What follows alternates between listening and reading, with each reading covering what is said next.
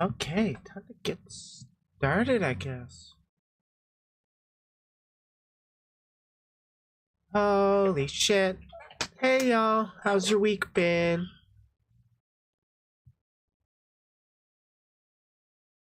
Oh man, that debate I had, I liked it. That was that was an interesting Wednesday. Why is my tracking so off? No, that's a little better. I think one of the most annoying things with V-roids, at least in my opinion, you don't really see the nose. Doing great tonight? Glad to hear it. What do I want to get started with? I think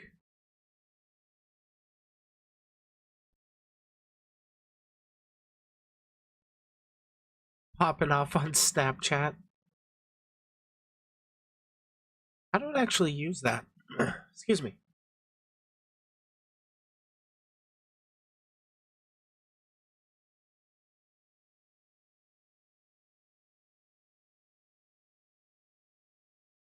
Oh yeah, it's really popping off.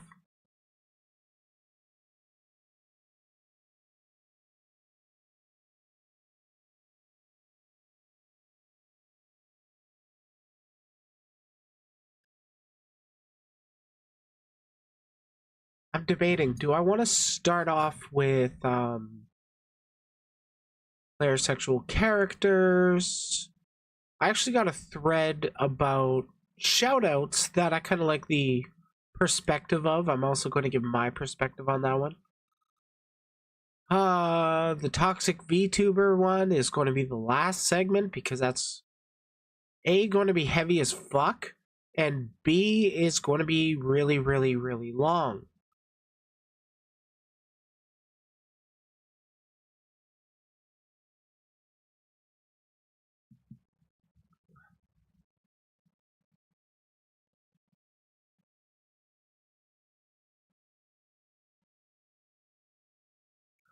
Oh, it's somebody I've had on stream. I know that doesn't super narrow it down, but still.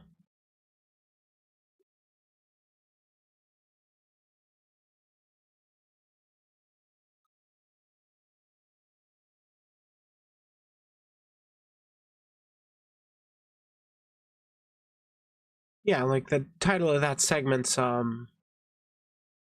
most toxic VTuber I've ever met.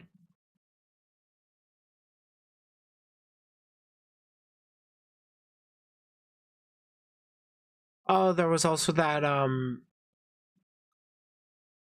there's a VTuber trend that went around.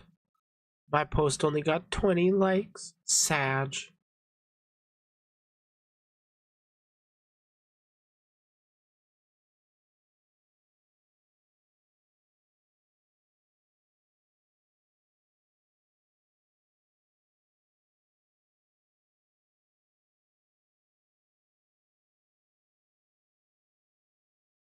So I'm just debating, what do I actually want to start with? Queer game characters is going to be a react video.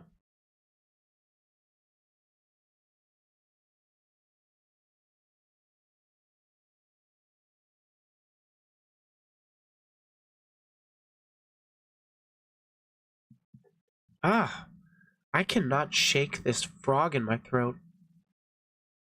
Most toxic VTuber would be interesting. Yeah, it's going to be a long one. I took the time to set up a Google Slides.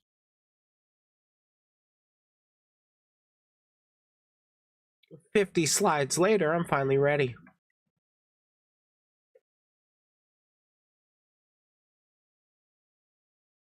Oh, thank you, Tobar.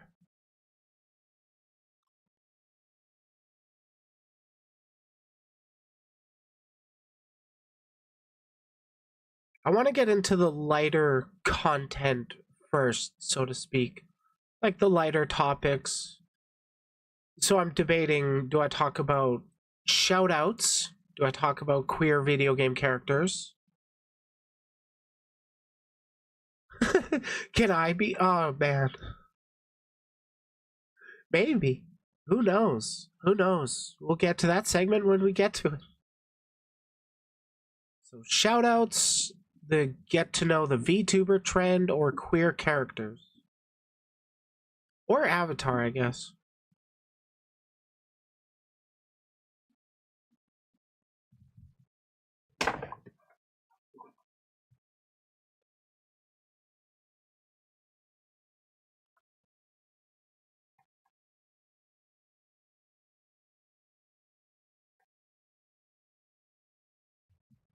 Oh my god, I just love how my VTuber moves around as I'm putting on like headphones or adjusting.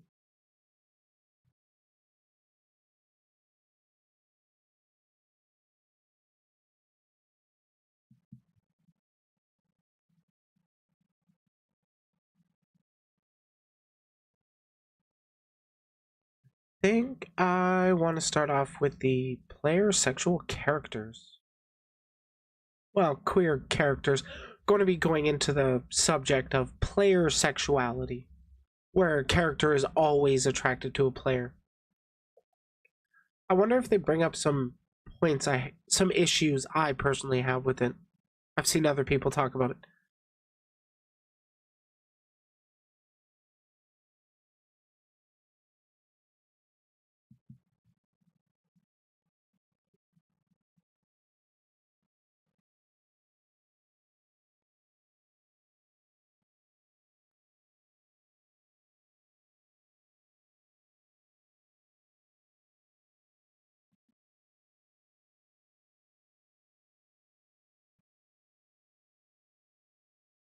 So there's this thing in a lot of games where um there's romance paths available, and a lot of the time, or some of the times anyways, there can be characters that will be attracted to the player regardless of how the player creates their own character, assuming you can pick different genders, whatever. And a while back, I was recommended a video about our player sexual characters, good or bad, and I figured, you know what? Why not get into it? It was uploaded 2 years. Excuse me. It was uploaded 2 years ago by Pikmin Wolf. So let's see what they have to say.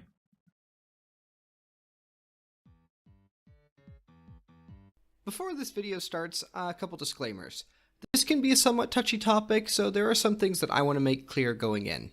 First, I do quite a bit of critique in this video, but I am not calling any of these games nor their developers bigoted or hateful. I intentionally chose negative examples that I feel confident in saying were done through either ignorance or accident, but not malice. In fact, I recommend every game I discuss in this video. They're all quite good. I talk about bisexuality a bit, and I do not talk about pansexuality, omnisexuality, polysexuality, etc. I'm not trying to erase anyone, but bisexuality means attraction to more than one gender. So, Including one's own, but largely, yeah, there is a distinction between all of those, but for the sake of brevity or whatever, basically an easier to digest kind of conversation, I would personally also just stick to bisexual, just to make conversation flow a little easier for people who don't actually have the know-how or whatever about the different kinds of sexualities. all of those fall under the umbrella of bisexual. Thus, that's the only one I'm going to talk about. Otherwise, we need to get into what differentiates them all. That's a whole can of worms. Sigmund Freud's involved. It's just, no. Lastly, sadly, the audio file for this video got corrupted. Fortunately, I was able to salvage it from an earlier export of the Audacity project that I had done. However, it has resulted in some inconsistent audio quality, and certain parts had to be very obviously re-recorded, so I apologize in advance for that, and thank you for your understanding. Alright, here's the video. What exactly is a player sexual character? Well, the simplest explanation is that they're a character in a video game willing to enter a romance or sleep with the player's character regardless of if they're playing a man or a woman or neither. The problem with that explanation Is that Saints Row?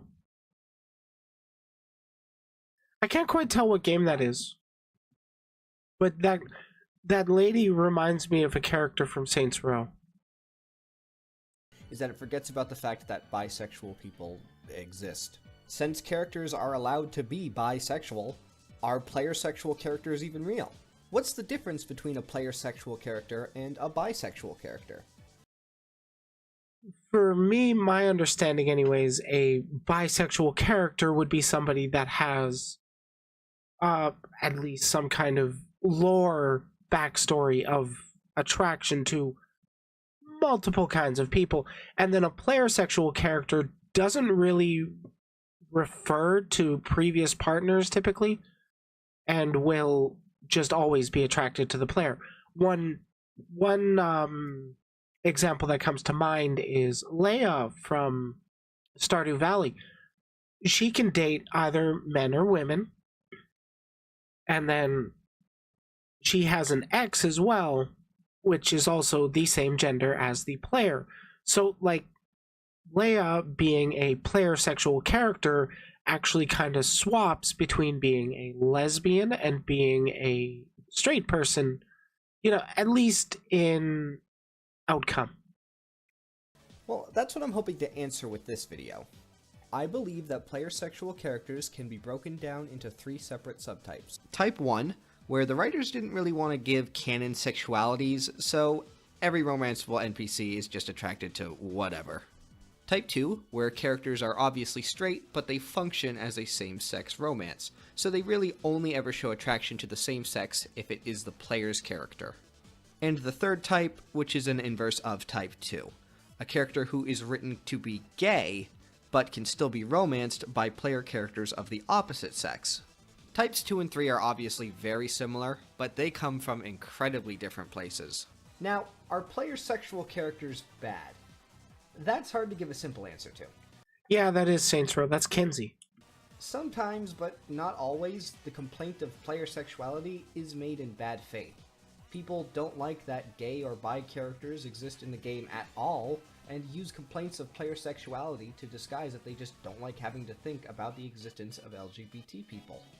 Now, in my personal opinion, the first and second type of player sexual characters are much better than there just being no LGBT romance options or LGBT characters in the game at all. The third type of player sexual characters just shouldn't exist at all. Now, let's dive into the first type of a player sexual character. For a game that's very, very blatantly full of player sexual characters, we can look at Skyrim. In Skyrim, you can get married and adopt children. Every single marriageable character can be married by either sex. It's never once talked about, it's treated exactly the same as a straight marriage. Yeah, it's basically you can only access that content if you're going forward or pursuing after it.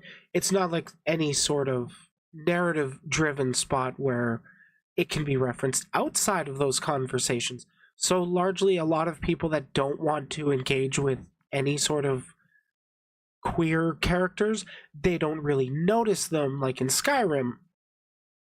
But then there is still the possibility that you can marry somebody of the same sex. And that may sound nice to see it treated as entirely normalized, but you see absolutely no gay couples throughout the world. Like, none at all. There's a couple of implied gay characters who you can find dead. They were roommates. Come on, dude. God, historians love to do that, where there's love letters between 2 people of the same sex, and they're like, what could this mean? I don't know, bro. They're gay. So there is not LGBT representation. They just didn't restrict the marriage. It is essentially a straight marriage with 2 characters of the same sex. The thing is, the spouses being player sexual isn't a bad thing at all, but the lack of actual proper LGBT characters isn't great. The marriage system in Skyrim is really shallow. There are a set group of characters that can be married once you've gotten their approval high enough, and 90% of the time you get their approval through a quest. Characters act very similarly once you marry them. They bake you a pie, give you some gold, and occasionally get kidnapped. There's really not any character interaction involved in a goddamn marriage. Yeah, with Skyrim, there's like no real, excuse me, not a whole lot of functionality to the marriages. It's just, I don't know, there's just not enough depth to it. And like, it really doesn't make that big of a difference who you actually end up marrying, and nobody even ever really comments on it either. It's literally can be avoided if needed, or if can be avoided if not actually searched for, which is kind of bothersome to me personally. It's mostly just gameplay gimmicks. So having the relationships be player sexual isn't really a problem because it's already so shallow. And Bethesda does at least get some points for making characters of both sexes flirt with you when you wear the Amulet of Mara. They don't tone down the gay flirting at all. This kind of player sexuality... Okay, I actually didn't know that. That is pretty fucking great. Like most things in Skyrim, the mods were that fill the niche. Yeah, that's true. Bethesda does like to leave a lot of stuff for the modding community to just add in. Isn't that bad, at least in my opinion, because it treats all types of sexualities as the same. It's okay for a game to not feel comfortable really diving into the nuances of different sexualities while still trying to provide representation. It's not ideal, but it's not that bad. In my opinion... Yeah, I mean, some people definitely do want a lot more diving into it, and then there are people that don't want to deal with it at all. You gotta kind of meet in the middle, make your money back. I mean, I get why they don't do it. I just really respect the companies that do end up doing it. The other two types are worse. So, let's talk about those. The second type of player sexuality isn't great, but it's not inherently offensive. It can at least be well-meaning. For a good example of this type, let's take a look at Fire Emblem Three Houses. There are varying degrees... For the record, I haven't played Fire Emblem Three Houses. I have played some Fire Emblem games. ...of player sexuality on display in this game. You've got some characters like Rhea and Edelgard who show romantic interest in pretty much nobody but the player. But the most common form of player sexuality in Three Houses is this second type. How romance works in Three Houses is that when you get to the end of the game, you can S-support a character, where you then enter the romantic relationship with them and live happily ever after. You need to have built a strong enough relationship in the game for this to be available. You have access to all of the opposite sex S-supports and a few same-sex S-supports. There are no entirely gay S-supports. However, the player character is not the only one who can enter a romance. At the end of the game, you will see epilogue slides detailing what happened to your units when the game ends. So, like, all those characters can get with the player, but then when you're trying to pair up others, you can't with same-sex characters? Weird. Like, I'm with the one I had played, what's it, Fire Emblem Awakening, I think it was. I can kind of get that you want to have the straight couples because the kids from the future come back in time to help the parents, and like, I get that, but you can still, it's a magical world. People can have babies. If two characters got along very well, they might get a paired ending where they stay in each other's lives. Sometimes these are romantic endings, sometimes they're simply entertaining, and some are damn tragic. There is only one completely undeniably gay paired romantic ending. And funny enough, it involves a character that the player cannot enter a same-sex relationship with. There are a few others that could be interpreted as romantic, but generally speaking, any romantic paired endings are between characters of the opposite sex. Pretty much every character except for Dorothea is just straight, but willing to be gay for the player. And it's nice to at least have gay options at all, but... I'm gonna say this. A lot of people, that's how a lot of people start realizing they have those kinds of attractions. I'm straight, but I'd be gay for blank or whoever, because they find somebody, at least... I would go as far as to say, like, honestly, most people are some kind of degree of bisexual, but a lot of people do tend to skew towards straight or gay. It's kind of the directions they take. They're just so pathetically token. And the male gay options were really fucking poorly done. I'll run through these quickly.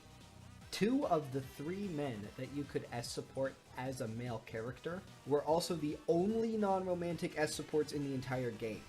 And depending on your route, they explicitly married your character to a woman. What the fuck? Really?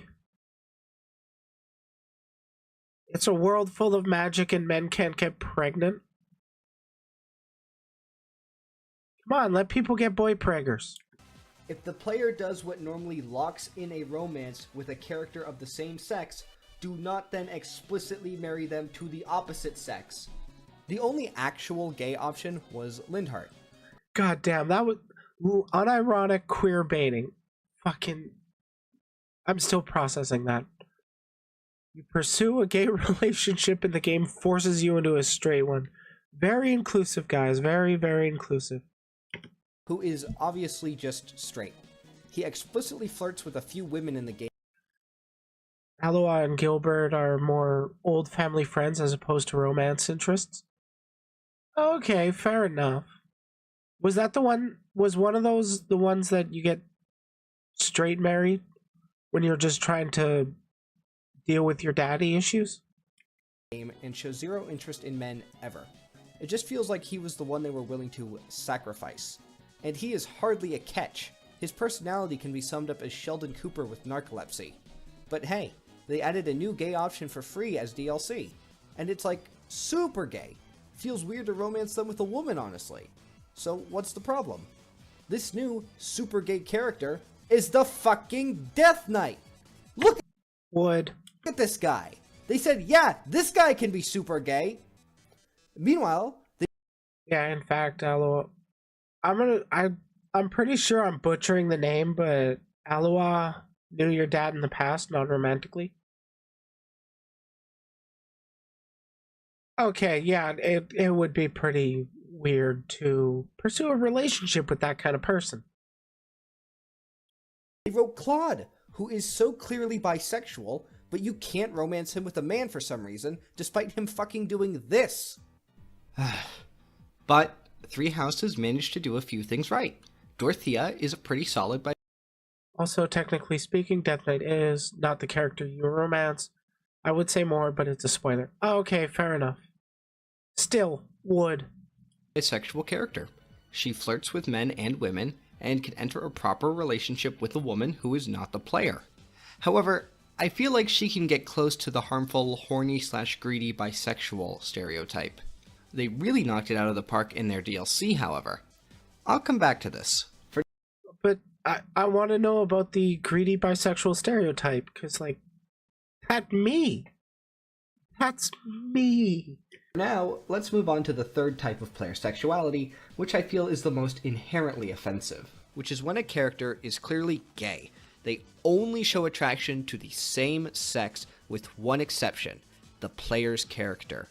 This is harmful because it implies that you can be turned straight by the right person, and I'm sure. Oh god, yeah. Who doesn't love hearing that one? A lot of people I've known have been have had quite a few messages like that. It's very how do I put it into words?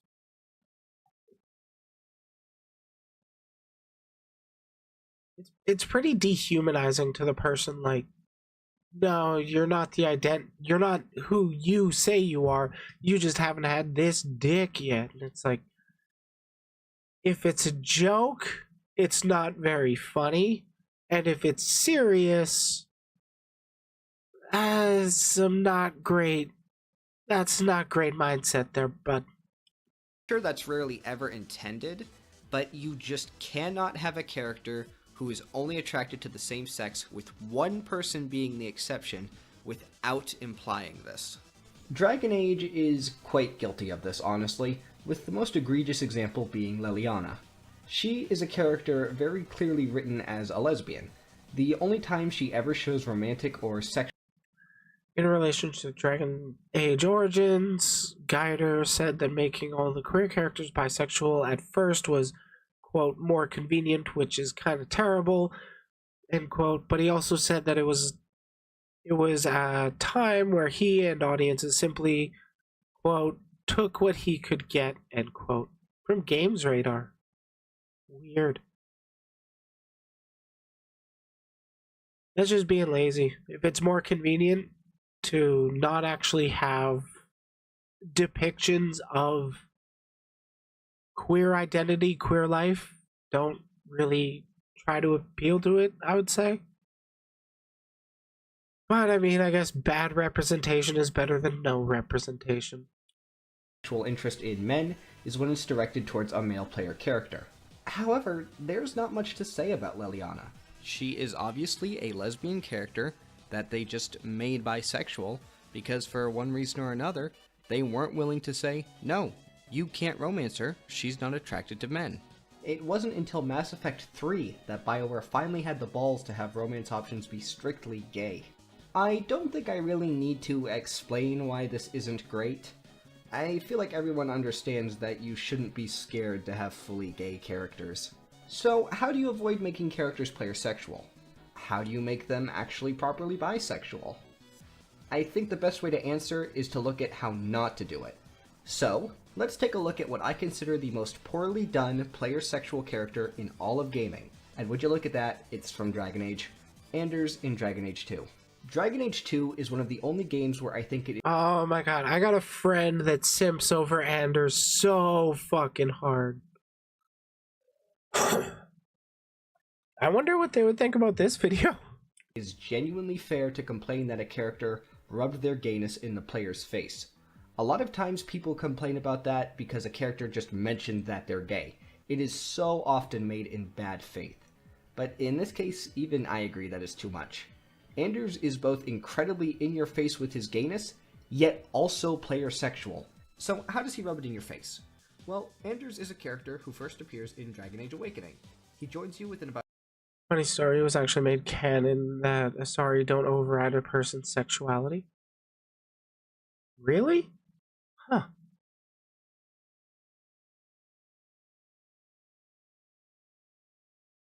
Well, the way I looked at it, Asari are a non-binary race, and any attraction to them is gay. Heh. about 10 minutes of starting the expansion and is with you until the end. So you get to know him really well and there's a good chance that you'll like him. He then returns as a character in Dragon Age 2, running a free clinic for refugees, and he's the only real healer in your party unless you play as one yourself. The reason you meet with him is that you need a map that he has, and you could potentially use his help on an expedition. He agrees to give you the map and his aid if you help save his boyfriend. However, upon finding him, it's revealed that Anders' boyfriend has been essentially magically lobotomized. Anders then mercy kills his boyfriend, and you return to his clinic, where he then talks to you about the sad events that took place between Dragon Age Awakening and Dragon Age 2, which involve another character from Awakening. The problems with the romance don't come into play in this wrap-up. It happens the very next time you talk with him, and it can and very likely will be immediately after the wrap-up ends, because there's no cooldown between the mission ending and when you can trigger this next dialogue. I was going to say, it's not really getting into a whole lot of where's the real issues outside of, guy talking up a flamboyantly gay lifestyle and then getting romanced by the woman that straighted him, I guess. I can see how people take that, or take that kind of stance or perspective, but in reality there are bisexual people that are like 99% gay and then 1% straight, or 99% straight and 1% gay. It's just extremely hard to really put that into like a character. I think they added that retcon to account for Shepard romances Liara in 1, then Kaiden in 3. Like, why did they gotta retcon it? That it could have just been like a bisexual shepherd, but it doesn't really get dived into, so to speak. At least, at least not enough for me. He then goes into more details about what happened between Awakening and Dragon Age 2. We then presented with these dialogue options, one of which is obviously flirting and is marked as such, but the only other dialogue option that does not involve berating the man who just confided in you about how much he regrets what he did and who recently mercy killed his boyfriend is also considered flirting. Apparently BioWare thought that the only reason somebody would be nice in this circumstance is if they wanted to get laid.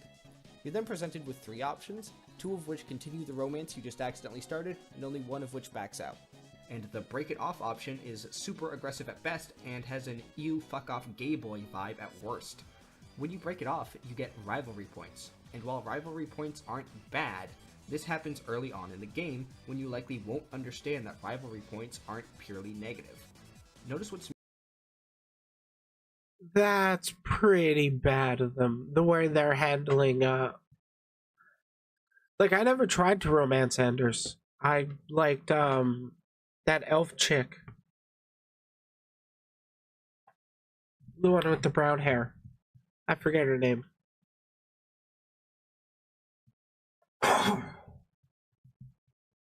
But to be like no or you gross.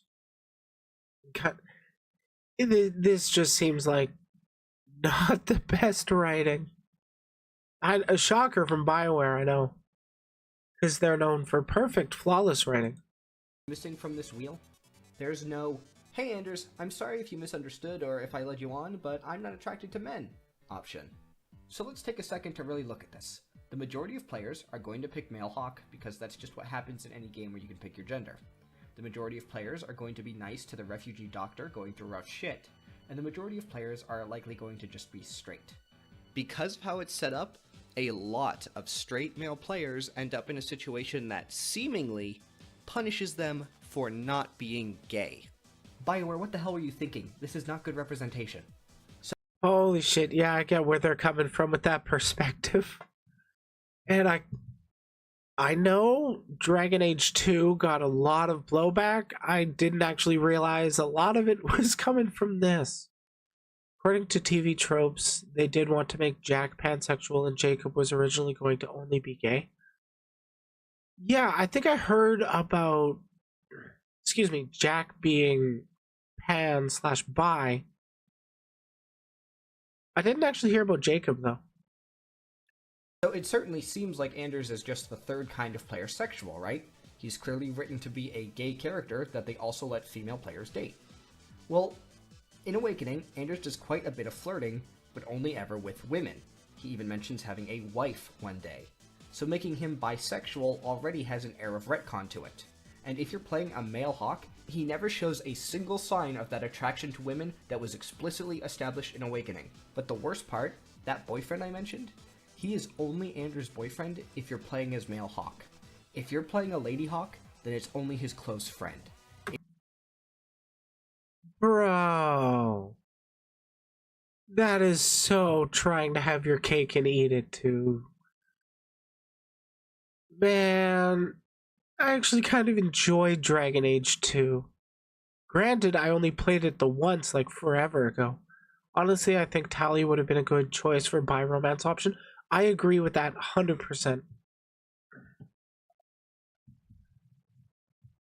Tally, Tally just kind of fit the, I don't know, bi aesthetic, I guess. It just seems like a great choice. I can't remember exactly why. I haven't played the Mass Effect trilogy in quite a while. But I know I like Tally. If you play as a woman, the game wipes any hints of Anders' interest in men. It makes it feel like they're trying to hide it or swipe it under the rug when they can get away with it.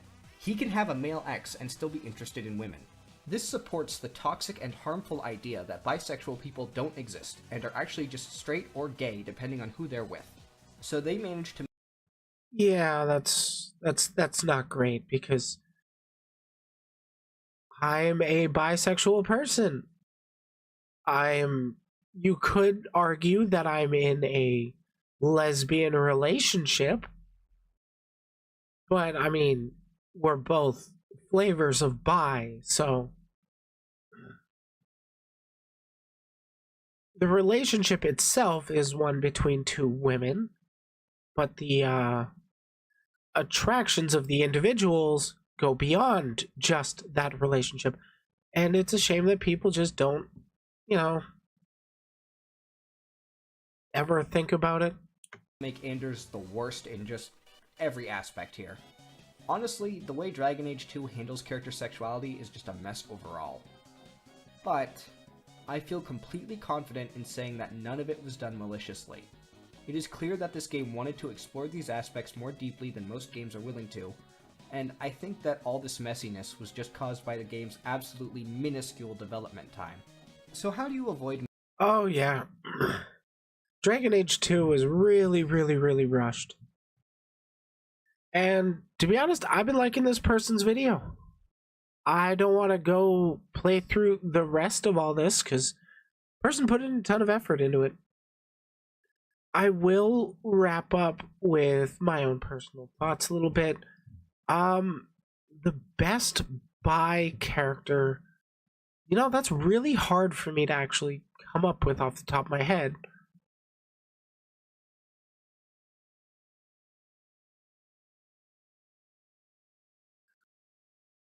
Yeah, I mean it's a little extra hard considering that I'm personally aromantic, so I don't really seek out romance in games and stuff. I just like the the fun beast with two backs part. And granted, you don't really get that out of your games.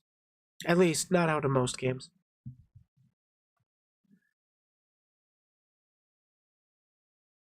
But yeah, largely I kind of think that player sexual characters are kind of a issue. I would rather characters be created and designed to already have their attractions in mind. Some will be straight, some will be gay, some will be bi. There's nothing wrong with doing that. I don't I really don't think they should be doing like that coding them as bi or coding them not bi. Coding them as like full on gay, full on straight. And then they just get that one magic dick or whatever that suddenly now they're attracted to the player, which it hadn't been established that they had been interested in. I'm pretty sure you can do great bi representation without it leaning into player sexuality. I don't know. It's kind of an esoteric topic. It's something that just doesn't really get talked about a lot.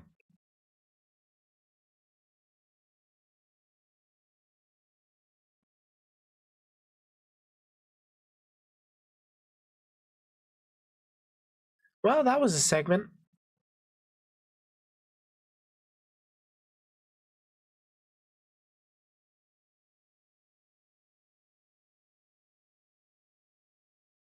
Okay, do I want to do VTuber Get to Know Me or shoutouts? Tough call, tough call.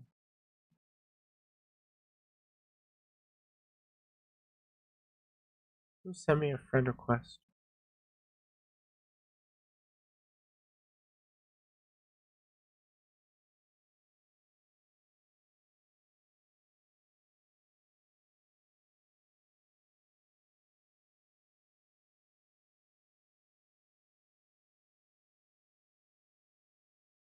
Huh.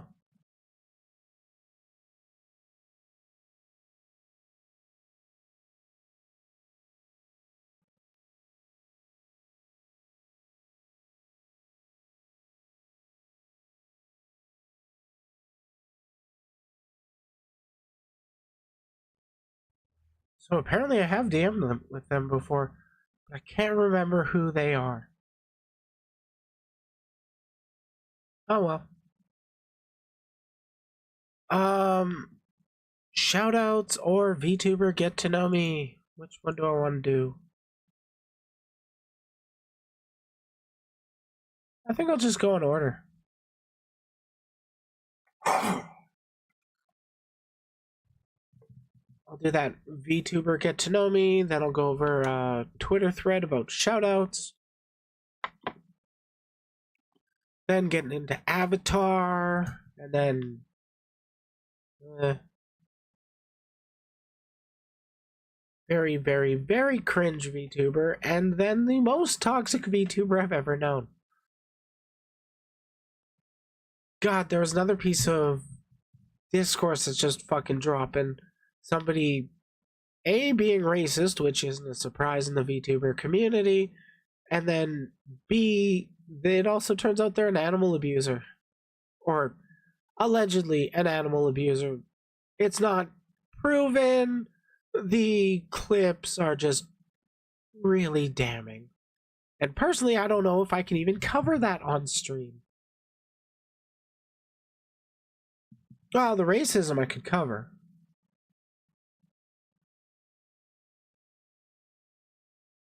I just don't really know what else I could say towards the racism besides, like, hey, don't do this. It's Black History Month.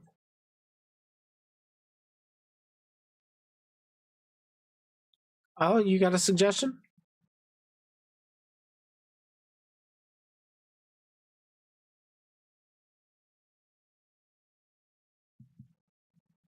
Excuse me.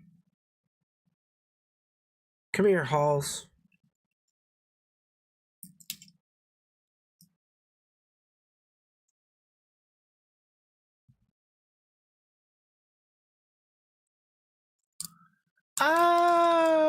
Iffy.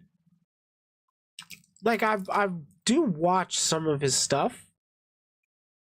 I would say I like his Rule 34 tournaments, but then he's also got more than one take that I'm not a fan of.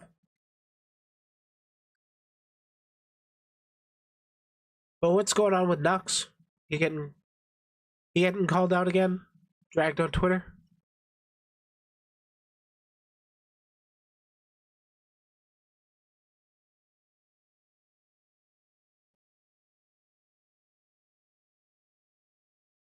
He spread false accusations of somebody being a pedo?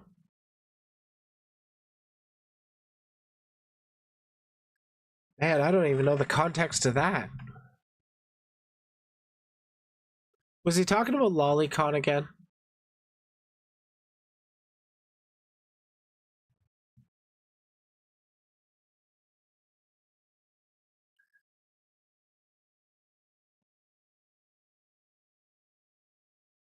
I know Tectone is trending.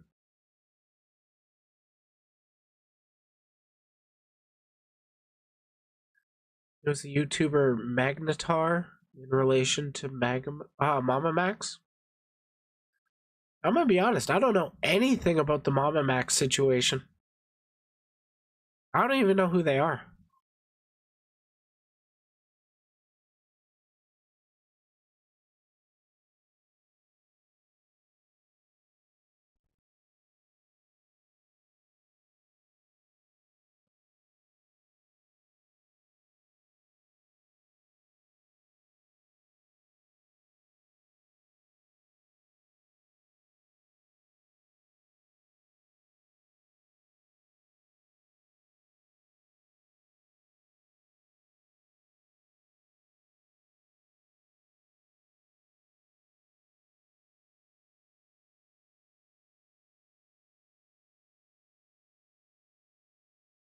Oh, he was one of the pedo hunters, tried to clickbait cancel Moist Critical, and then Nux called him a pedophile or something?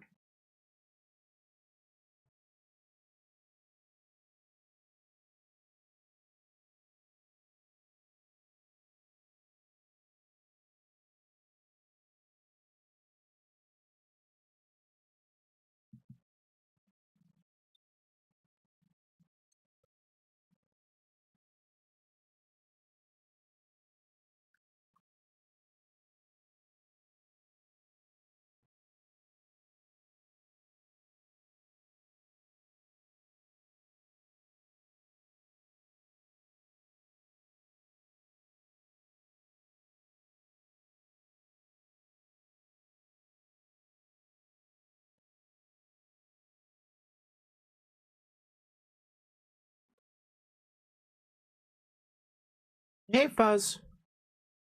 Yeah, I have no idea who, like, Magnetar is or Mama Max.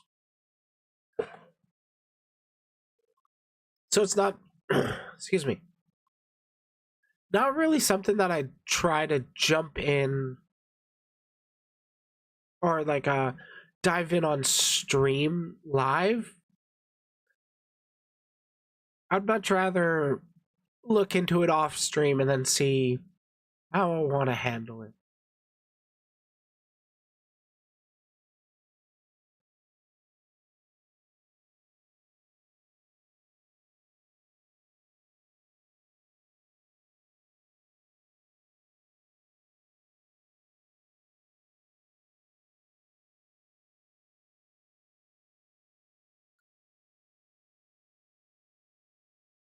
Yeah, it might be something that I look into or cover next stream.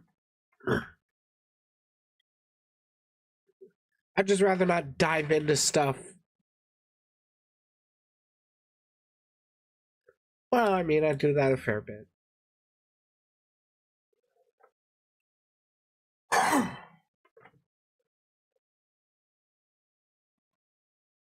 yeah, send the links, please. Tag me on Twitter, it's all good.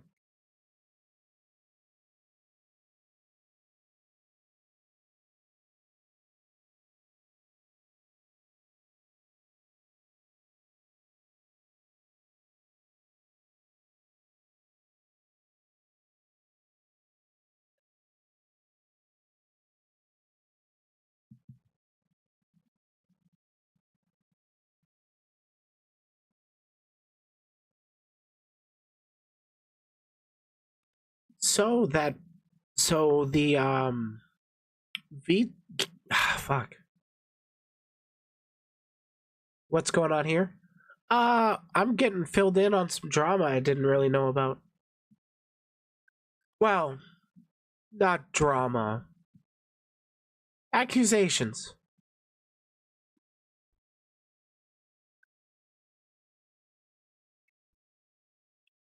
But I think I'm gonna jump into the um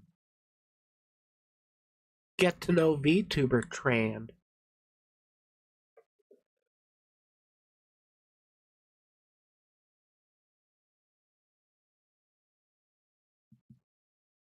Please do.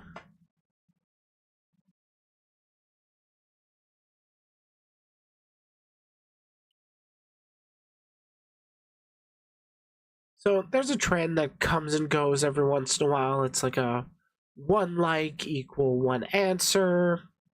And usually they have different questions.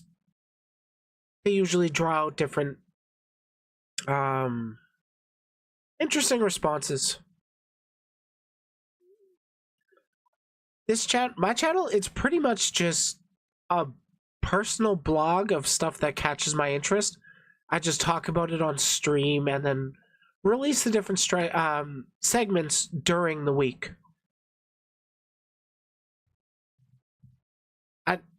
Most VTubers do like gaming streams. I just prefer to talk. But anyways, there was that there was a trend that went around for a bit. Twitter only got me to 20 likes, but I'll be sharing with you guys all the answers cuz it's fun. And like why not? So, thank you Amber Ram for making this thing up for people. Could talk over chill video games. Yeah, I do consider that, but sometimes my computer just doesn't want to work with me for gaming. I gotta find like lower effort or lower requirements for games. Whatever the term is, I forget. I'm not high enough. Anyways, they based it off of this image, and I wanted to go through it.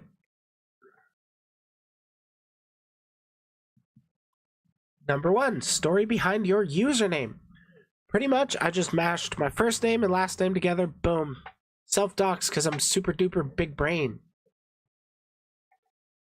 Number 2, what's your Oshi mark if you have one? For me, that's just a kiss mark. If you're going to signal that I'm your favorite VTuber, it's just the kiss mark there. I mean, I guess I should vary it up a bit. With my full-on rebranding, I'm probably going to have like kiss mark robot. Because, well, I'm going to be going into like Gundam Girl when I do get to there. Number 3, why did you start VTubing? Honest to God, I was so lazy to do like makeup every stream. So I just started using what I now know as a PNG tuber. I just made a pic crew and it would just light up when I was talking, and I was just not wanting to do that. And then I started making I had made my first Vroid VTuber, and then just kind of stuck with VTubing ever since. Are you a variety streamer? Technically, just chatting streamer. I have done some gaming streams, but largely I don't do a whole lot of them. I do want to do more, though. Have you created content before? Actually, yes. The first time I made any sort of content was on YouTube, on a channel that no longer uploads anything ever. I think it only has 1 subscriber and only 1 video that's public. The other video that I have since privated was like a super duper ableist video, and I'm like, yeah, I don't want that out on the internet anymore. I'm tempted to sometime go back and like show chat, but we'll see when I actually eventually do that. What kind of model do you use? I use a Vroid model right now. You can use Vroid Studio to make your own. For a while, I think about 6 months or so, I did use a Koikatsu model, but I felt that that model wasn't as facially expressive. I really like the eye movement. That makes a big deal to me. That's why I switched back to Vroid. What do you love about VTubing? That you can be whatever the fuck you want, and typically people just want to be anime girls. And I like anime girls. It's how it go. Favorite games to stream? God, I really miss 7 Days to Die. I used to stream that one a lot on Twitch because it had the Twitch integration. That one was pretty great. You viewers were able to save up points just by watching the streams, and then they could use those points to like spawn in a weapon cache, or give the player a buff, or they could spawn monsters. Oh, hey Nessie, how you doing?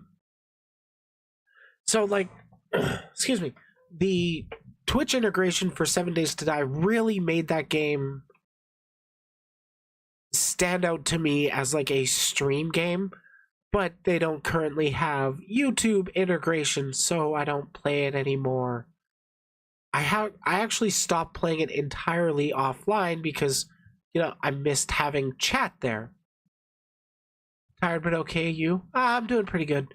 I got a bit of a frog in my throat, but nothing new there.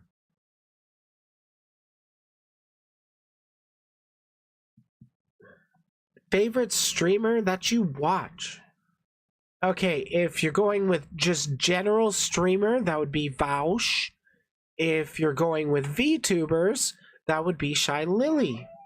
She is my preferred VTuber to watch and just listen to in the background. Number 10, do you clip yourself? No. I really should, though.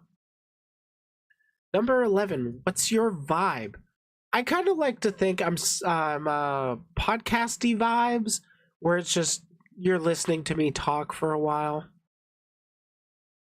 I don't know. I'm not too chaotic. I'm fairly low energy. I mean, hell, even my last debate didn't even get super duper heated. And oh my god, I want to debate more.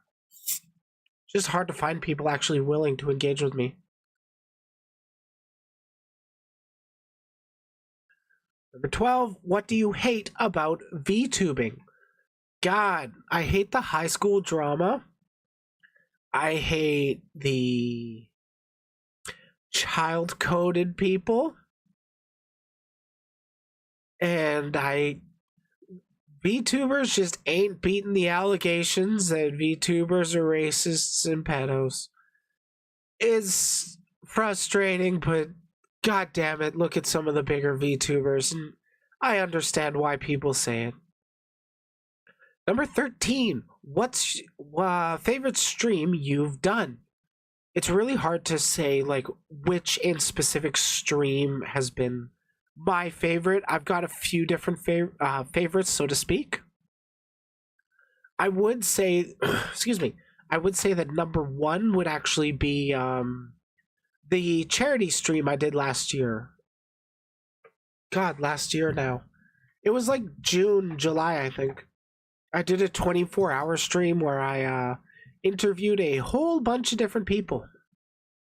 That was a challenge, but overall, I think it was worthwhile. My stream had raised $150 for Trans Lifeline, and I was participating in a charity group, which the group total, I think it was like 10,000 that everybody had raised. Aside from that, favorite streams. Yeah, no, I think it's just that one that really stands out to me.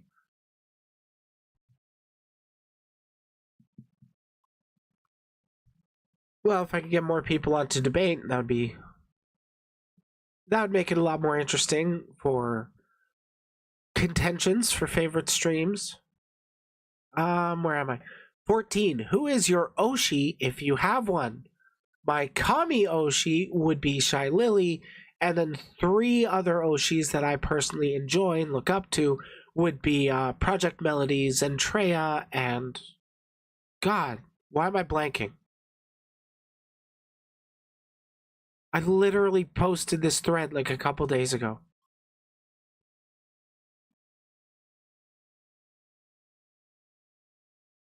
Okay, I'm gonna cheat. I'm gonna cheat. I'm trying to remember who I posted.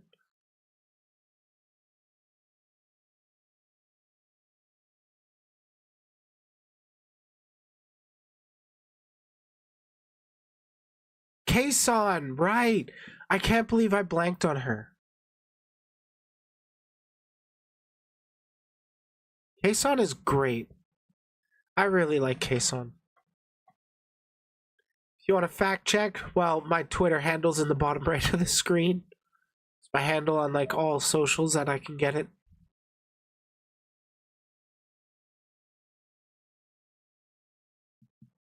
Do you collab with other streamers? Yes, but not as much as I'd like to. Pretty much, yeah, that. I do. Again, the main collabs that I want to do personally, I want to get back into interviewing people.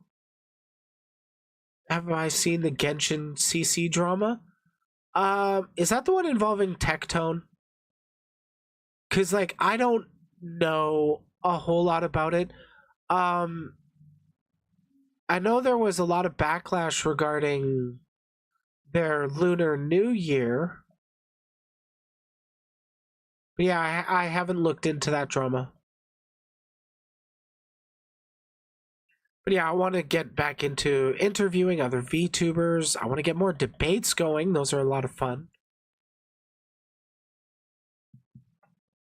And well, just kind of want to get other VTubers on to talk about their thoughts regarding, the VTuber community in general or specific interesting stories, I guess. I don't know, it's hard to say. Number 16, do you mod? Who do you mod for? I don't mod for anybody right now personally. I did used to mod for for a friend of mine that's over on Twitch. Go check out Silexandra. But I had to step back as a mod for her channel because, well, working full time and then managing my own community, it got a little too hectic to try and regularly keep up with streams and stuff, and I just kind of had to step back from it. 17, what are your goals?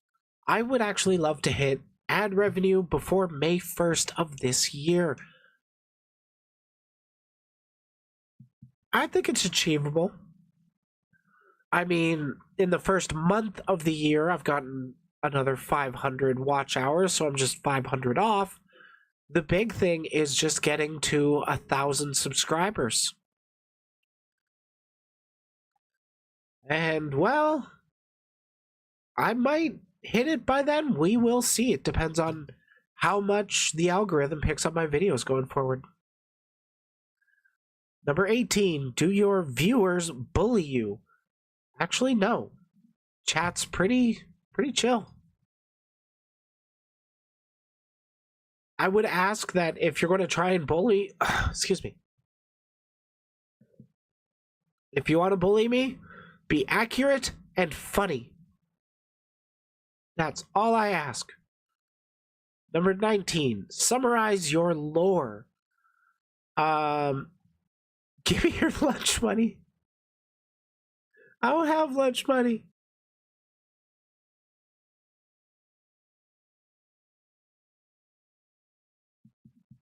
But yeah, my lore, Succubus banished from hell from not wanting to torture people the rest of her life, learns portal magic, and now hangs out in the cyberpunk world because that's the vibe she likes while she blends in with humans.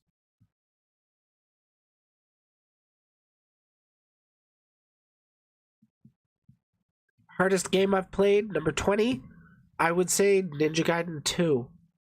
I don't really go out of my way to play a whole lot of super hard games, but I did beat Ninja Gaiden 2 on Xbox 360. And here is on to the questions that Twitter is not going to know. So, privileged information. Number 21, do you have other skills, art, singing, etc.? I've got an eye for photography. I've been told people like my voice when I sing. Though, I mean, grain of salt, I am very froggy right now. I don't know what's up with that. Ninja Gaiden is hard as fuck.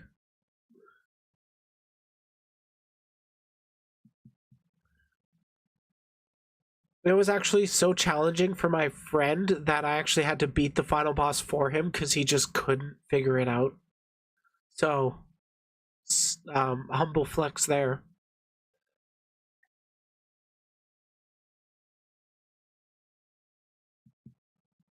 But yeah, I do a lot of virtual photography.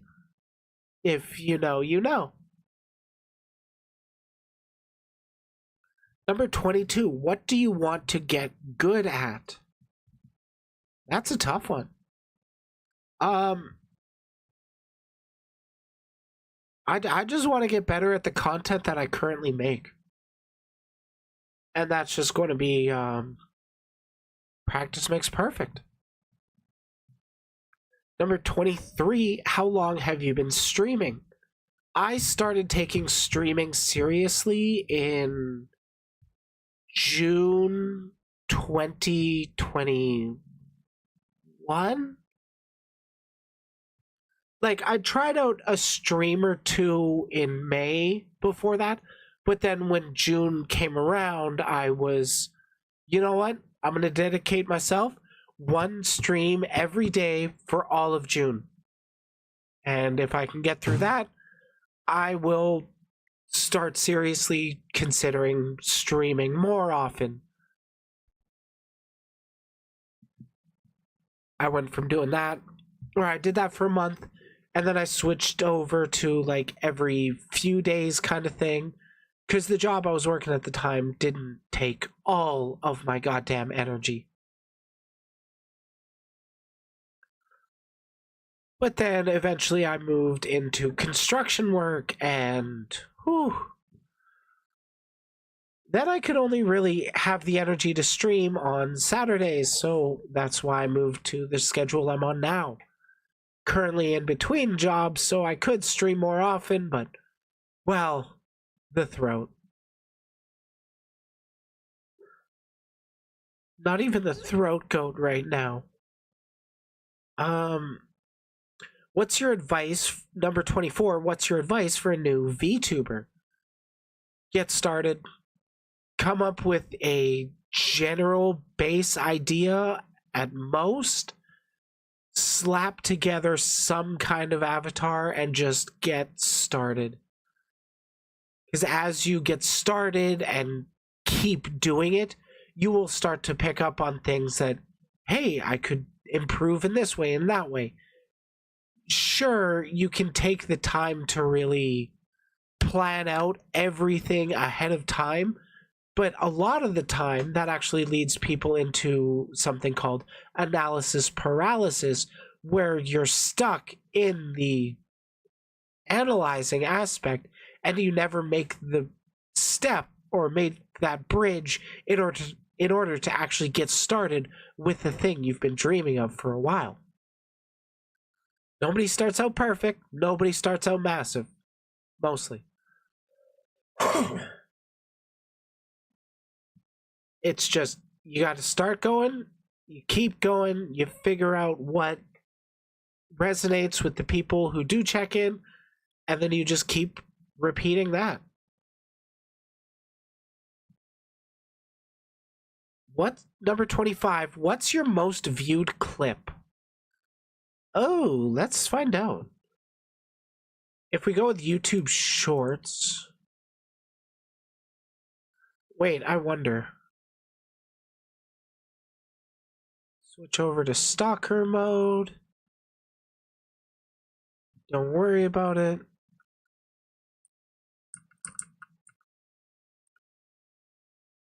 Oh yeah, I can't search it. Oh, okay. Oh, yeah. Well, let's... Oops.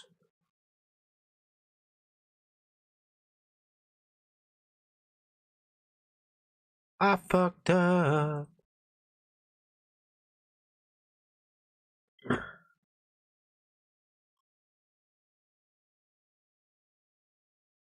And now it's fixed. That's fine. Don't worry about it. Excuse me. Shorts. Oh my god, it's an ad. Oh no, that's just my most recent. I was going to say it's my most. Sort by views. Oh yeah, it's a Halo clip.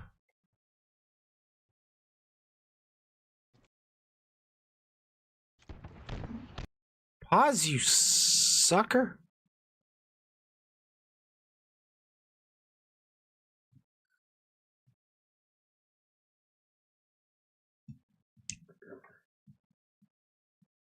It's from a game stream. Okay, let me just refresh so it starts at the beginning. Damn it! Where? Never mind. Nice. I feel like I cursed. 2,000 views. I don't know how or why, but 2,000 views on that clip. You need to get a PC? Yeah, PCs are pretty important these days.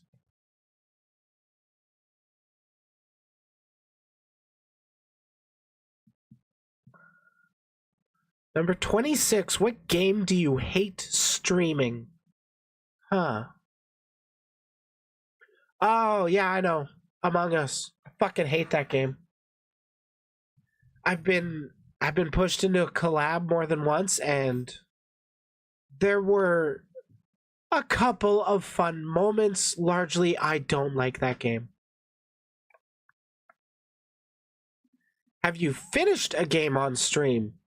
Good question. Yes, Dragon Ball Xenoverse 2. I actually finished that one on stream.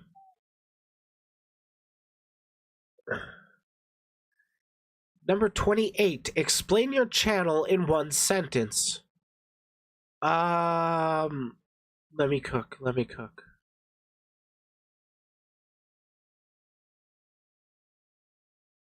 Cringe VTuber shit talks on the internet. Did you play Kakarot? No, I actually haven't played that one.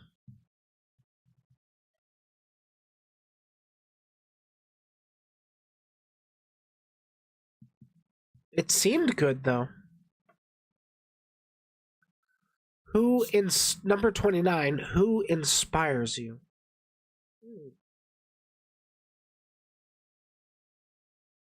That one's hard to say. Cause like I take inspiration from a whole lot of different people.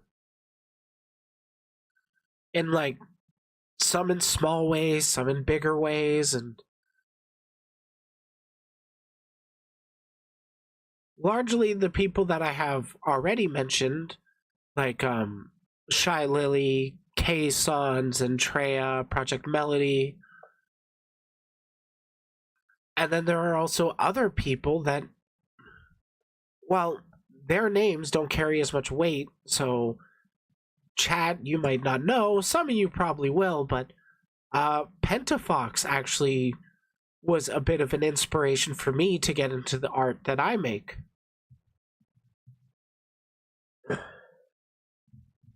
So, yeah, we'll go with that one. Number 30, who made your model? So, excuse me. I made the body of the VTuber model,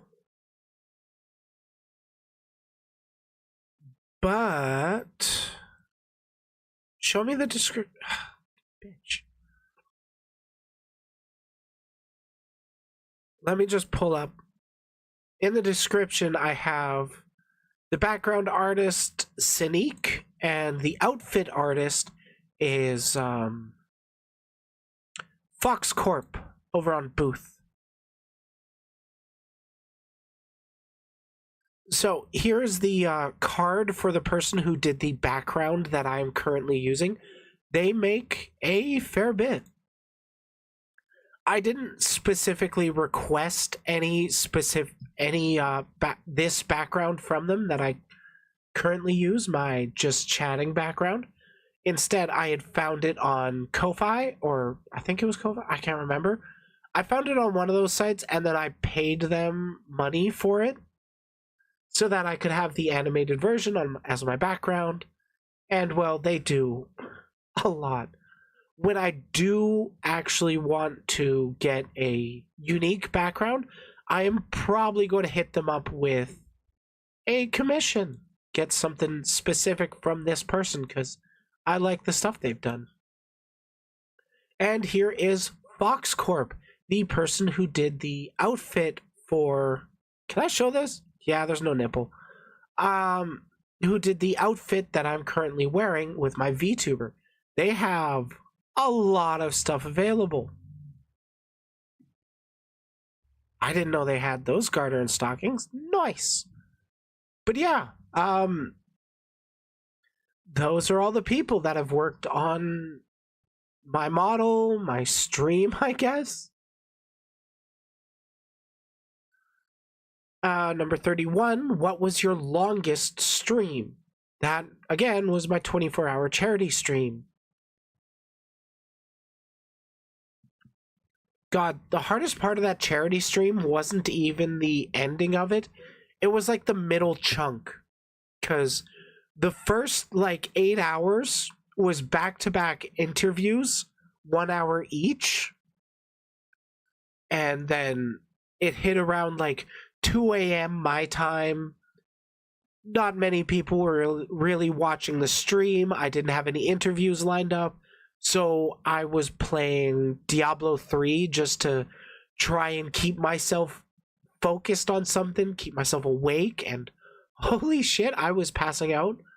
But then I did kind of get a second wind when I went into the second round of the interviews.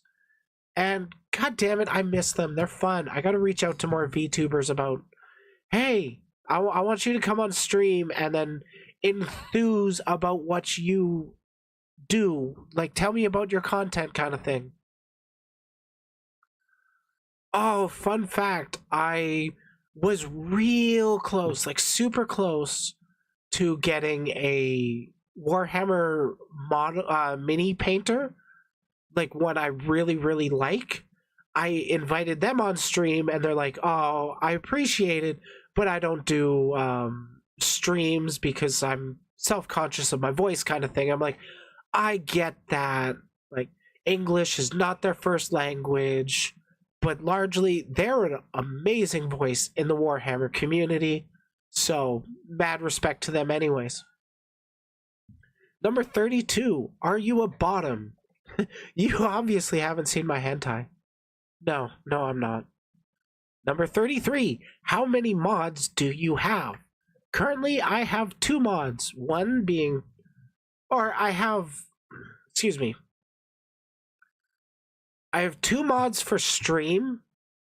And then I think it was. How many mods do I have for the server?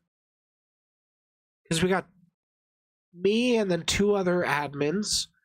And then like a handful of mods. But for the stream, you guys got to listen to Joestar and Generally Heroic. They are the mods here.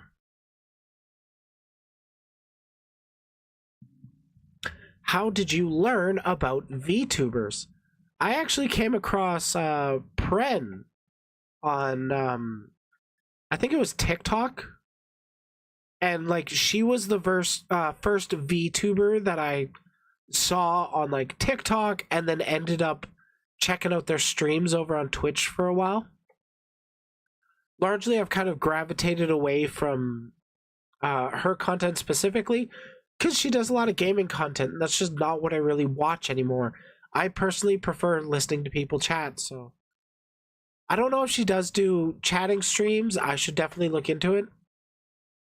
But yeah, I just prefer listening to people talk rather than playing games. Though that said, I do like listening to people argue while one of them is playing a game. That's a lot of content that I consume as well. First ever picture of your VTuber. Let's see if I have it.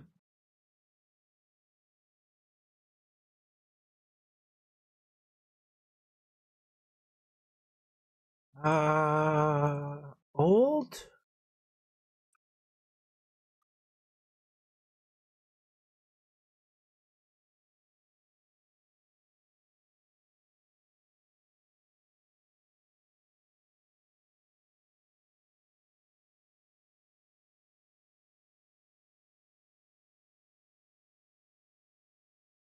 Fuck, I don't.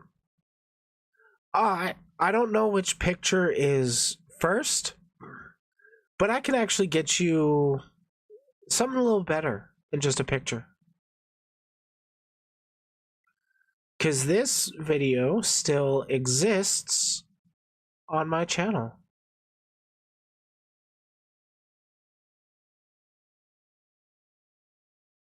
No, that's my Fleshtuber days. There. Oops.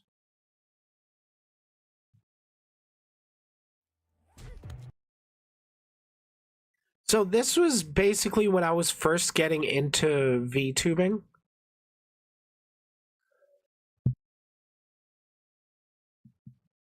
You can see I had my kiss mark back then because, well, I wanted to stand out. This was back when I played 7 Days to Die, and you can see my OG Twitch handle as well in this one. But basically, I had a streamer that I was mutual friends with somebody else that we were just chatting. And then eventually I said, hey, you want to come on stream talk sometime? And they're like, yeah. You can see I had stream avatars going. I don't currently have that going. God, the tracking is so much worse than it is now. Ah, there's a bigger view. But yeah, that's where I started as a VTuber, like an actual full-on VTuber, not just a PNG tuber.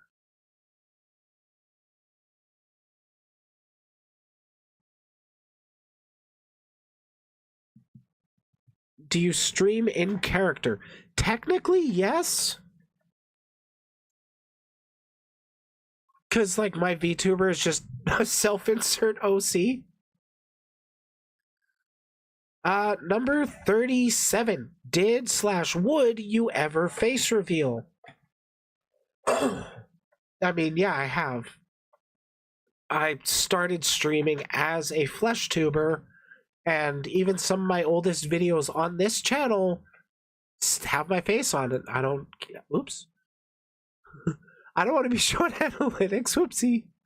Um, but yeah, yeah, some of my oldest stuff. I don't care. I purely use an avid VTuber because it's fun. Number 38. What other designs did you consider? To be honest, I didn't really. I didn't do like mood board kind of thing. What do I want to make my VTuber into? It was like, what are the aspects of my personality that I kind of want to highlight a little bit? And, well, I'm a lewd person, so succubus. And then I just didn't really care. Gotham. Kitty cat wants out.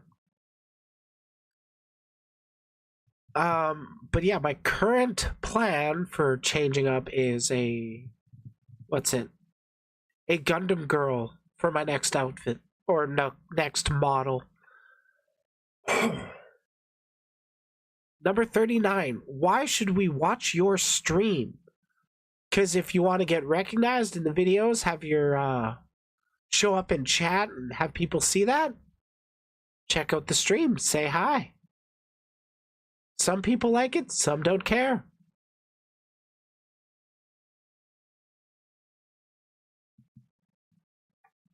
Number 40. Tell your audience something. I want to give you guys something weird that like I haven't really talked about before, but I'm just trying to think. What haven't I really talked about before?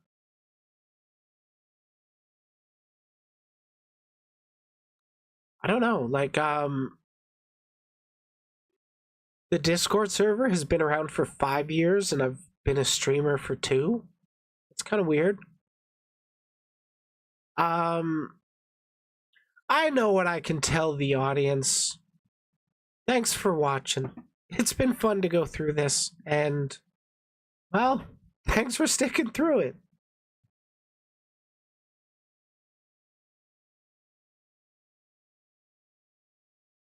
Easy peasy segment.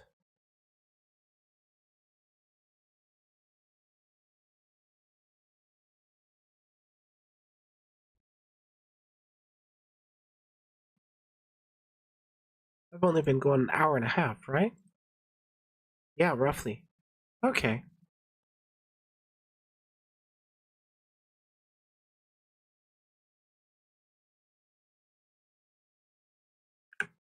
No one can get deleted.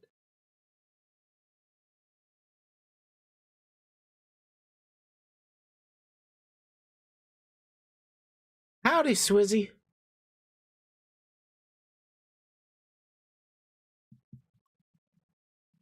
Okay, now I can. Oh, there is something that I should talk about.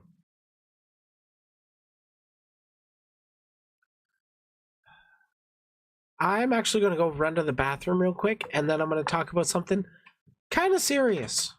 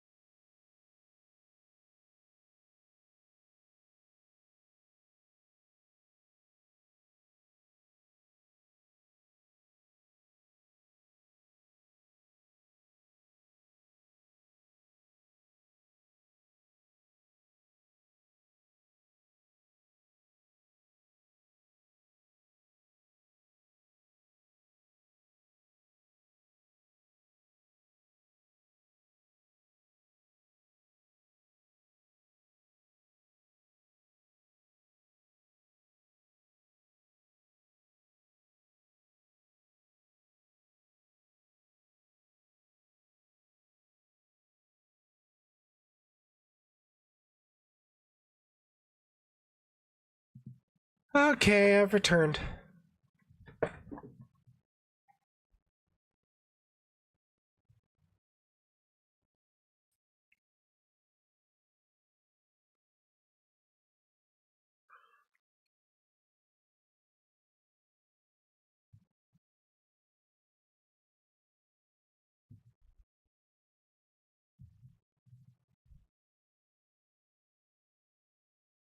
God, this is not going to be a fun segment to get into.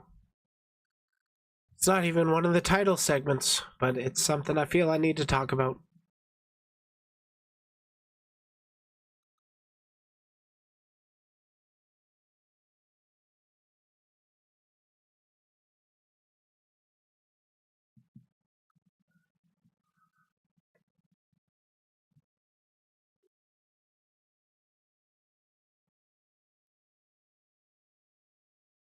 So, there's a reason that I put the 18 plus with a line through it symbol in my Twitter and say minors DNI, which stands for do not interact, for those that don't know. It's because I don't want to be talking to or associating with minors. And about a week ago, one of my Discord staff told me in DMs that they were underage. And understandably, I was quite pissed off to hear about that. Upon hearing about it, I asked them to step out of the server, and they did. I removed all of their posts from any of the not safe for work stuff because I just don't want to have that shit in my server. And I'm not going to be naming any names specifically because, well, they got dragged on Twitter already. And I'm not really one to perpetuate harassment against a minor. But I still feel the need to at least share my thoughts on it. Well,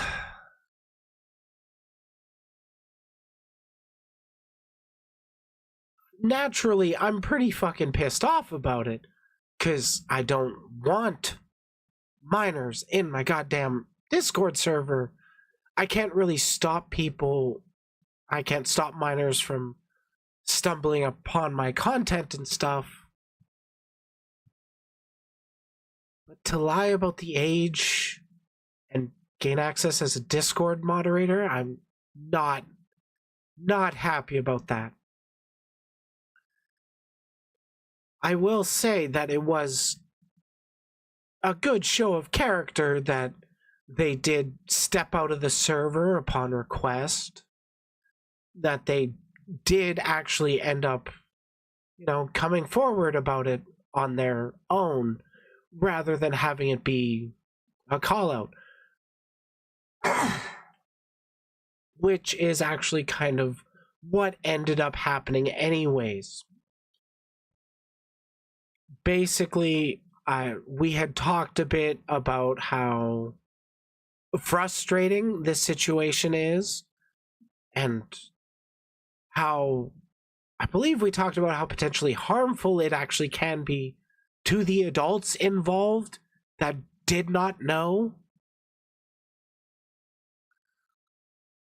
I was going somewhere with this.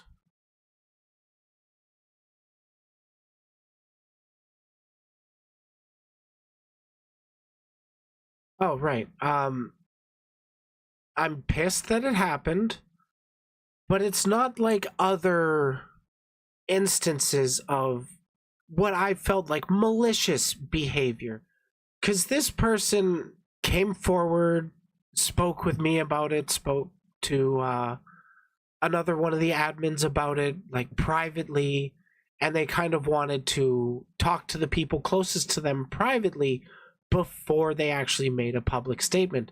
And I was like, okay, I don't have that big of an issue with it. handle it on your terms, there's going to be a Twitter shitstorm over this. And that's what it seemed like was happening until eventually somebody did make a Twitter call-out post. About it. And well, that kind of forced their hand to make a post about it. So it did take about a week, I think, between my finding out and then this becoming public, which I understand the hesitation to not, publicly address it. But letting it go a week is not that great. I don't even know what I can really do, because, god damn, I was under the impression that they were 18 up. I thought they were 19. That's what they had told me. I guess I just gotta be a little more careful with who's going to get some kind of moderation power. Sadly, they weren't the first miner that had invaded the space, and I don't think they'll be the last. I just ask that even if you're under 18 and you watch my YouTube, which analytics say nobody under 18 is watching my YouTube, so sweet.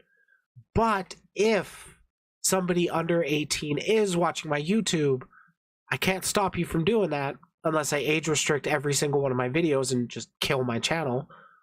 Or what I can do is I can keep my Discord server, the community I'm actually growing, I can keep that 18 plus. That's a lot more controllable. I really don't want to do ID, have people send in their IDs. I don't even care about personal info. If it was even just everything was blocked out except for their picture and their birth date, I still don't want to do that. That feels quite scummy to me.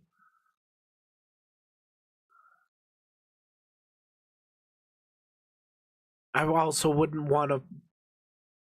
I wouldn't want to force people into a position where they got to take a selfie with their username and today's date on a piece of paper in front of them. That can most definitely work to verify a person's authenticity, but a lot of VTubers kind of want to maintain their authenticity.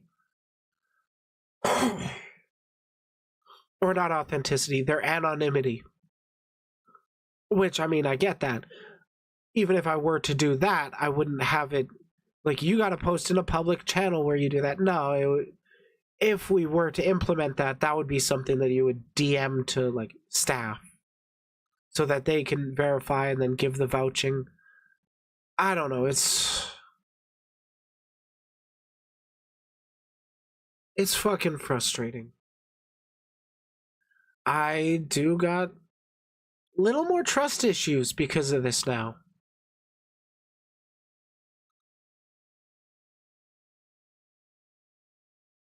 Really, really bothersome. I don't even really know where else to add to this. It's yeah, it really sucks. And honestly, I'm not even the one that got affected the most by it turning out that this person was a minor. I'm not going to be getting into any specific details, but everybody I knew that knew this person had no idea. And it came as quite a shock.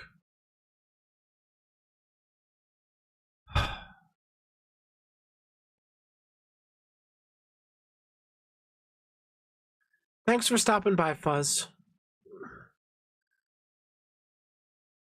There's a lot of lewd tubers that I had to block because it was discovered that they were minors. God, I really hate that. Like the situation I'm talking about is not necessarily the malicious behavior I've seen of other minors invading lewd tuber spaces. Like, I've seen people that have been outed as minors and then continue pushing to be lewd tubers to try and get that not safe for work art, which they shouldn't. With this instance, when this came out, they stepped out of those spaces. They've essentially graduated. They're gone. They're not sticking around.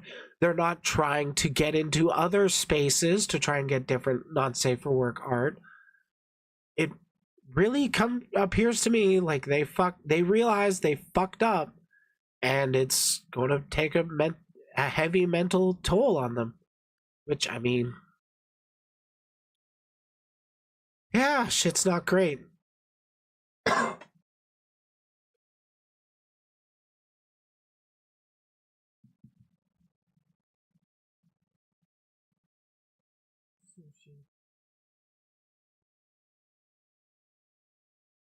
Yeah, I think that about wraps up that.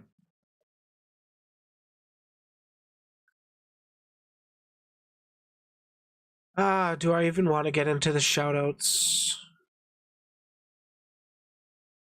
I think I'll save that for a different stream. Yeah, the segment just ended, Joe.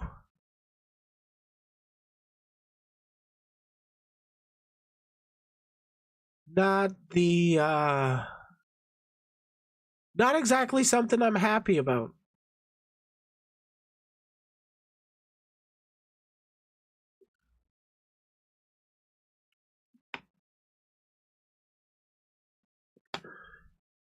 We should talk about something a little more lighthearted, like why Avatar: The Last Airbender should have sexism in it.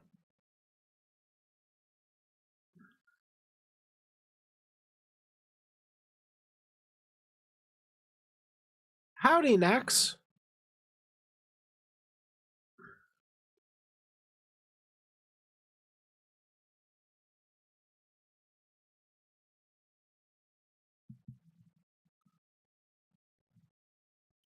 Have you guys heard of Avatar: The Last Airbender? I personally really, really liked the cartoon back in the day. I also enjoyed Legend of Korra.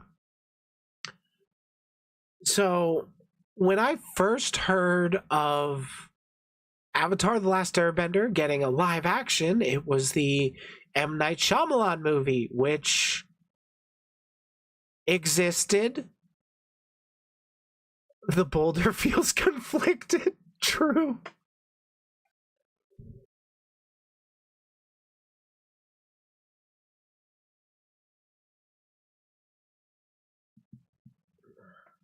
And a lot of live action adaptations are very hit and miss. I've heard really good things about Netflix's One Piece, but I haven't watched the anime, I haven't read the manga, and I haven't watched the live action. With Avatar: The Last Airbender, I've watched that series more than once. I really liked it.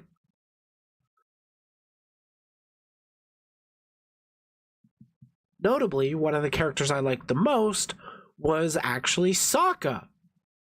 He went from being this sexist dick into being one of the most upstanding characters in the entire show. He actually had character development. Like all the characters in the show did. And then, can you just imagine what I thought when this popped up on my Twitter timeline?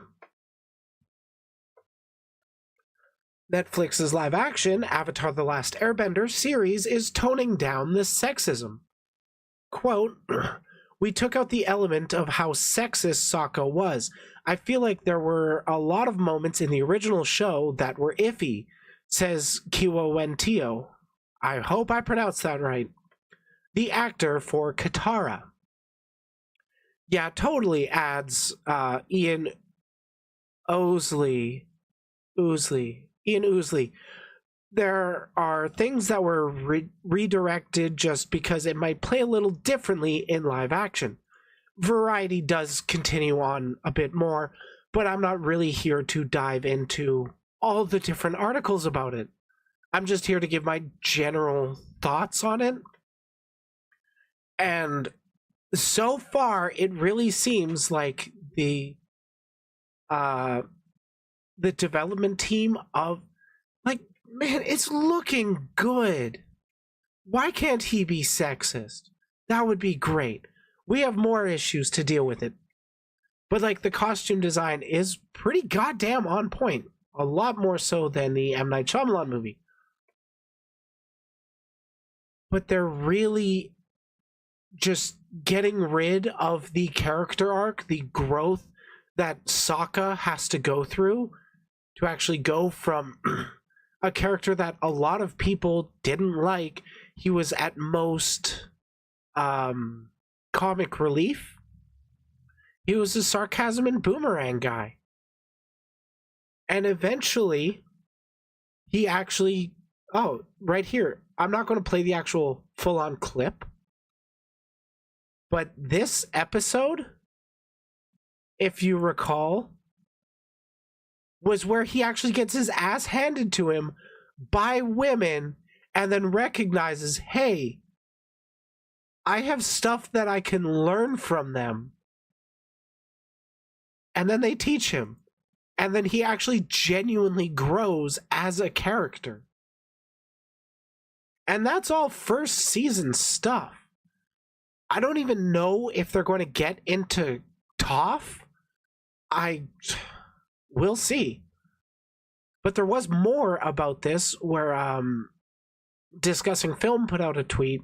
Netflix pushed for the decision to remove Sokka's sexism to be removed from The Last Airbender. So they're potentially keeping the sexism. I think that should be a little shaved more. That would be a lot more on point for Sokka. Unrelated note. But certain areas of Katara's character have also been removed, including, quote, some gender issues that didn't quite translate from the cartoon. Okay, what the fuck? Like, what are they mad about with, or what are they bothered about with Katara? Where she's trying to prove herself as like a strong, confident woman in a very oppressive society? What's so bad about that?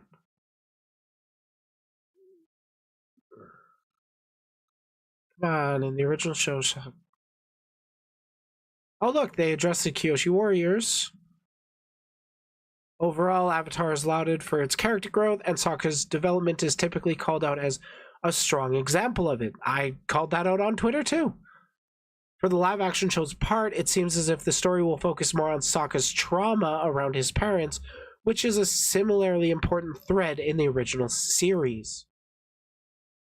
I would say yeah, but Sokka's relationship with his parents wasn't fully explored into. Like, you did get some of it with his father, but he didn't really have a whole lot of stuff relating with his personal character and like his relationship to his mother. That was more of Katara's story.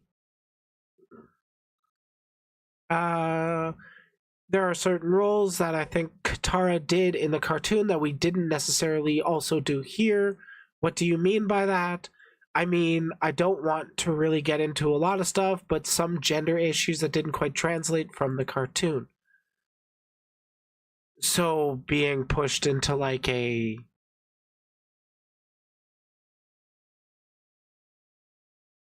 Okay, yeah, so they're just doing one season to the book. First season is just going to be going to the Northern Water Tribe, yay! Um, yes, quote, yeah, so we had to guard against that kind of stuff, Kim explained.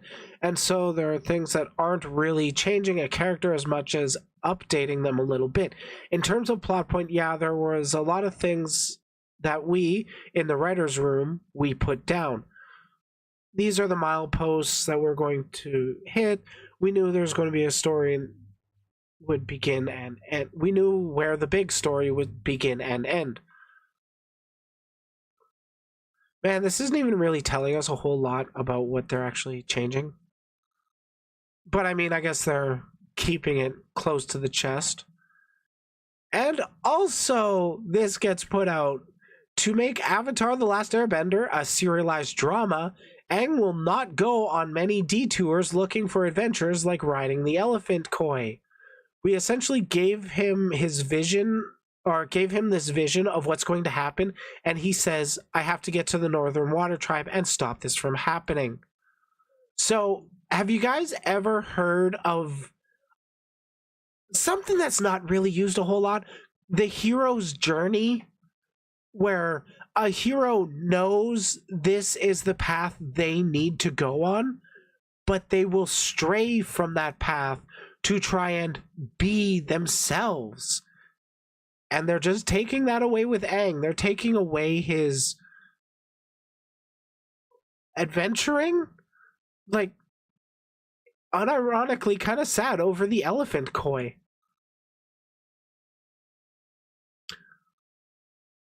Oh, I haven't gotten to that segment yet, Johan. I'm not sure how to pronounce your name, so I'm sorry.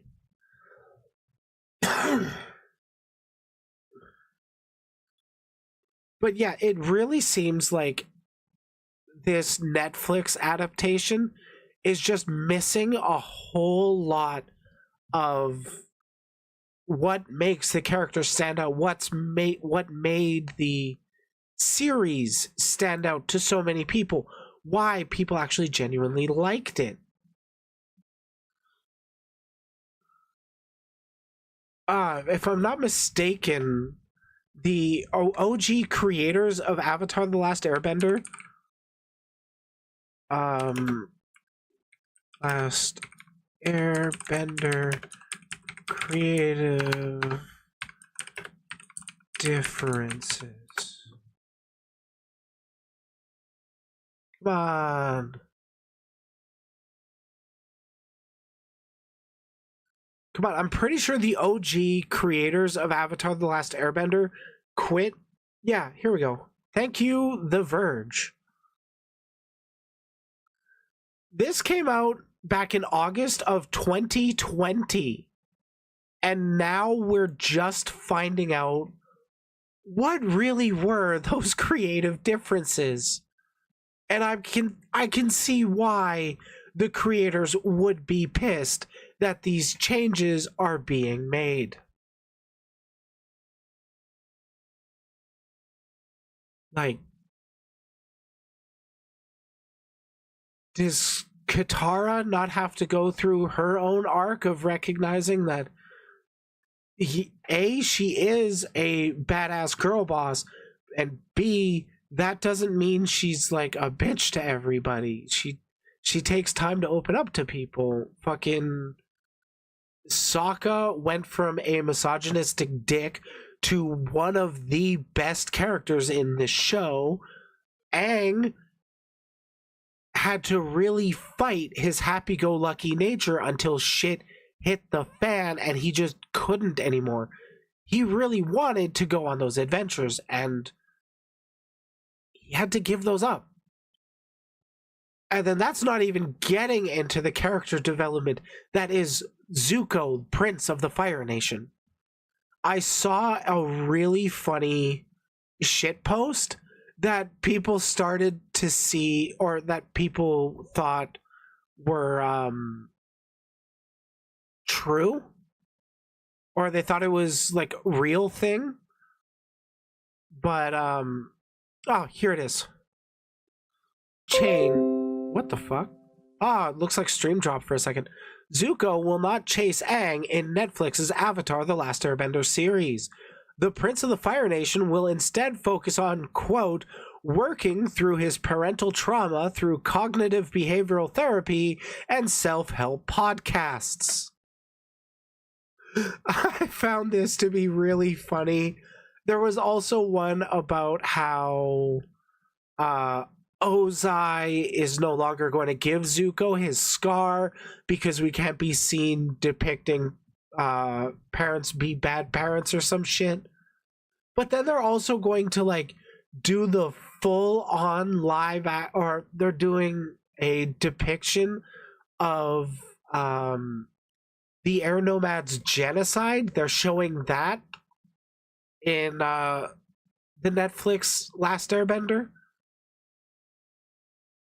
Like, you can't show sexism. God forbid characters be sexist or be whimsical, adventurous little dudes, but show them genocide. Show the peaceful people getting murdered.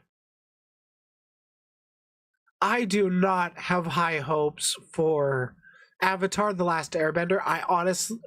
Netflix's Avatar: The Last Airbender. I don't know if I'm actually going to watch it. I might check out an episode or two just to see if it's as bad as I think it will be. Yeah, it's... Man, these live action stuff are so hit and miss. Can't be worse than the Shyamalan film. I heard the One Piece live action show was surprisingly good. Yeah, I heard that the One Piece one was surprisingly good. So it's weird that it's so different with Avatar. But I mean, I guess different development teams, I guess. Oh my god, if we got like Bryan Cranston as Tenzin in live action Korra, that would be amazing. Or actually J.K. Simmons. Unironically, I would love to see J.K. Simmons play live action Tenzin. To be fair, also One Piece needed to be truncated due to its length. I mean, yeah, One Piece is one of the longest running series ever. It's just been going for so goddamn long.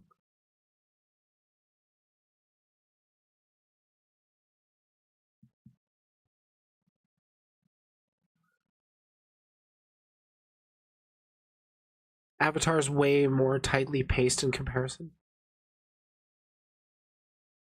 I can see that.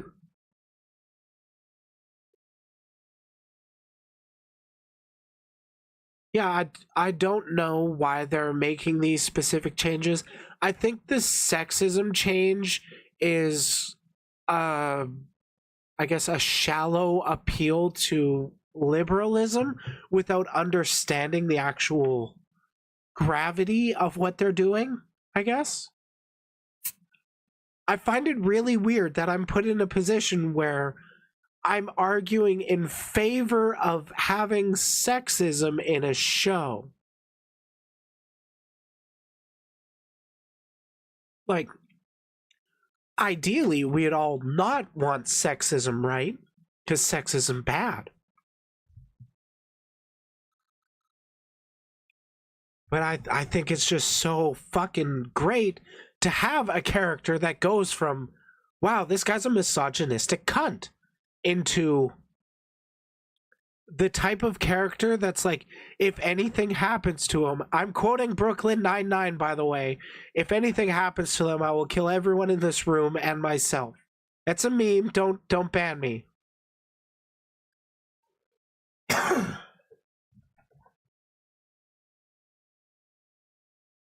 Like, unironically, one of the Sokka became banned.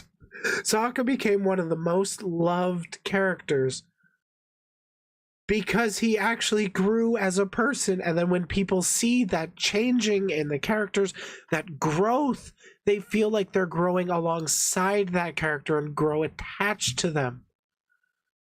But they could have just changed the timeline in which Sozin's comet comes from 1 year to however long the show goes on for. I mean, yeah, there's a whole lot of creative changes they could make.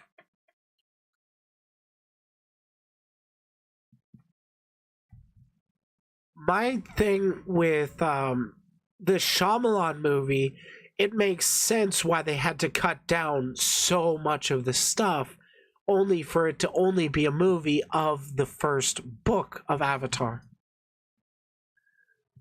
But when they're doing like a full-on live-action series and season 1 is going to be book 1 from Avatar The Last Airbender, why are they cutting it down?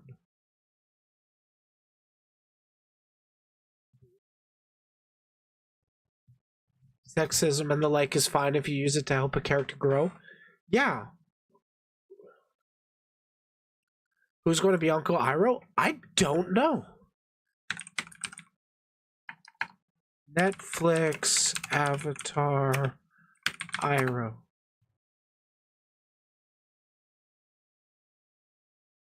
Bro, is that actually going to be him?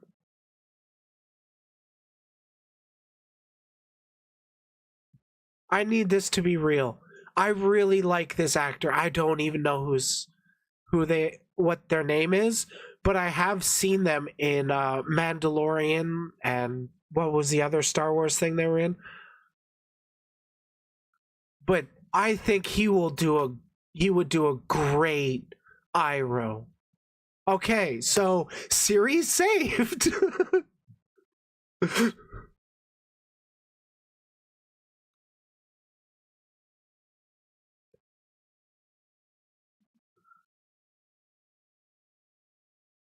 Okay, dude's name I believe is Daniel Day Kim. Oh no, that's somebody else. I don't know who Daniel Day Kim is, but they're Ozai. So wait, Johnny, are you kidding me? That dude was Johnny Gat? Oh, okay. Daniel Day Kim is Johnny Gat. Okay. Like, I'm clicking on pictures of the dude playing Iroh.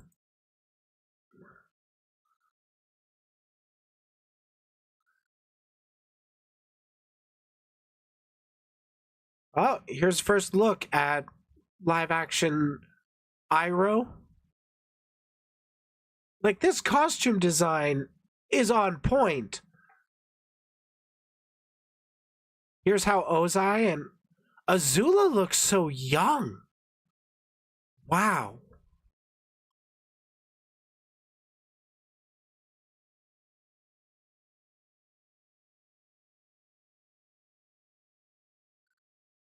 Oh, is that the dude that stabs the moonfish? Cool. And there's Zuko. Man, this is so frustrating to me. Cause like aesthetically, look at the Fire Nation soldiers. The costumes. It looks so god Admiral Zhao. Thank you. That's what his name was. Oh, it's right there in the description. But hearing how they're not understanding the story and what the important parts of that story were, it just makes me so sad.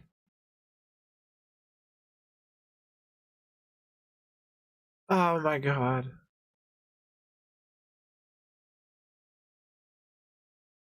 Yeah, the costume design looked spot on. But then they just don't understand the character.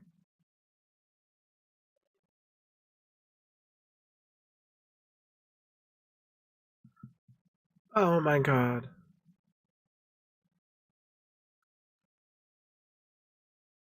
I, I want it to be good, but all the story changes sound like bad.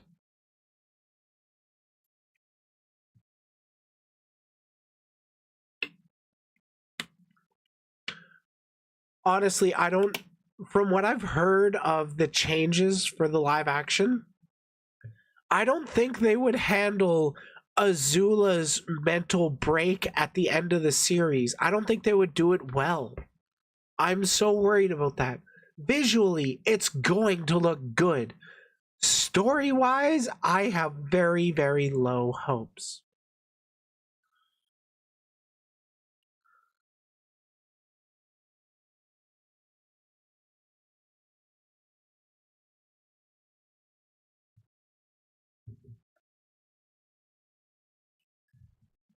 Yeah, I think that wraps up that Avatar segment. I've ranted about that long enough.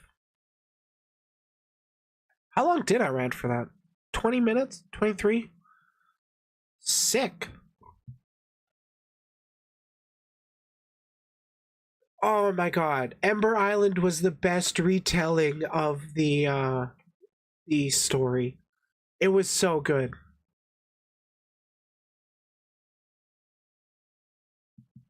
Did Jet just die? You know, it was really unclear. And then I saw the director's note version where it has director's note. Yes, he actually died. That was so great. Man, I could probably talk about how Jet was a terrible person for a while. But I got 2 segments left. Don't know if you guys want to stick around for it. The first one is going to be talking about a lolly VTuber that, well, says some unhinged shit. And the one after that will be the most toxic VTuber I've ever met. So, no, it's not Rev. It's somebody else. Yay! So, fair warning, if you guys don't want to hear that stuff, you shouldn't be here. But like the stream, please.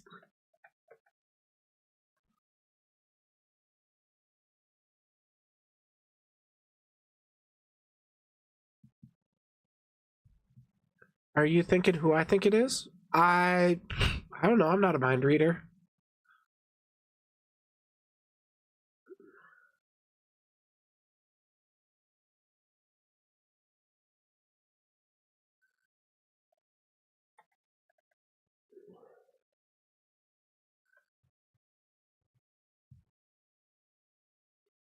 So, earlier today, actually, I was made aware of some Twitter discourse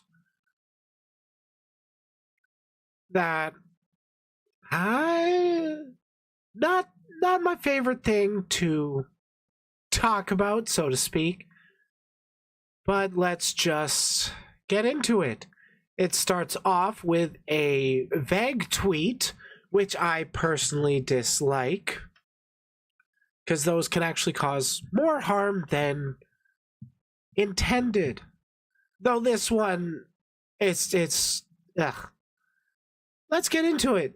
I suggest you don't eat right now, and also trigger warning if you don't like hearing about lolly content. So Arundel put out a tweet. Okay, fuck off, I'm done. A VTuber talking about fucking primary school lollies and saying they would they're cunny. Like, fuck off, even if it was a meme, come on. Then goes on to say they like the bald armpits and that they have no hair. What the fuck, I might vomit.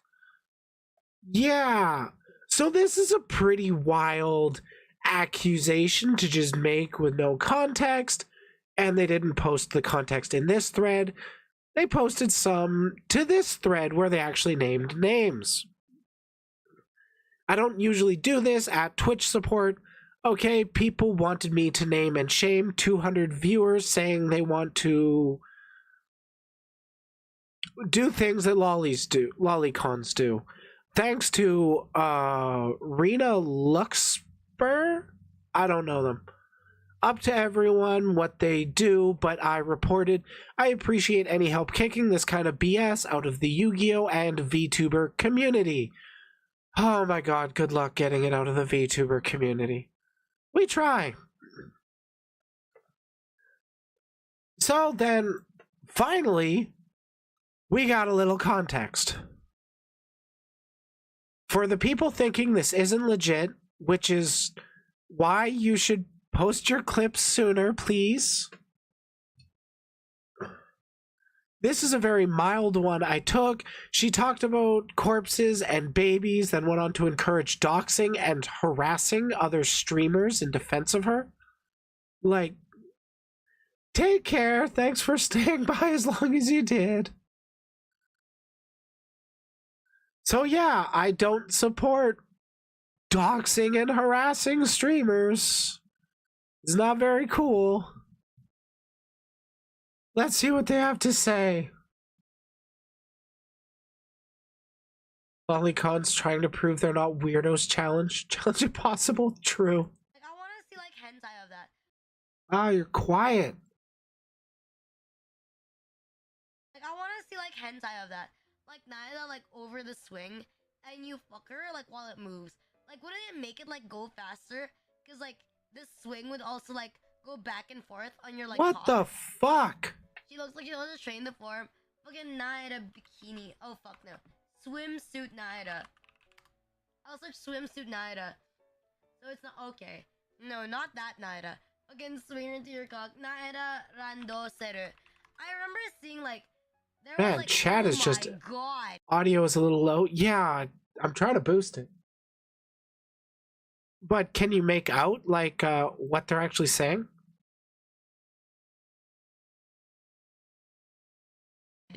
Would fuck. Like, I remember seeing, like, this one, like, art. Like, it's Nahida. Like, it's Nahida, like, in a fucking mic. Yeah. Nahida in, like, a microkini and then wearing a randosero. Like, hot. Like, the combination of, like, a microkini and, like, a randosero is, like, erotic. This is fuckable. I'm glad they're actually not showing what's there, just in case. Oh my god, twin tail Naira. You see that back? You see that cunny back? Would fuck. Like, would fuck. You see that cunny back? Would fuck. Look at this. Beautiful. Yeah, they're talking about a Genshin Impact character. Would put my cock in it. Disgusting. Wait, this is AI. This is AI. I know this is AI. Fucking, I hope I said disgusting to AI. Fucking, oh my god. Oh my god. Fucking, this is hot. Wait, you can't hear it at all?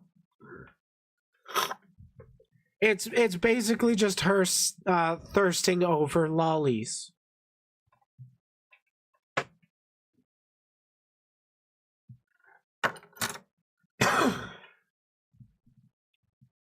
Not very likable.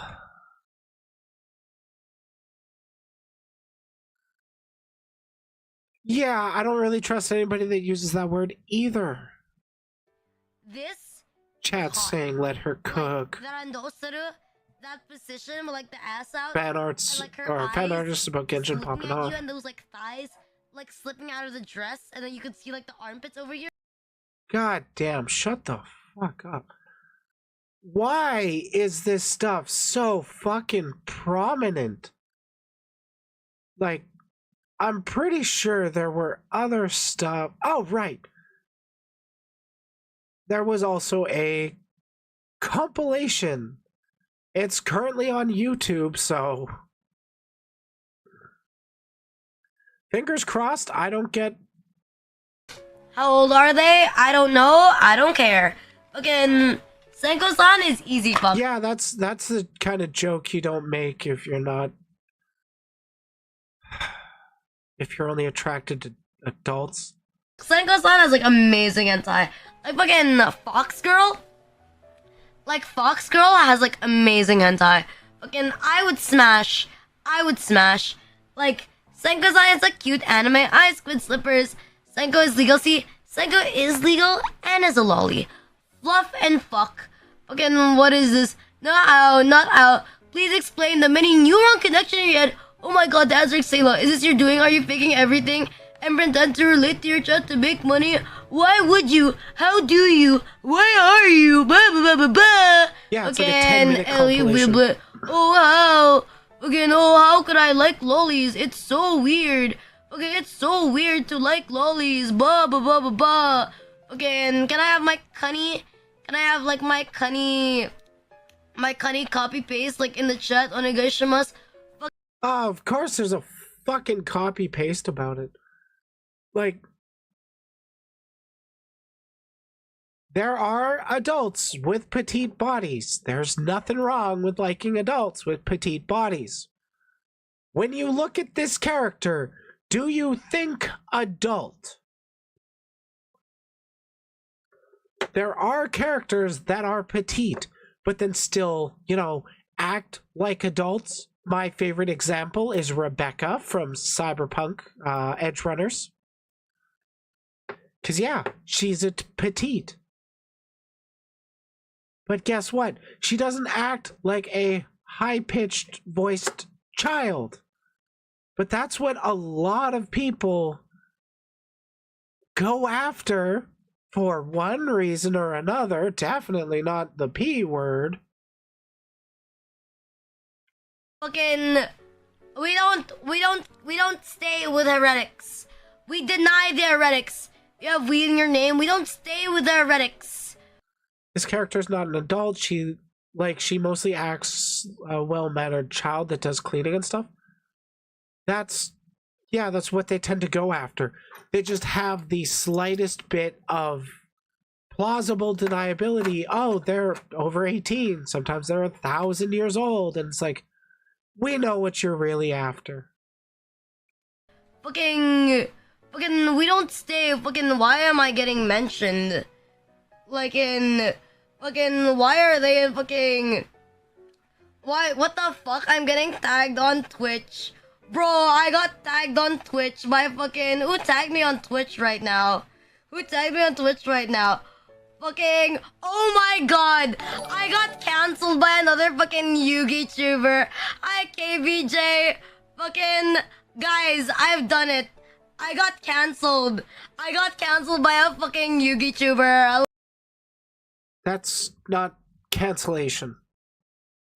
Getting cancelled is to be ostracized from a community by members of that community, or like a prominent member of the community gets ostracized by members of that community.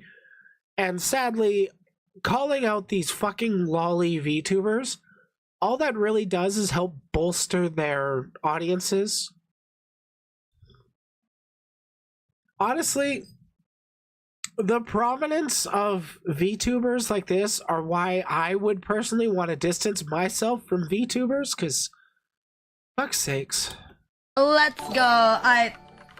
Let's ban her just to make sure. Like, as I say, okay, I'm not gonna say this. You know what? What if I copy paste the tweet right now?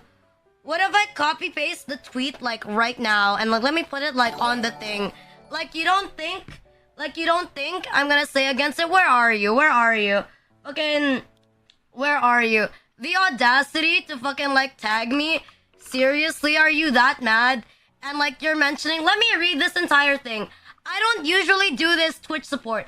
Okay, people wanted me to name and shame 200 viewers, saying they wanted to fuck little girls. Thanks to Rena Luxper. Up everyone, they do, but I reported. I appreciate help kicking this kind of BS in the Yu-Gi-Oh! And VTuber community. You don't think I'm going to weaponize? You don't think... Guys, I'm not saying that you should do anything, but... Don't I mean a lot to you? Aren't I important to you? Like, for once in my life, I'm gonna say it. Aren't I important to you? Don't I mean a lot to you? Is this the inciting harassment towards the another streamer? Weird. It's almost like a lot of these people have very toxic traits. This is a time. You're gonna protect me, right? You're gonna protect me, right? you're gonna make sure that I'm gonna stay safe, right? Fucking, we purge the heretic. Fucking, hi Azurite, thank you for the follows, thank you. Bucka, you'll always stay with me, right? I'm correct. Like, I am not the problem. Okay, I am not the problem, okay? This... What, Lambert? I'm confused. But she is definitely playing into the, oh, I'm soft bean, you guys want to protect me and keep me around, right? Well, this person's trying to harass me, so you know what that means, guys, right? I'm not going to directly say it, but you know what I mean, right? person can complain as much as they want. They can complain as much as they want about me liking lollies. But then again, as I say, if you have time to report, if a VTuber has time to report on another creator, maybe you should spend time making your own content. Like, what are you... Really? That's what you're gonna... Okay, just deflect? Yeah, she's weaponizing her fan base against people. Because, well, there's a massive overlap between, lolicon enjoyers and the far right, if you did not know. It's honestly depressing how big the overlap is. And yeah, she's saying, oh, you got time to report me? Why don't you have time to make content? It's like, I can do both. I can criticize you and make content. Go me. Doing watching a fucking VTuber stream about lollies on Twitch instead of like streaming yourself or like making your own content? Like, don't you have a life? Like, don't you have... That's usually why people aren't constantly always streaming or making content themselves. They have a life. And in that life, they don't like seeing the sexualization of child-coded characters. Huh. Weird, man. If only we could actually ostracize the people that do want those hardcore child-coded characters, if we could get them out of the VTuber community, I think it could grow so much bigger. We'd at least have a better reputation than fucking... Oh my god. Because I've heard multiple times that all VTubers are pedophiles, and it's like, well, there's people like this that get rallied behind every time they're called out, so fuck, I can see why people don't like VTubers. like a life? Like, bro, like, I get it. Just admit it. You're jealous of me. Fucking... No, I'm not saying any names, of course. I'm not jealous of any washboard character. I'm not saying any names, of course. I'm just saying that you could be making your own content instead of like, oh, you're tagging me on like Twitch. That's so scary. Oh, like, oh, wow, you're so good at making content. Oh, you're so scary, Miss. And don't you report me to the police after I killed somebody? Don't you have a life? Don't you have things to get aside from this? True.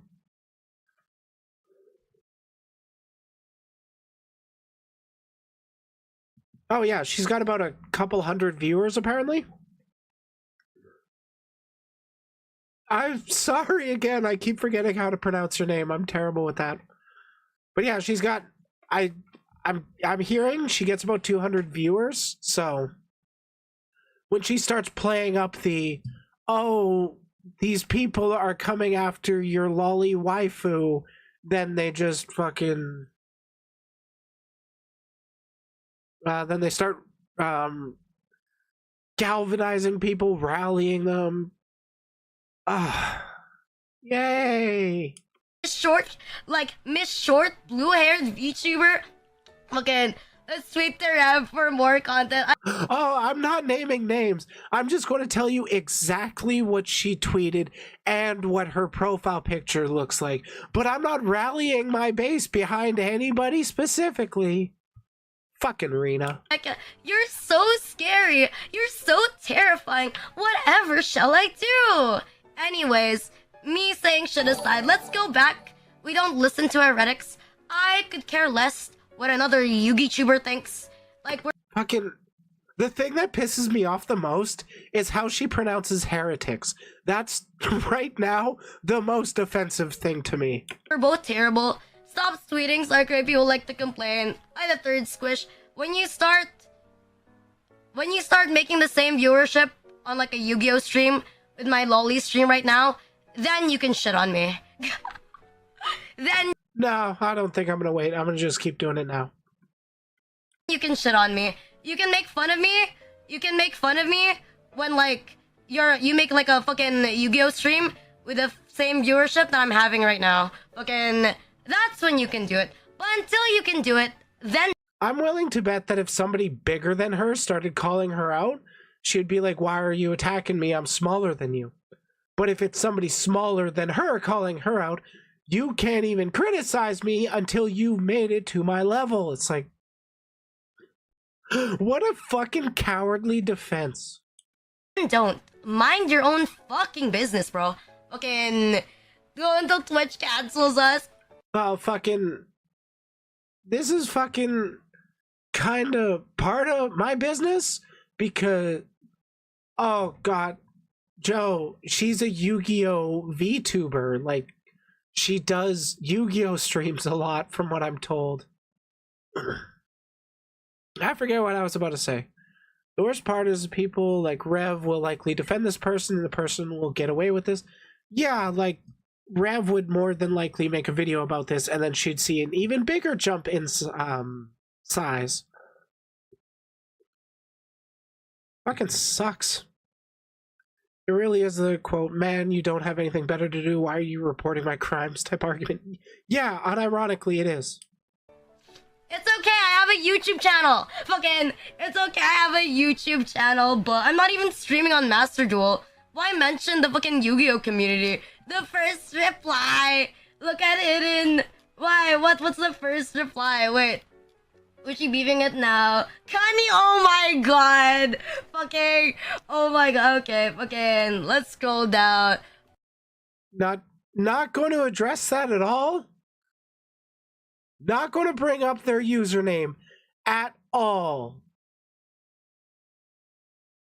See, I told you guys there was an overlap between lollies or lollicons and the far right. Yep, it was that symbol, and that username was censored a little bit. It ended with, it didn't have the E, but it finished with an R. I've seen that actual tweet. Okay, hell nah. I got approval. Okay. That's quite strange, actually. Okay, let's go back. Let's go back. Their mods are here. Wait, what? Wait. The person that, like, canceled me brought their mods into my fucking chat? What the fuck? Why would you do... Wait, are you that much of, like, a tryhard? You're bringing... Okay. As much as I appreciate their effort in trying to combat these types of people... You're not going to do it by jumping into the lion's den in their chat. I mean, at best, oh man, you can't even get them on stream because they're all fucking cowards and they don't actually want to engage in the free marketplace of ideas because, well, they don't want to be outed as pedophiles. I said, control yourselves. I'm not going to say do anything, but what I'm saying is my very dedicated Renachis, you know, for those who actually want to do something, I'm not saying you can't. I'm not saying you should do it either. But what I'm saying is that this counts as harassment. What I'm saying is that this should count as harassment. Bringing your mods in, really? So, to counter harassment, you're going to rile up your audience and then not put limitations on what they should or shouldn't do? Interesting. Very, very interesting. Hi, Aaron. Thank you for the follows. Thank you. Fucking thanks for adding to my viewership, I guess. Fucking, oh my god, there's 2 of them. Yeah, unironically, all you're really doing is actually helping boost them, especially if they're on Twitch. You're just helping them get up higher in the views. If you're popping into their YouTube channel or their chats or whatever, you're boosting their watch hours, so gets criticized once you're harassing me. Well, I think her argument is that the harassment is that the Twitter thread was made, like the call out thread was made, and then the mods of that VTuber came into their chat, and then they're like, oh, you're harassing me, you're harassing me. I'm just a weak widow girl. You gotta protect me, right? Right? That's how they do it. 3 of them. What the fuck? There's 3 of them here. What the shit? Fucking guys, spam the oh Cunny! Oh Cunny! Man, like, you know Renachis are parasocial. Like, are you just asking to get harassed or some shit, bro? Like, if I'm not gonna say anything, people are gonna shit on you eventually. So I suggest that you don't do anything. Fucking welcome to the stream, Cunny enjoyers! Oh Cunny! Oh Cunny! Fucking Good lord. oh Cunny, no! You know, these are the type of people that you will say, or somebody will say that they don't like lolicon content because they were abused as a child. And then these lolicon enjoyers will be like, well, it's not real, so it shouldn't affect you, so I'm just going to post it over and over and oh god, yeah, it hurts so much listening to that. It's just, I'm surprised my ears aren't bleeding yet. Just keep saying, oh, Cunny! Oh, Cunny! If you keep And spamming, it's like it's just repeating that for the next few minutes. oh, Cunny. What are they gonna do? Fucking, hi, mods! Fucking, there you go. Fucking, I don't know where you are.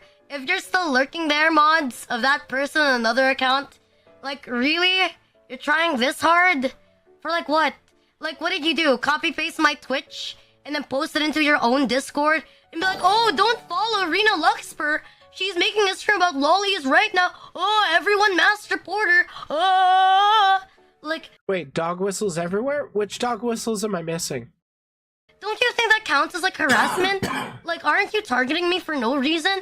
Like, seriously, I'm not even. Well, the reason is because you like child-coded characters and you're proud of it, and, well, people see that as bad, it turns out. I do somewhat agree. It's cartoon character. I don't really care enough about it.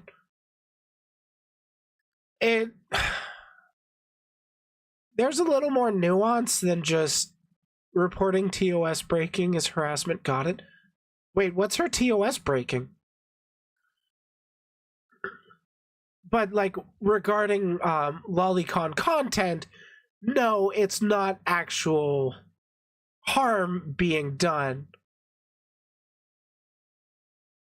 Oh, that's the C word is, or that cunny is a dog whistle. Okay, yeah, that was my that was my kind of thought, because it's like, it's pretty easy to guess what it is, but they are also trying to not say it directly on the note, directly on the nose. But, like, back to my previous point regarding lolicon content, it's like, it's not actually harming any children, sure. It's just people genuinely being attracted to minor coded characters, and they're not acknowledging that that's what they are attracted to. They just want every little bit. I thought it meant cute and funny. No, it doesn't mean cute and funny when this person had said they wanted to put somebody on a swing and then ram their cunny. So, like, I don't have a definitive description or not description. Sure, description of what the word actually means. I'm just using context clues to think these guys. Yikes. Even mentioning your name right now, bro. Like, at least, like, even though I'm petty, I'm just copy pasting your tweet. But I'm not, like, mentioning your name on stream and, like, calling out a witch hunt. Like, have some. You're not calling out a witch hunt, but you're just saying, chat, if there was ever a time you're going to defend me, now's the time. By the way, I'm not going to tell you to harass them, but I'm not going to tell you to not harass them. Also, I'm going to read out their tweet word for word so you can just Google search it. And I'm also going to describe their profile picture so you can figure out who it actually is. But they're not starting a witch hunt. They're just pissing off their far-right base in order to get them mad, get them angry about stuff.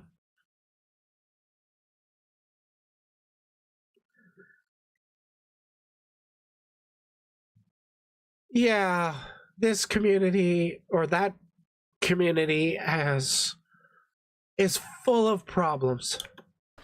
I don't know, do something with your life. I get that you're a YouTuber as well, but, like, I'm not gonna give you a free plug. Hi, Captain Koi, how you doing? Oh, They're not trying to get a plug out of you. They're trying to call out what is perceived pedophilia. Or at least pedophilic coded imagery. is anti-illegal in Australia? I think so. Is anti-illegal? Free views, it's a little cringe, yeah. But it's okay, we'll just shit on them later. I'm just gonna rant about it later over and over again. Nanachi! But you're not starting a witch hunt, you're just going to keep ranting about it. Okay, that makes sense. Furry lolly. I love my furry lollies. Fucking, it's just making... Those are called cubs, you freak. Making an itch out of nothing. If you don't watch, I know, right? You got is higher, though, poggers. Thank you. Give me a free plug, sure, the bad Yu-Gi-Oh player. Apparently, you're low to harass me, so that's lovely. Yeah, I told you not to harass you. Fucking, I didn't say to harass you. Fucking, you're still watching my stream. Again, you didn't directly say to harass somebody. You just riled up your base in order to protect their fucking self-admitted parasocial attachment. But you didn't tell them to harass. Fucking, but to harass you with what proof, bitch? Fucking, The last 9 minutes. You didn't lurk on Twitch, you know? Hi, Collector, thank you for the follows, thank you. Fucking, look at this. I don't know, with what proof? With what proof? What are you gonna do? Clip my stream, dumbass? Fucking, cry more. Fucking, cry more about it. Anyways. Is she actually underage? I didn't literally say to harass you, so it's fine.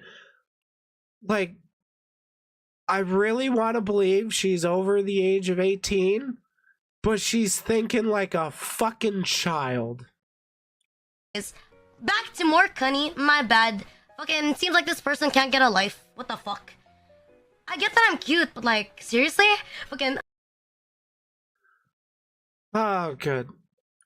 So that's how they sound like they act like that regularly, and I can understand why they got called out.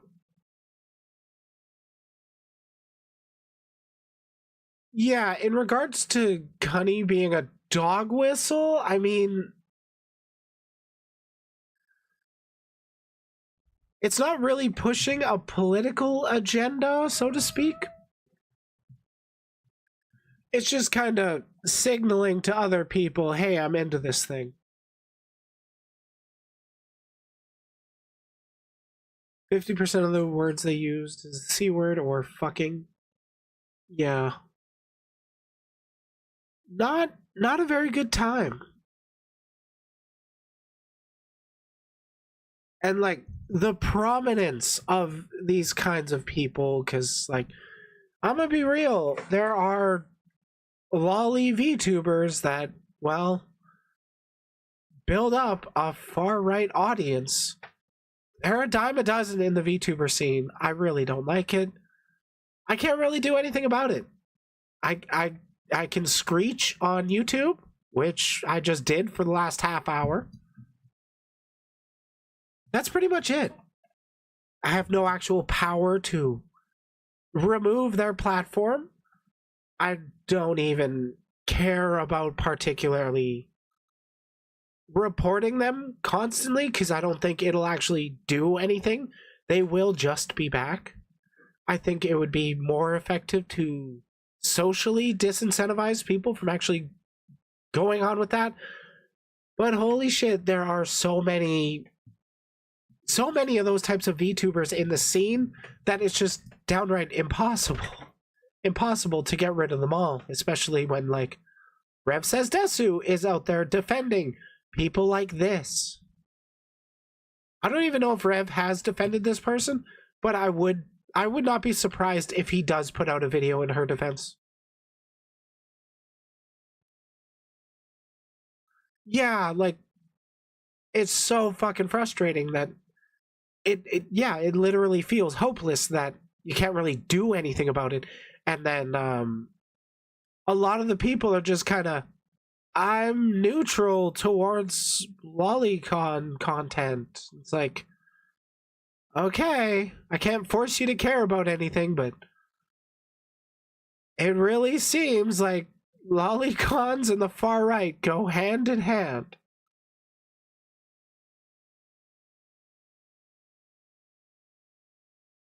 Yeah,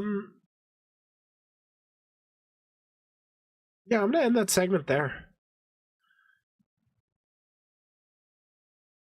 Yeah, we just ended the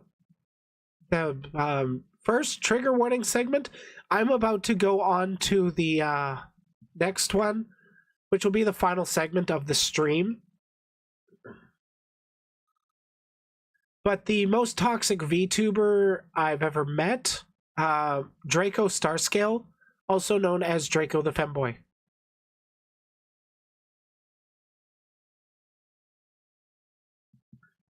Yeah, so that last segment was talking about pedophilia.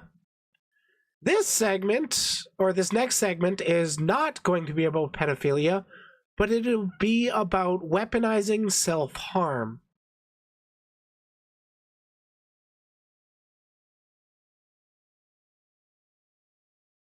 Draco Malfoy.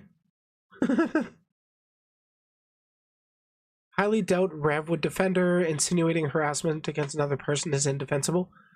Yeah, I personally agree with inciting harassment against other people is indefensible. I also think lolicon content is indefensible, so we'll have to wait and see. But before I do want to get into that segment of the most toxic VTuber, I'm gonna play a video and go take a little bit of a break to stretch my legs, because this next segment is going to be very, very long.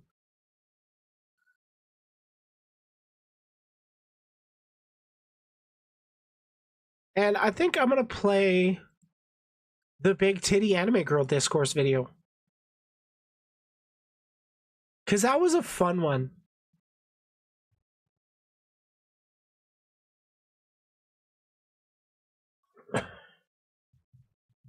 Okay, it'll be about 30 minutes.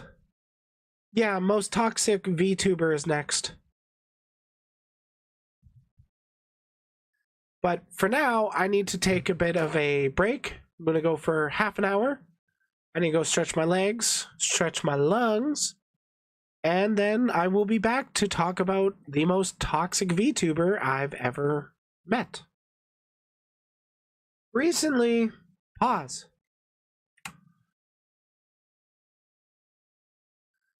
Okay, see you guys in a little bit. I'll be hanging out in chat with y'all. So we'll watch it together.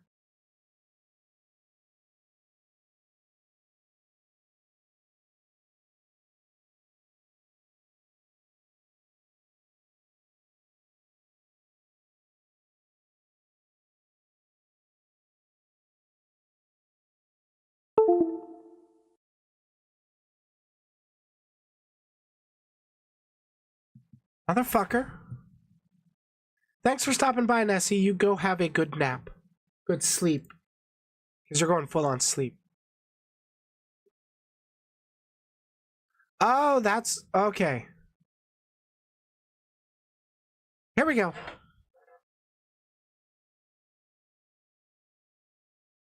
Recently, and by recently I mean within the last few days as I'm recording this, there's still people talking about this discourse.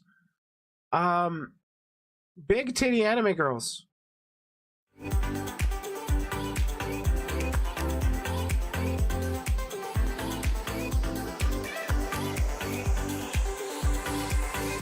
There are a lot, like I mean a lot of VTubers that are big titty anime girls. And, well, you're not wrong saying that. However, this discourse was really sparked by somebody that was calling generic anime titty white girl. Well, basically phrasing it just like that. Anyways, what actually started this was a post from a VTuber known as Pumpkin Potion. If you haven't heard of them before, they are... well, they are a classic VTuber, so to speak. Here is the tweet that was initially put out, the very start of this discourse, where it came from. Pumpkin Potion posted, 2023 has come and gone. Here's to more memories in 2024. Thank you to all my friends, family, and community for making this Toonie Dames year. I better call Acme about that piano restock, ... And she posted a 1 minute 40-second clip. I haven't actually seen it. I want to see bones cracking. I want to see people's necks get... What? $70 for Applebee's? Oratrice mécanique de la nice cadenas. Oh my god! Why is it so big? Pikachu, put down that bra.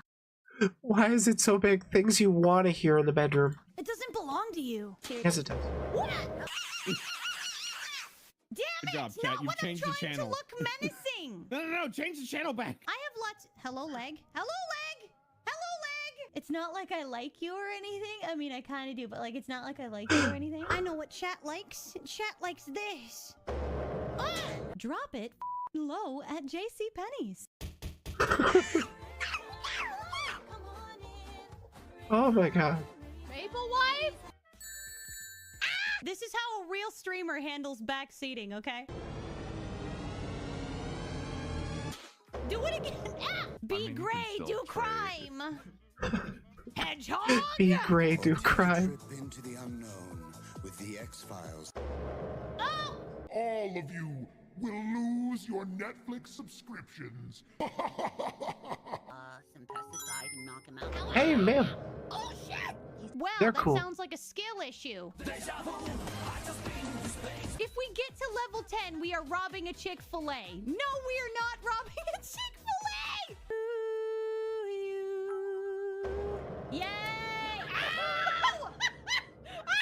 Perfect timing! Ow! Okay. But yeah, that was Pumpkin Potion. Very innocuous tweet. Got 15 million views, apparently, or allegedly, on the Twitters. 146,000 likes right now. Holy shit. And from this came a quote tweet that really sparked the discourse. If VTubers were this creative with their sonas instead of the generic anime titty white girl with squeaky voice, I would watch them at least once in a while, honestly. So, a lot of people got pretty mad This tweet got 3.5 million views. And there was a lot of people mad that you can have an issue. You cannot be interested in VTubers with big titties, generic white girls. Like, you cannot be interested in me, and that's totally fine. It does come across as, like, shit talking. Like, you're calling people. No, I do kind of see where they're coming from. There is a lot of oversaturation in the VTuber scene. I mean, I'm gonna be honest, I think there's more pink-haired and white-haired VTubers than there are, like, natural tones, so to speak. People tend to try and look as main character as they can, and it's like, how do you really stand out when everybody is a main character? The world may never know. But, like, it was pretty funny that the discourse eventually led to a point where it was people just started asking, is it wrong to like anime girls with big titty? I'm like, some people are posting like oh, why don't you like big titty? I thought everybody liked big titty. That said, there are actually quite a few non-generic anime VTubers, so to speak. I'm just trying to find Twitter. Don't do me dirty. I know I saw it. I thought I bookmarked it, but there was actually a thread that came out that was trying. I'm just trying to understand how this became discourse. Honestly, I'd like to know exactly why too, because I saw a lot of people tweeting about how they're mad about I'm pretty sure there were also more people in the line of VTubers need to be more creative, and they're just phrasing it in like pretty shitty ways.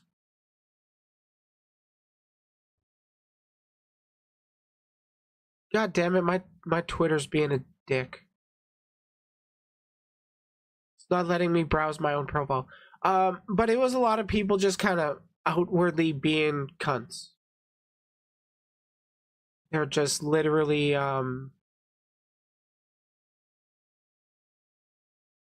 here. Amber Ram. If VTubers were like this instead of generic anime tittied white girl, y'all must not have looked like at all. But don't worry, I got you. Yeah, I agree with that, Lambat. If your design is all you have for your personality, you're not going to be able to be growing very much, so to speak. Big titties, growing, get it? Here's just a small portion of the VTubing space who do not meet this criteria. There's Leg, or Void Taffy, who is an ever-changing cryptid being. Cool. I don't really know much about cryptids. Gamer Goblin Gary, who is a goblin and a gamer. Very nice, very nice. Got the cartoony design, like it. GG's. And then there's Eldritch Grandpa, who is a grandpa and an eldritch being. He is pretty poggers. I've been following him on Twitter for a while now. I've caught a couple of his streams now. Pretty chill dude. I like him. There's also Batbug Doodles, who is literally a fucking worm. But, you know, people just don't know about a lot of these people. Caliban is super creative with her streams. Oh, that's pretty great. Where they've got the old fuck, what are they called? CRT TVs and the visual effect on that. That's pretty great. There's Father Astaroth, cool looking motherfucker. He's not a big titty anime girl. Grandpa supports trans people. Base. Yeah, actually, he is trans too.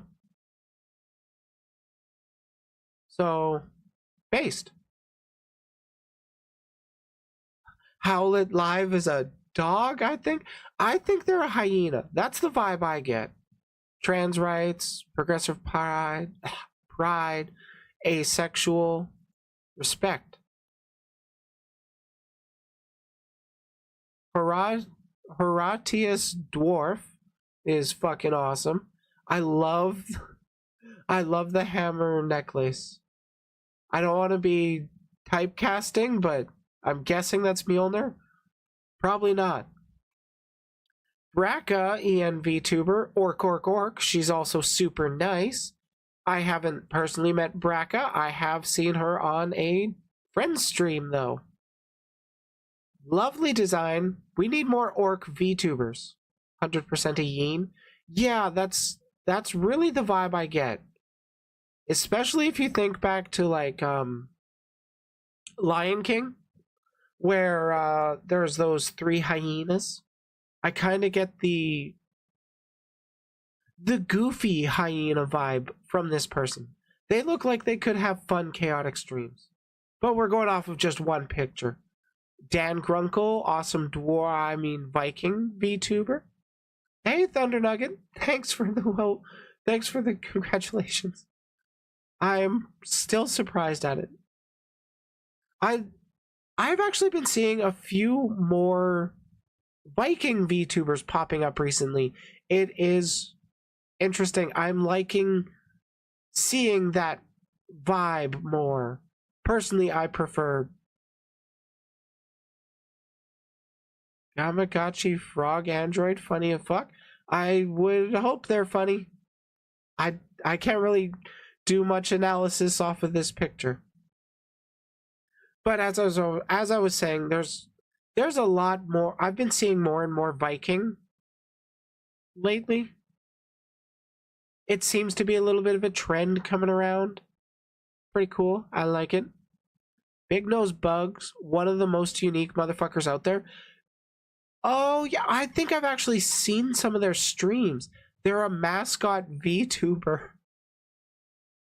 I like it. I like that design idea. It's genius.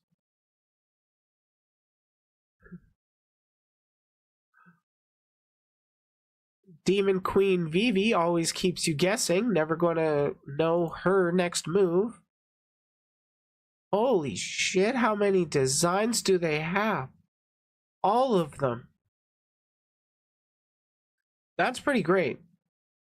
That is pretty great. Red Claw draws a fucking dinosaur. Yeah, like, I've mentioned him once on stream before, but Red Claw Draws is literally a T-Rex VTuber. His current model is literally a T-Rex. He is the one on the left there. He is also... I can't remember if he's literally debuting recently or if it's soon, but he also has a human form coming out. But I always think of him as the motherfucking T-Rex. That is an amazing artist. If I'm not mistaken, this is his art. He drew this. I like the dude. Rabbit BVT, Best Bean Clown Wabbit. Oh, that's cute. I like that. It's got anime inspirations for sure, but it's also got classical cartoon inspiration as well. I really like the design they got going on. A lot of colorful or a lot of vibrant and fun colors. Bay Ray draws. Love this motherfucker. Best Miku and Monster High enthusiast I know. Pretty funny picture there. I don't actually know this person. Another person worth getting to know, I guess. This Spadoinkle, man, I'm recommending him, and I don't know what he is. He explained it to me, I just can't comprehend it, bro. Clearly, he's a... yes. How did you not get that? It was... yes. Lich Mortis is a talented as fuck Lich. Metalhead design. Bone hands. That's pretty cool. Pretty cool.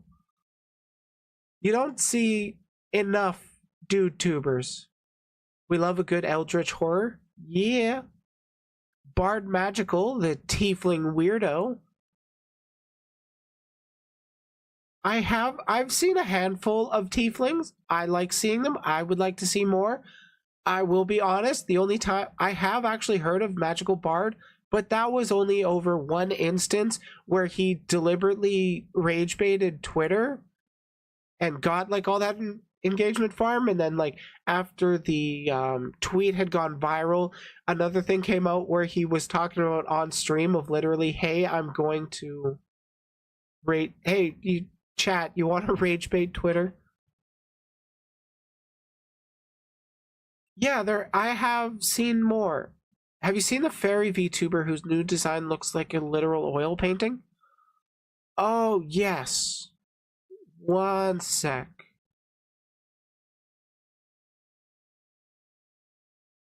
Don't go to Mistress Briley when I click profile. You go to Briley VT.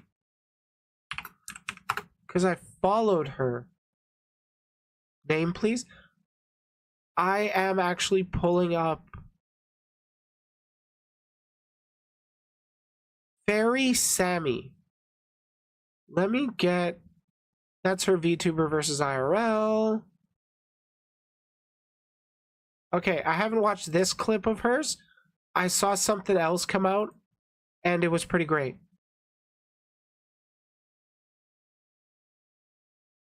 Yeah, Sammy. Pause.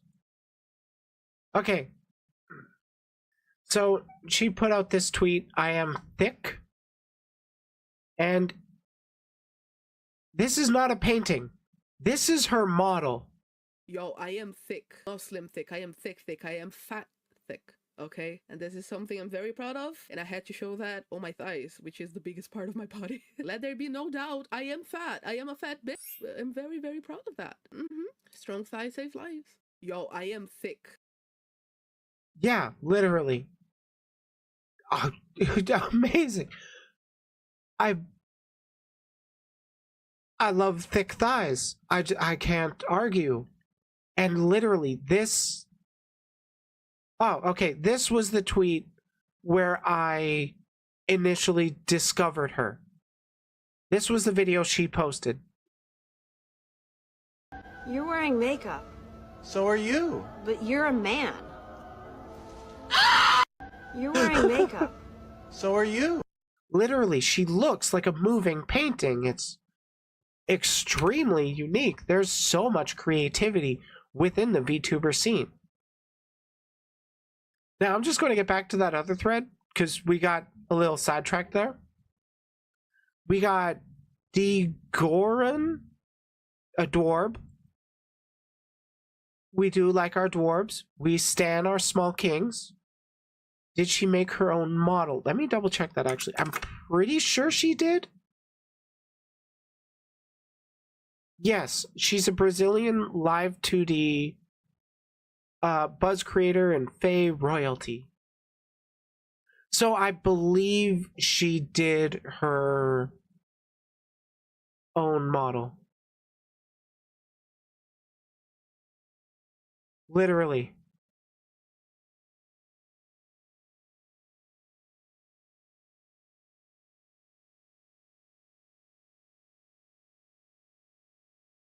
That's so wacky. I love it. I really love it. Okay, back to the thread. A dwarf. The Gordy, fun pumpkin man. AC is hunting, has water, and is listening to his favorite music. She is pretty IRL.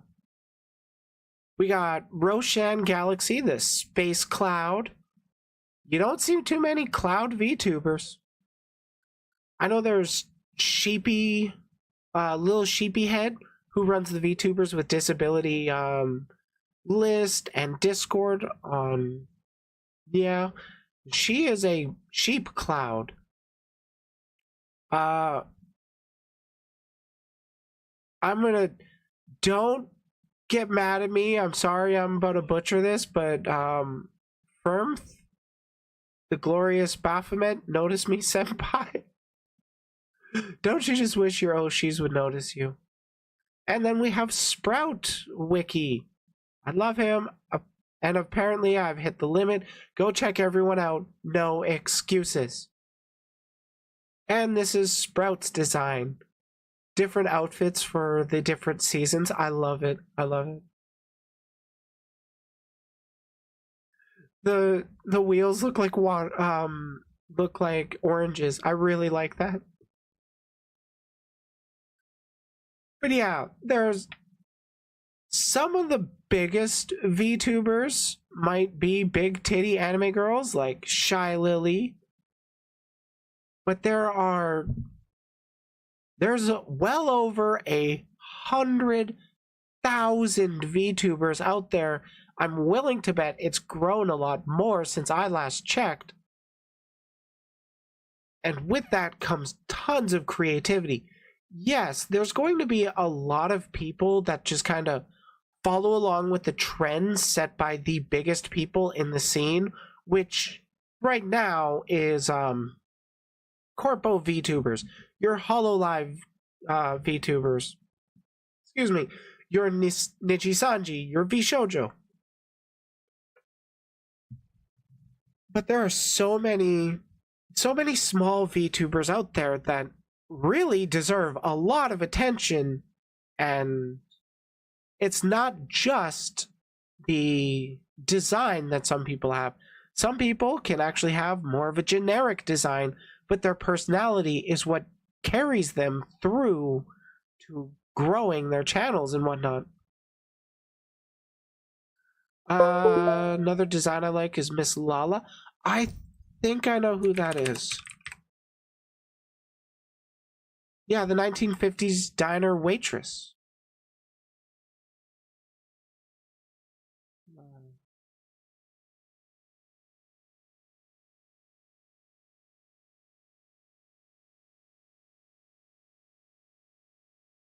It's the best food here. Stop giving away. Ask for under the table gum. It's the best food here. Stop giving away our secrets to the newcomers. You don't just give that information out for free. Come on, come on. Ask for under the table gum. It's the best food that's here. Great. Stop giving That's away. great. Okay, let's get more of a design picture if I can. Oh, perfect. Thank you, Lala. Boop. A 1950s style diner waitress. Yeah, there's another 10 minutes on that video. If you want to go check it out, just look for the video on my channel. Fellas, is it wrong for VTubers to be stacked? Honestly, the criticism of stuff in this category is too generic is false 99% of the time. Comes from just not knowing enough about it. Very, very true. Okay, yeah, I am back from break. Thanks for sticking around. It's always interesting to double check my old content.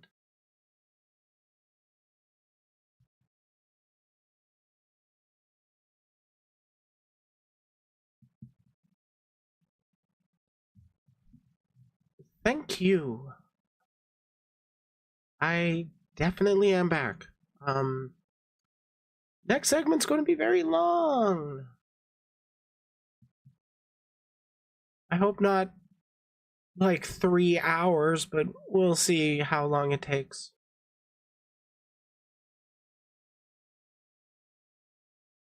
People love to criticize modern music and literature as generic.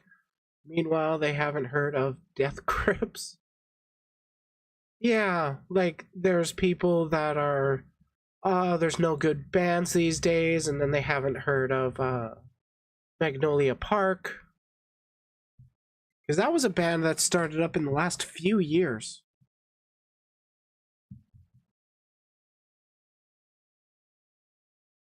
Okay, VTuber, stop being weird. Challenge.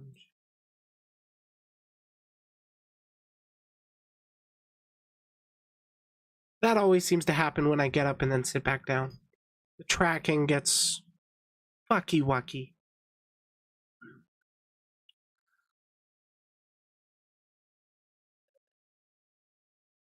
Let it be known this next topic is probably going to piss you off. Yeah, it's going to be an interesting one, and if you can't tell, I'm a little stalling.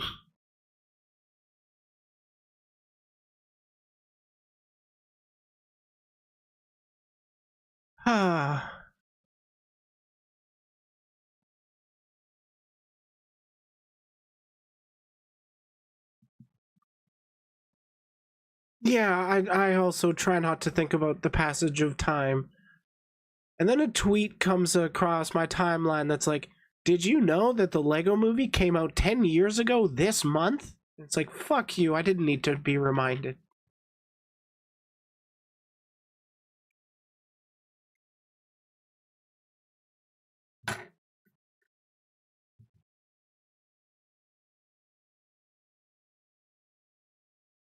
Okay. Are we ready to start it?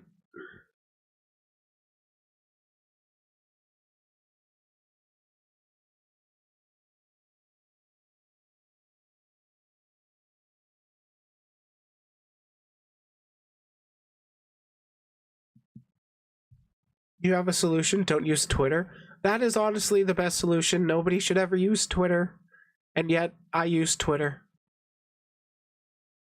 I use it as a big source of content. I should probably switch over to Reddit.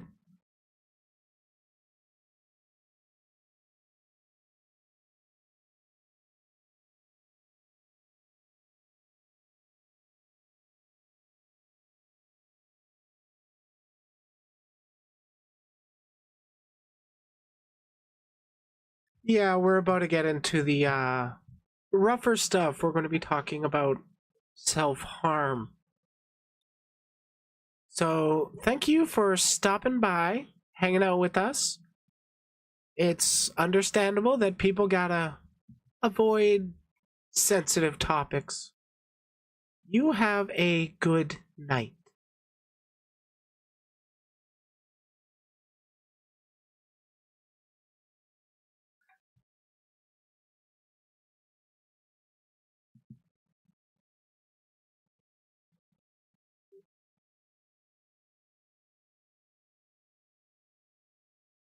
I have talked about a certain VTuber that has become fairly infamous within the VTuber scene, especially on Twitter.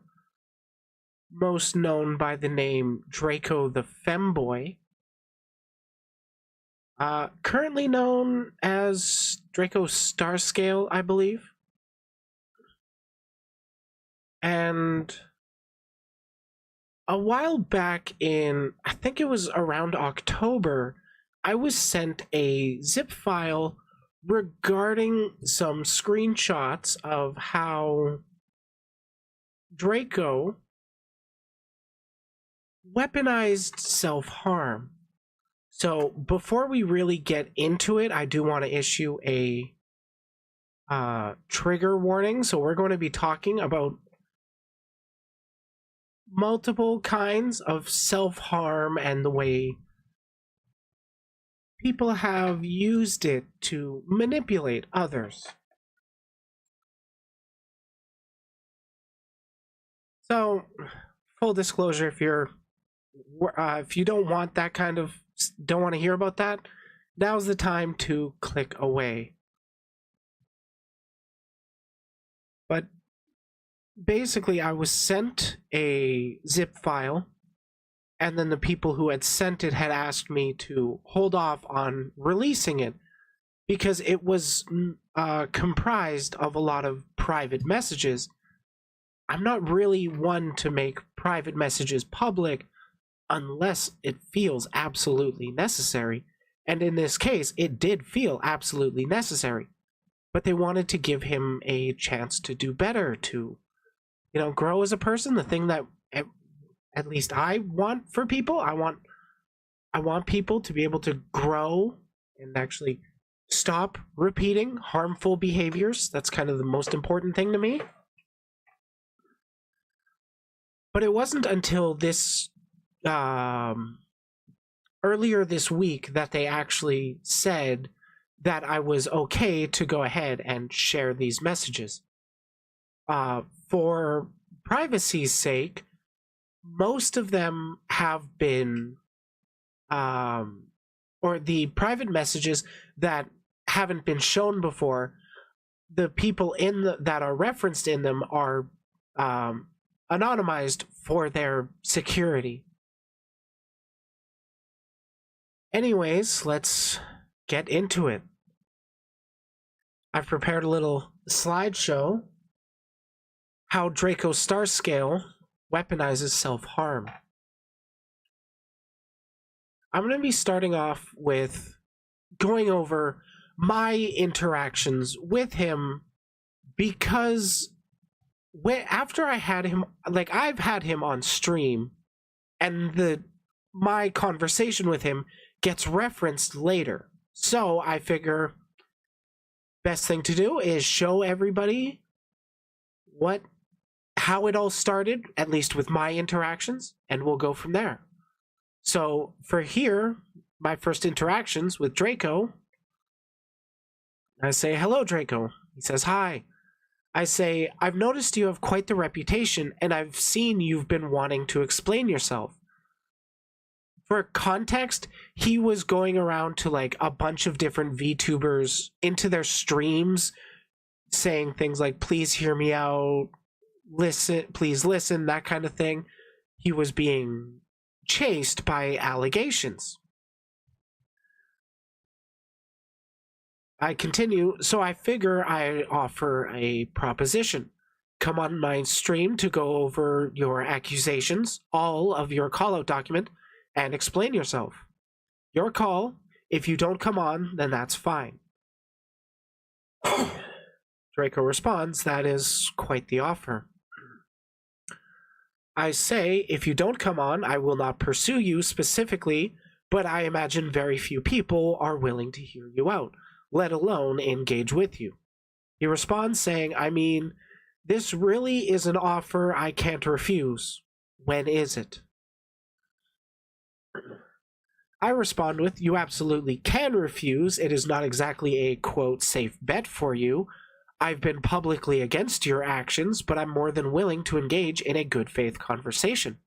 We can talk this Saturday in the noon/early afternoon time. Aside from that, I am a weekend streamer, so we would just need to arrange ahead of time, and there shouldn't be scheduling issue on my end." Weird vibes from them already. Yeah, they're kind of like a walking red flag. Not to poison the well. He responds, "More than anything, I want a chance to defend myself, not with Hellcast overseeing it and rigging it for my own destruction, and that works perfectly. For context, Hellcast was a group of pedo hunters that would try and, oust people that have been caught grooming or going after minors when being adults. They largely dissolved by time I had any actual interaction with Hellcast." I respond, "It is currently 2:22 p.m. PST. I would prefer if we chatted around noon PST. As you can see, I was not lying. He responds, "That would be 2 p.m. for me as I am CST, so that works." I respond, "As for Hellcast, I am talking to Chloe and Miko about Mineki tomorrow evening, followed by a solo conversation with Nova." So that that conversation did happen. The video is still up on my channel, and I have actually unlisted the conversation I ended up having with Nova because I felt like it's shown her in too good of a light, too charitable, and well, her actions caused my distancing myself from her. There is a video on my channel that's like, I fucked up, something like that. That is regarding the Nova situation. Draco responds, in those regards, make sure to fact check everything Miko and Nova say. Nova is very well known for making claims without evidence, while Miko is very infamous for taking anything they can out of context to villainize others. This I have found out to be quite true. I respond, I'm aware of their habits. I've been in a GC, general chat, with them since last Sunday. Also, I will not intentionally be painting any narratives against you, but I will be clear. I have a quite low opinion of you, but I believe in restorative justice, not retributive justice. Should this turn out to be similar to the Taiga/Porcelain Maid callouts, where no real harm was done, then I cannot in good conscience condemn you for the documents, especially if, going forward, such behavior is not repeated, if true. Granted, if you make the claim on my stream that you're taking steps to not repeat actual harm and then go around and repeat them, I will not be as friendly as I am now. I have added our chat to my calendar, and I hope that these documents can be explained. And he responded, okay. After that, we spoke on stream on May 13th, 2023. That conversation is still up. The live stream itself is still up. I don't think I saw anything about them before. I have mentioned them on my channel before, but it's possible that you found my channel after I like kind of stopped talking about them. But yeah, they give those vibes to like a lot of people. So in that, when I was talking with Miko, Chloe, and Nova, these are just some of the stuff that he was sending me while I was live talking to people. And, well, I don't really want to go through every little bit here because this is some of the less important context. It's just him going a little unhinged. A while after our conversation, I got these DMs from him unprompted because I was trying to keep the lines of communication open. And at the time, he was attempting to date somebody. It was my understanding that he was open and honest with what his reputation was.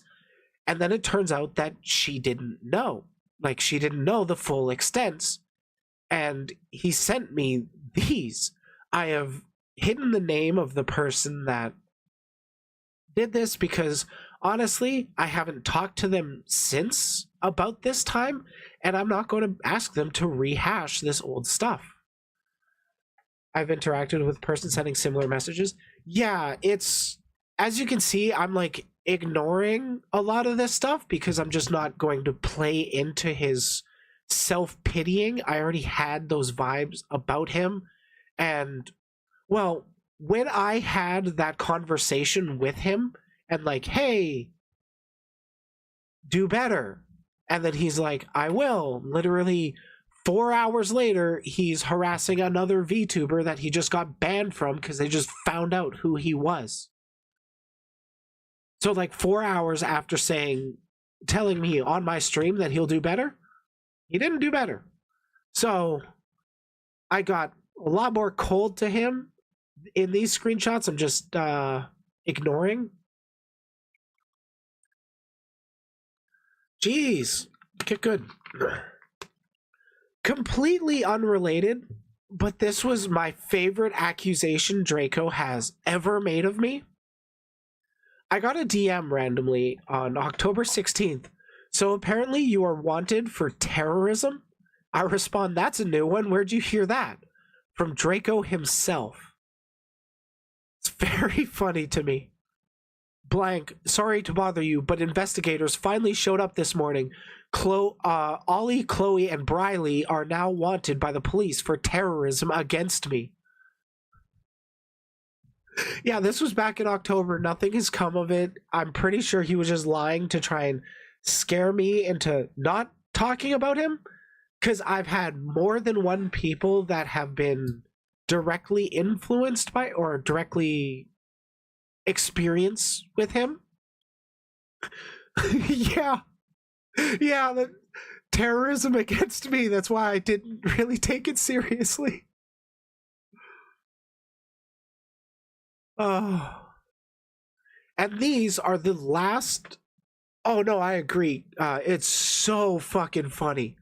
And these are the last DM private exchange I ever had with Draco. He sent me the message, you know, Briley, there is one other thing I should tell you. I very well could have used your situation to my advantage by using Miko's accusations to discredit your streams and even reach out to Humble to tell him he should confirm Miko's accusations just to bring you down. But I won't. I'm not going to play this petty game. In fact, I have several ideas of how we could even put a stop to all of this. A stop to Miko, a stop to Chloe, a stop to Ollie, a stop to my own problems, a stop to your problems, a stop to A to Z's problems. But you and I both know you're too stubborn to even think about working with me. All I'll say is keep your friends close and your enemies closer. And then the next day, he sends me the DM, need your help, planning to issue a cease and desist against Miko for using my likeness to slander me in a game being made without my consent. And I sent him the most responsible of all responses. So for the context, Miko had made a Twitter call-out thread against me because of a stream I had done where I was talking about a situation regarding other people. Largely, the discourse I was going over was an engagement between two people, and then Miko was just kind of the one who kicked it off into the public discourse. So when I started talking about how I didn't like Twitter drama and then started going into it, that got like I said, this goes beyond the pale of typical drama, and then a clip starts of me going into the thread where I mention the crimes of the fact that Miko had gotten doxxed and swatted, which I didn't consider drama. I just didn't phrase myself that well.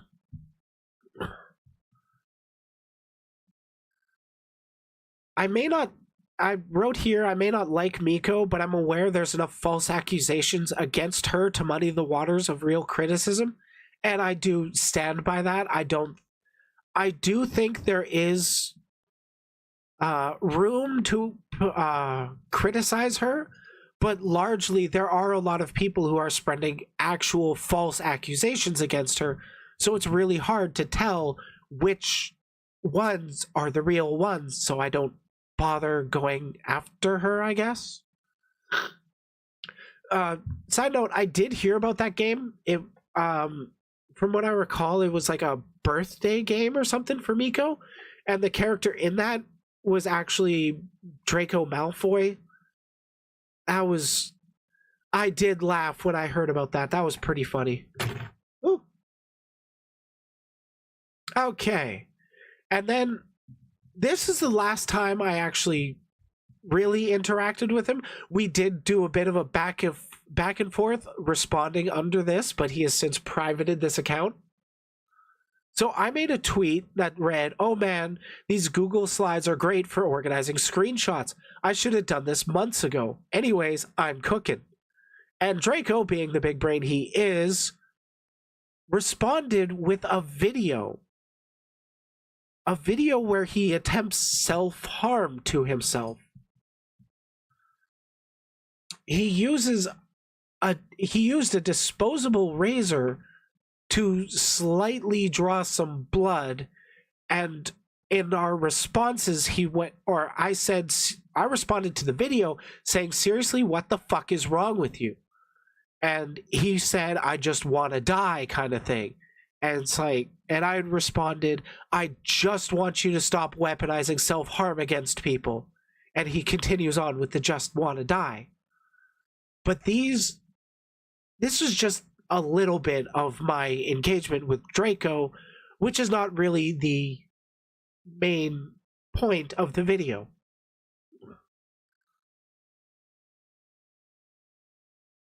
I just wanted, yeah, it is very disgusting, and why I issued a trigger warning at the start of talking about this.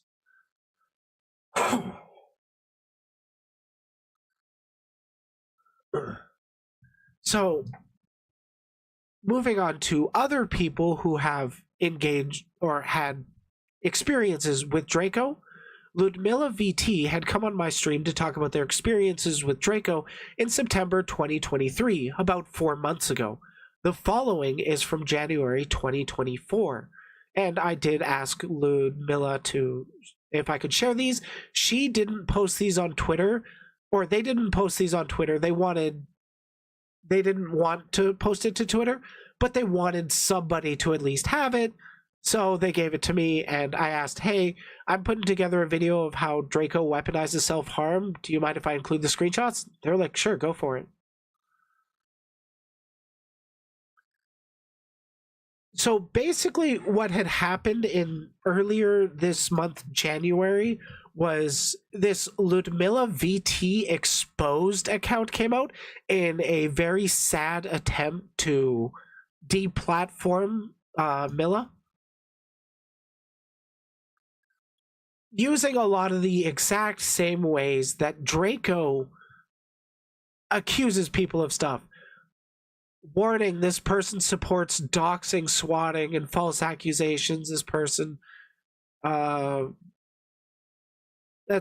then he always links to the same Google Drive of like a mismatch of random screenshots that somehow prove his innocence when, oh my god, like, I'm not even going after him regarding the grooming stuff.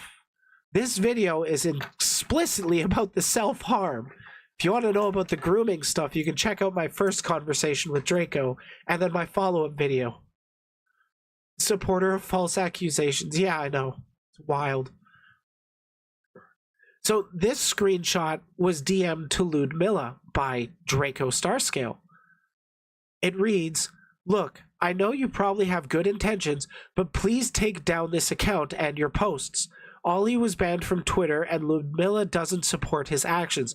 If you won't listen to others, at least listen to me. I'm the one who originally spread the evidence against Ludmilla, and I mistook their actions as supporting Ollie. Please just take this down so the drama can die. And by the way, the drama is Draco being called out for harassing people, for weaponizing self-harm, and for dating minors. Now, some of the alleged relationships were when he was a minor himself, but that was a 5-year gap. Like, I think it was 17 and 12-year-old. And then his last, or the relationship that I've always gone after him for, not the other ones, because I can't prove one way or another about the other relationships, but the one that I go after him for was the 17-year-old that he defended dating on my stream when I was talking to him. That's why I have gone after him for, well, that shit. This is all about the self-harm aspect, because, oh my god, this guy's a character study. The Ludmilla VT Exposed responds, are you sure about this? Ludmilla and their followers witch hunted you and have you banned from several communities. I'm pretty sure Ludmilla is they, them, so just FYI. Yes, I'm sure your posts are just going to cause things to get worse. Please take it down. As you wish. And then Draco had DM'd Milla saying, Milla, I'm really sorry about all of this. I managed to reach out to the account to get them to stop. I've stayed away from Twitter for a while, but someone informed me of the account, and I just don't want any more drama. I find it really hard to believe that it's not just Draco talking to himself. Of course, there's the possibility that that this isn't just Draco doing it himself. But the dude uses so many alts, like so many different accounts, that he's also a compulsive liar. Well, I don't know if he's compulsive or not. He does lie a lot. He's a known liar. I may be looking at this with bias against him, but it really does feel like Draco's talking to himself here. It feels like RP dialogue. Yeah, I know. It's like he's writing a fanfic about himself, but it's DMs regarding an actually serious shit going on. And his defense is he's protecting himself from false accusations, when personally, I have never made any false accusations against him. I have only said what I truly believe. And then here's two other screenshots that Milla had sent me from Draco. At least I'm going to guess this is Draco, given the writing style. Just another one of his alts. I really did try to help you, you know. You and blank caused me so much shit despite saying we want this to end when your actions disproved that. Well, now I'm going to make sure you can't blame me ever again. You and blank and all your fans have harassed and witch hunted me to my breaking point. And now I'm taking my life, so if people keep attacking either of you, it'll be on you and you alone. Goodbye, Milla. And then another message. Like, I don't know what account this first one was sent from, but it's really fucked up to send that to people. But then there's this other one that's goodbye, Milla. If I'm being honest, I missed when we were friends, but blank ruined all of that. If we do meet again in another life, I hope things will be different. He really plays up the sympathy cards. So, the following is what was sent to me anonymously a while back, and I have finally been given the permission to share these, as I think it's really important to show we don't do this type of behavior. This needs to be called out and put a stop to. These are conversations with 3 different people.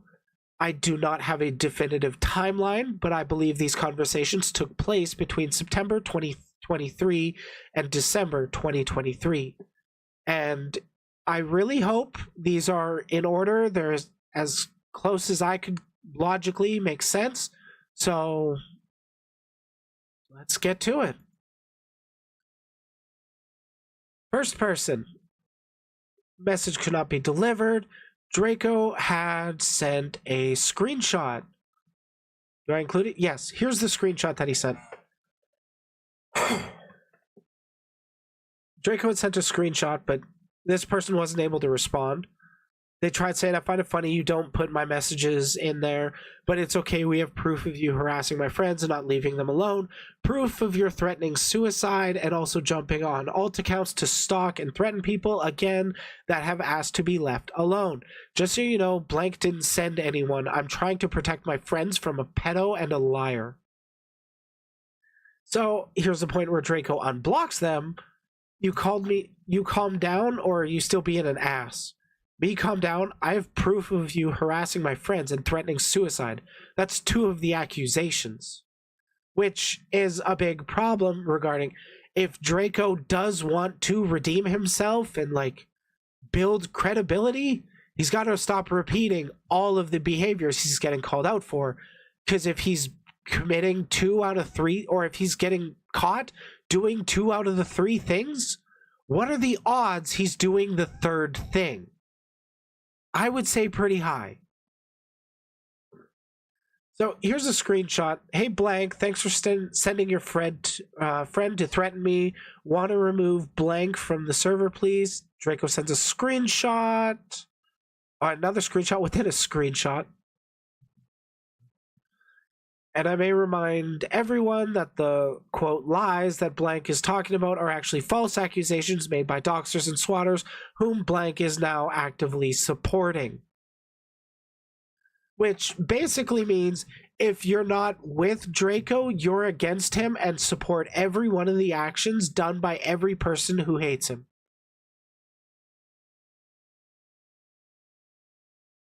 Yeah, there's going to be a lot of screenshots. Getting on ults to harass anyone, Draco responds, like you always are to anyone. They respond, like I've always been, who the fuck are you? Draco responds, you're nothing but a toxic bitch. Which, have I demonstrated enough that Draco likes to harass people? Because he's done far more than what I've shown here. There's a lot more people than I've had the experience talking to. I don't want to say privilege, because it's a fucked up situation to just have to be in. And then Draco blocks them. What, because I literally told you after a lewd comment to not do that shit around me that night, you fucking snowflake? So it sounds like Draco was being all flirty, and this person was like, yeah, don't be flirty with me, and then Draco got mad, which kind of tracks. He seems to get really, really mad when he doesn't get his way. You're nothing but a liar and a manipulative narcissist that gets hurt and goes at people harassing them when you don't get your way. Yeah, that's... Even this person seems to see it, even though that message didn't get sent to Draco. And Draco says, and they're actively supporting this. Screenshots of Ollie out of context, and I believe one of them might have been somebody impersonating him. I don't really know. But I do know that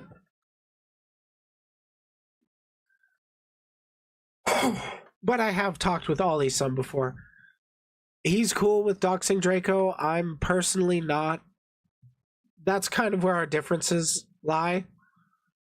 Where as much as I don't like the dude, I still wouldn't want him doxed. Like, I don't want to spread his dox, at least.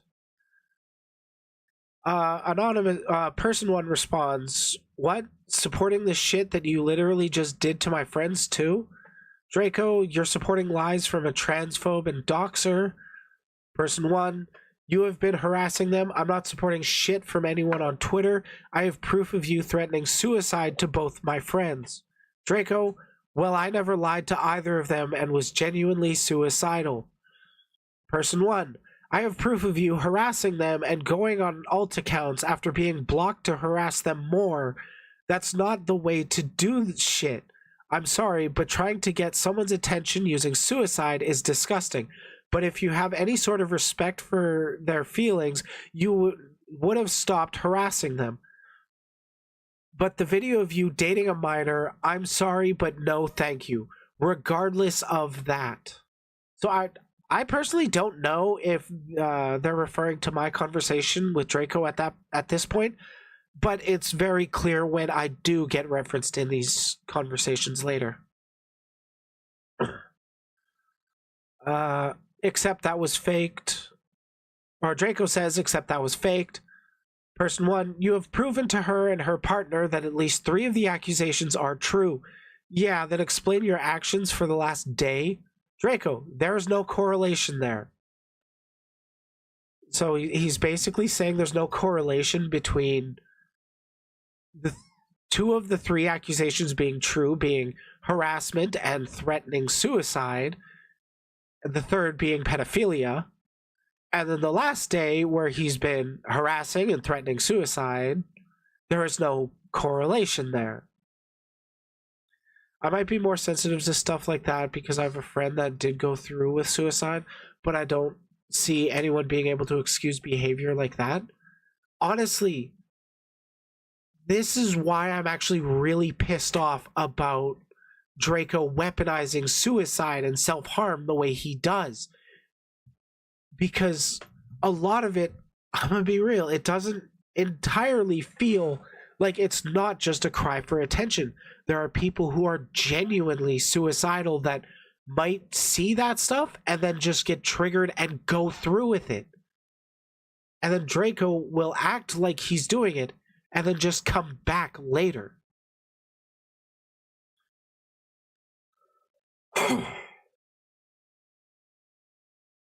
Are you saying you faked harassing them the past day or so, or that you faked threatening suicide with them, or that you faked getting on alt accounts to harass them more when they blocked you? Draco responds, the minor accusations were proven false. Person 1 responds, oh yeah, there's correlation there, hun. Draco, no there isn't. Person 1, you have done in the past few days 3 of the accusations, 2, I'm assuming the typo, 2 of the accusations, harassment and threatening suicide. Draco, you're just being a petty bitch like you've always been to me. It's like he's focused on proving himself innocent with the minor accusations. But my biggest criticism of Draco with the minor accusations is, charitably, if the initial accusations of what are known as the Starboy, the Armin, and the Milk accusations were false. Let's say they were false. They were completely unrelated to the Binks accusation. That one is where he defended that relationship with the 17-year-old on my stream, arguing age of consent. That is why people don't like him for that.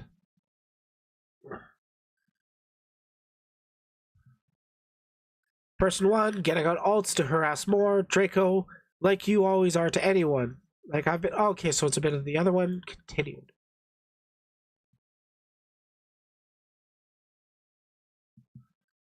Person 1, you need to leave my friends alone, dude. If you have any kind of decency towards anyone, you would stop what you're doing. It's not fair to them that you're threatening them with suicide. That's not a fucking joke, dude. Please leave them the fuck alone and stop trying to go after them with alternate accounts. If you don't want to stop this bullshit, I'll have to step in, and you will not like any of it one bit. I'm giving you one warning and one warning only. You lied to a bunch of shit, lied about a bunch of shit to my closest friends. Excuse me. And you have hurt them beyond recognition.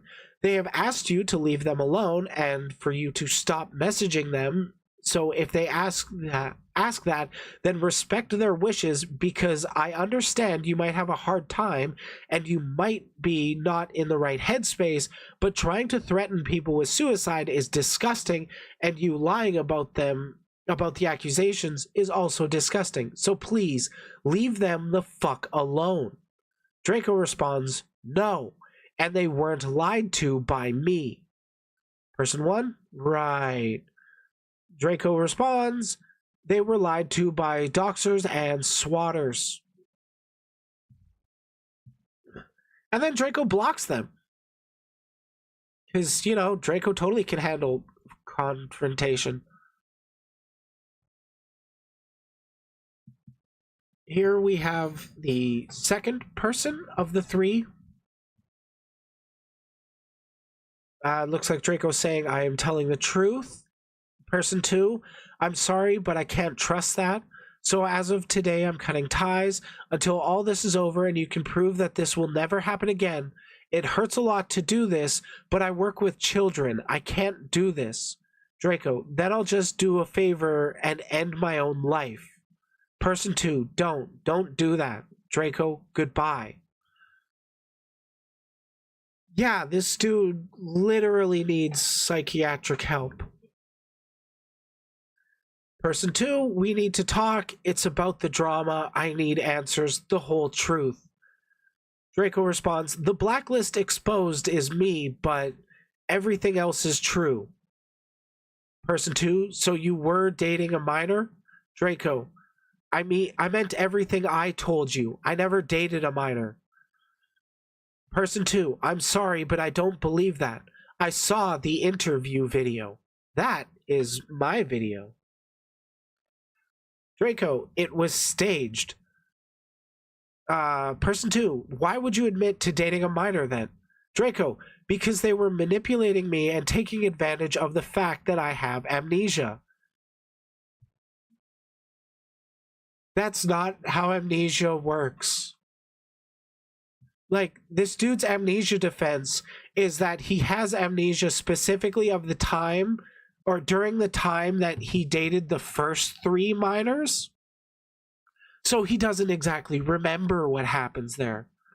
It's because of amnesia. I'm not a doctor, but I'm pretty sure that's not how it works. Hey, Maxie, we're talking about triggering topics. So, again, trigger warning, self-harm and suicide mention.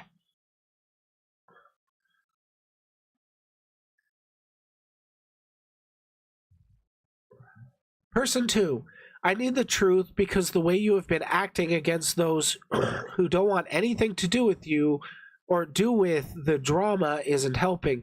You're instantly accusing them of supporting slander and doxing when they didn't want anything to do with it. Spamming them with that stuff non-stop. Yeah, basically Draco would go into people's chats, they would go under people's threads and say, hey, I'm innocent, and then they would be like, yo, I don't deal with any sort of drama. Yes, bro did try to use amnesia. But these VTubers would be like, I don't want anything to do with any sort of drama. And then Draco would be like, oh, so you're supporting the slander and doxing of me, huh? So I really get the vibe the dude just wants attention. He doesn't care that he's being noticed or being known as this horrible, abusive person.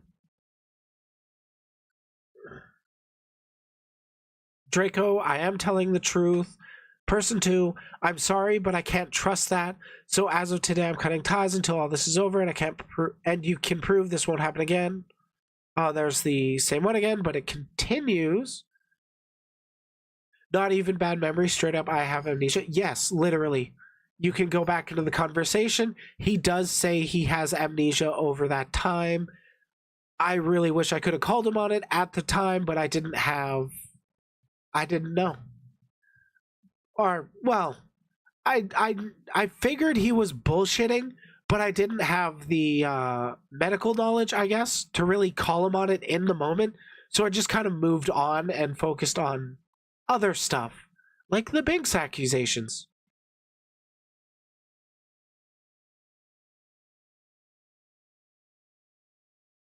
You had a friend that had the same name? Maxie, you can feel free to DM me if you'd like. We can talk privately. Thanks for stopping by, though. Draco says goodbye. ... Draco responds, well, actually, how about this? I stay off Twitter for good. One last chance. Person 2 says, no, that stunt just now did more damage than you could possibly imagine. I won't be doing this anymore. Draco, then I guess I should just die. Because that's how he does. He just weaponizes guilt against people. You've got to stay with him. Otherwise, it's your fault he hurt himself. And that's so unhealthy. Person 2 responds, using guilt like that, no. I've had a relationship that was 2 years of hell. They used to they used the exact same things. It won't work on me ever again. Draco, I'm sorry, but this time I mean it. Notice how he says this time. he had previously been called out for attempting to gamer himself. I don't know why I'm censoring myself now. It's just weird. He tried to overdose on melatonin on a voice call with people. Dude just gave himself diarrhea.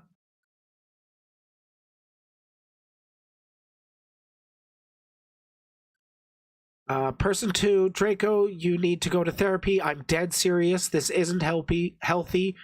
Draco responds, I was in therapy, but now I don't care. You were everything. I mean, overall, the situation is not funny. It's very serious. Mental health issues are extremely serious. It is kind of funny that you claim to be overdosing and then you just take melatonin, which won't kill you. It'll just give you the shits. So that's kind of funny. It's kind of funny when bad things happen to bad people. I can't deny that. But to be clear, I don't want Draco to hurt himself. I want Draco to actually have a healthy and productive life, whether he believes me or not. Person 2, you just threatened suicide to me. You need to go back in. I told you I can only cause misery for... I told you I only cause misery for those around me. Draco responds, no you don't. Person 2 responds, I do. I can't do this stuff. You have dangerous evidence that if I were to continue, not only you, but the people around could also be put in danger. Which is basically associating with somebody like Draco. Draco, no they wouldn't. Person 2, how? Draco, because none of it is real. Person 2, do you have proof that video is fake? Draco, the original accuser confessed to the accusations being faked. And what he's referring to here is the person who made the original call-out document against Draco was threatened into legal action by Draco while they were a minor, I think, and like consistently harassed by Draco until they removed the document. I think they also made a statement like, there, it's faked, or I faked the whole stuff. There, will you leave me alone, Draco? Something in that line. It's not great.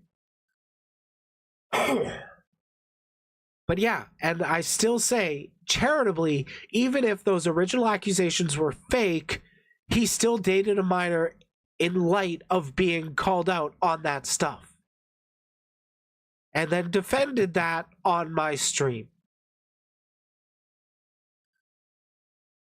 I mean, you saying you did, Draco, that video has me even saying I have amnesia.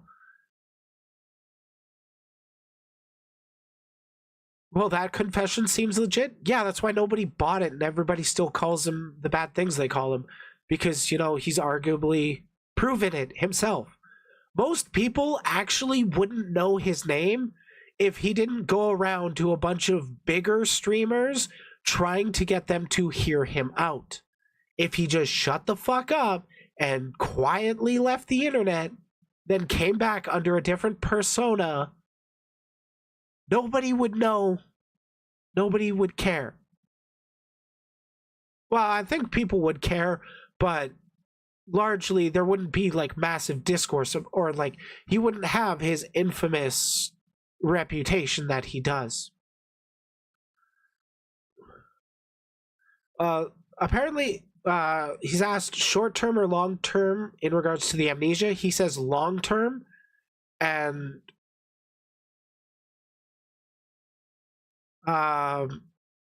apparently long-term amnesia for like 3 to 4 years, a specific set time, which I really don't get his thinking of how that is amnesia. Just say bad memory. Even person 2, even then, why were you in that relationship? Draco, what relationship? Person 2, the relationship with the minor. Draco, I wasn't. Person 2, you said it yourself. Draco, no, I didn't. Yes, he did. I asked him, I believe it goes, I asked him, so what about the relationship with Binks? And then his response was, you see about that, age of consent. And then he argued that age of consent is 16 in their country and 16 in his state. Yeah, that didn't fly with me. Doesn't fly with a lot of people. Person 2 DMs with Draco regarding his heart condition. I haven't mentioned it this video, but in my last video I did about him. It's titled "This VTuber Doesn't Want You to Watch This Video." I had shared DMs with me and Draco where he said that he has or he was leaving the drama all behind because his heart can't take it. And I didn't believe him because I can't even remember when that was, but it was months ago that he said it. There was even a point where he comes back onto Twitter. And I don't think it's in this slideshow that I prepared because it's like out of context, no thread response. It's just one of Draco's accounts going proof, proof, proof. Heart scans came back normal. It's like, come on, dude. Okay, so Draco says, I feel like my heart has just gotten worse today. Chest is getting worse again. Can't breathe. Person 2, please go to the emergency room immediately. Draco responds, I'm fine. Person 2, Draco, please go to a hospital. So he's going on to DMs with people to complain about how bad his chest is, and then refuses to go to the hospital. Person 3 missed calls from Draco, one right after the other. Jesus Christ. Person 2, Draco, leave me alone. Draco replies, I did what you fucking wanted. Is that enough for you? Draco tries calling again. Well, person 2, I'm warning you, Draco. Right now I'm extremely unstable at the moment. If you value this at all, you will stop. So he's weaponizing self-harm here again. He's basically screaming, this is what you wanted, as he hurts himself.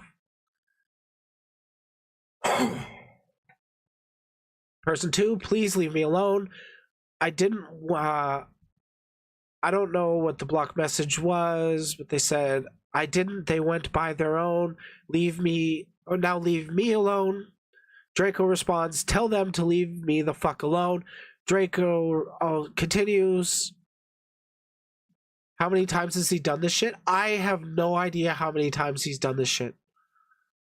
Draco, and stop spreading slander about me. I already proved to you the accusations were fucking faked, and now you're going around supporting the lies from doxers and swatters. It's as if you don't fucking care about my own fucking parents were held at gunpoint by the police because of them. Oh, and by the way, person 2, said accusers are even encouraging minors to commit federal crimes. So yeah, you're supporting people who actively endanger minors. That part, I have no idea what the context is.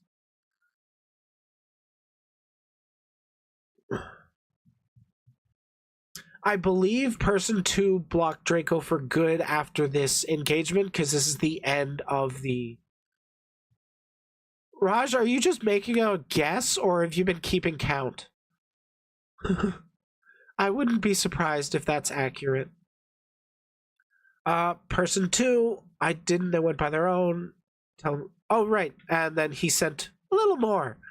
So good, Draco says, so good job. You left somebody at their most fucking vulnerable over lies made by absolute scum, and then decided to further spread slander and kick someone while they were at their worst. You're utterly disgusting, person 2. Like, Jesus. honestly, that number seems believable. Part of me thinks it's a little low. Because this is just the people that I've actually had some kind of communication with. Like, these 3 anonymous people, I've only spoken directly with one of them, but they're really close to each other. So, yeah. And then this is Draco on an alt reaching out to person 2 after being blocked. Person 2, what do you want, Draco? Draco responds, I'm killing myself here and fucking now because you caused me to get fucking banned. You're fucking endangering minors, you sick piece of shit. Person True, you caused yourself to get banned. We wanted to go back to a happy server. Draco responds, well, now you have a fucking corpse on your hands too. This guy is so mentally unwell. And now I've got some Twitter DMs between Person 2 and Draco. You gotta wonder if he feels doing this is fine. Imagine how many times they've done it to use it again and again and again. Yeah, like, for real. Fair enough, Raj, fair enough. It was your fault that Blank went after me. You are the ones who showed her the accusations. It doesn't matter that you tell them to go, or it doesn't matter that you didn't tell them to go after me. You knew what kind of behavior she usually had and still chose to give someone like that shit to attack me with. Person 2 responds, you told us to, they told you to leave us alone and give us time to think. You chose to keep going with it. And then here you can see Draco Chaos.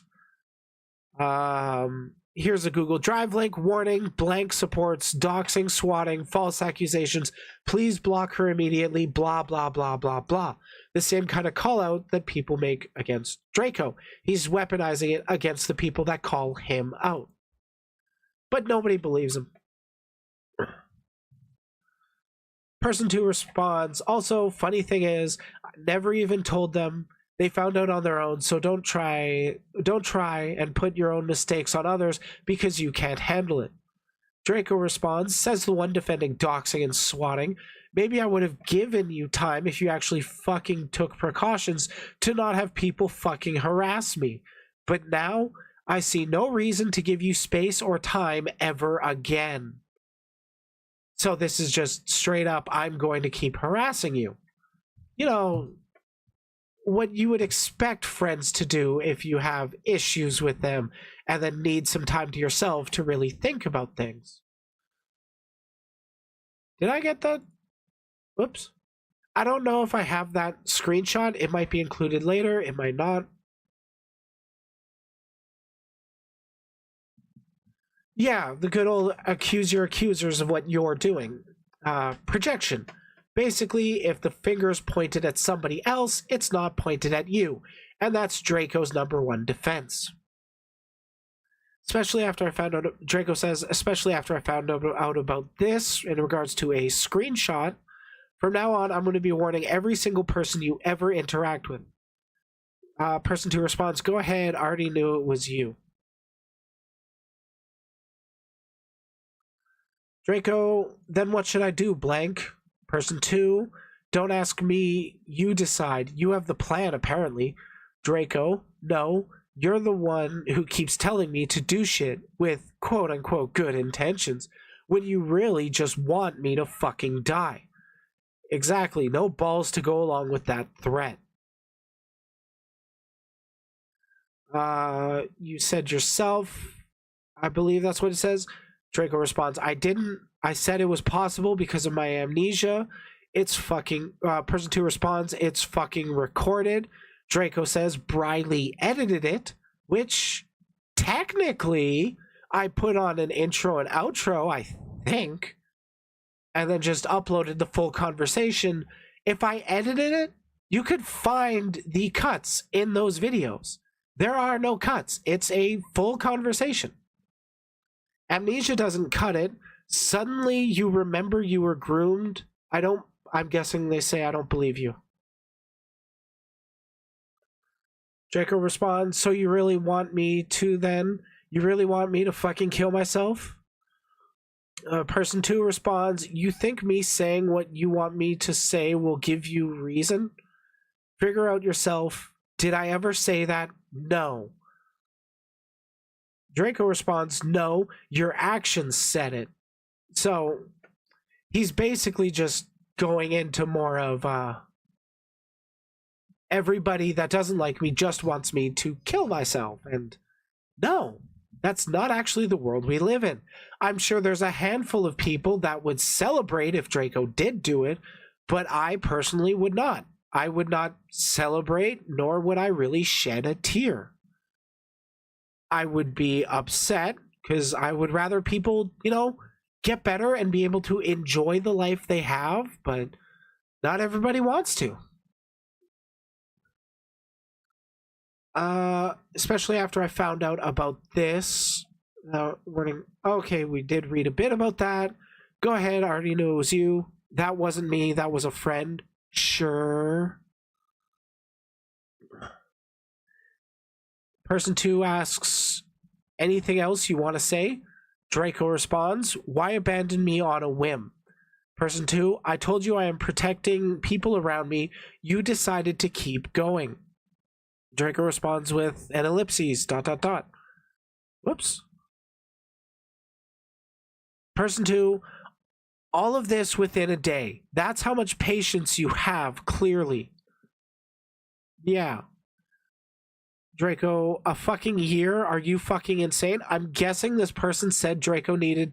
If Draco wanted to win their trust back, they'd have to take a year off Twitter. And, well, he can't handle that, apparently. Person 2, because my trauma was acting up, I had people fucking die from suicide that were dating me. Draco responds to that with, you almost had another. Person 2, clearly not, since you were using it to get me to stay. So yeah, if somebody has to threaten suicide just to get somebody to stay, I would say they are not in a consensual relationship at that point. Yeah, this guy is extremely detestable.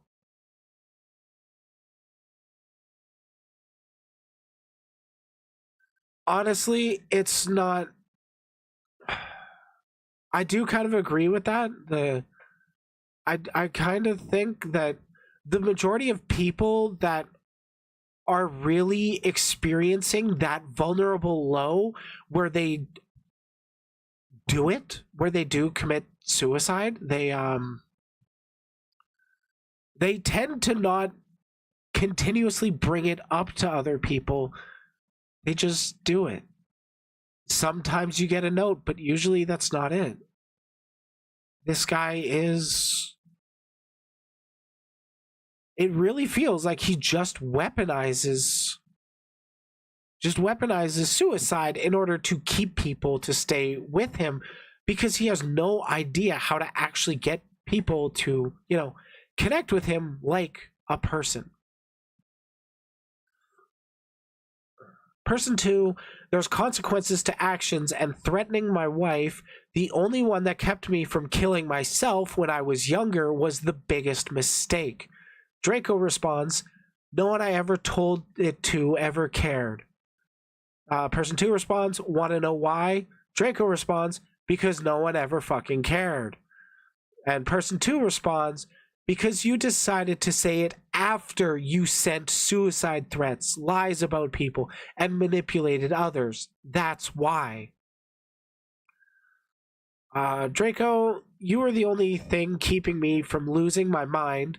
Person 2, I don't believe that after all the threats and trying to get me kicked out of a fucking server.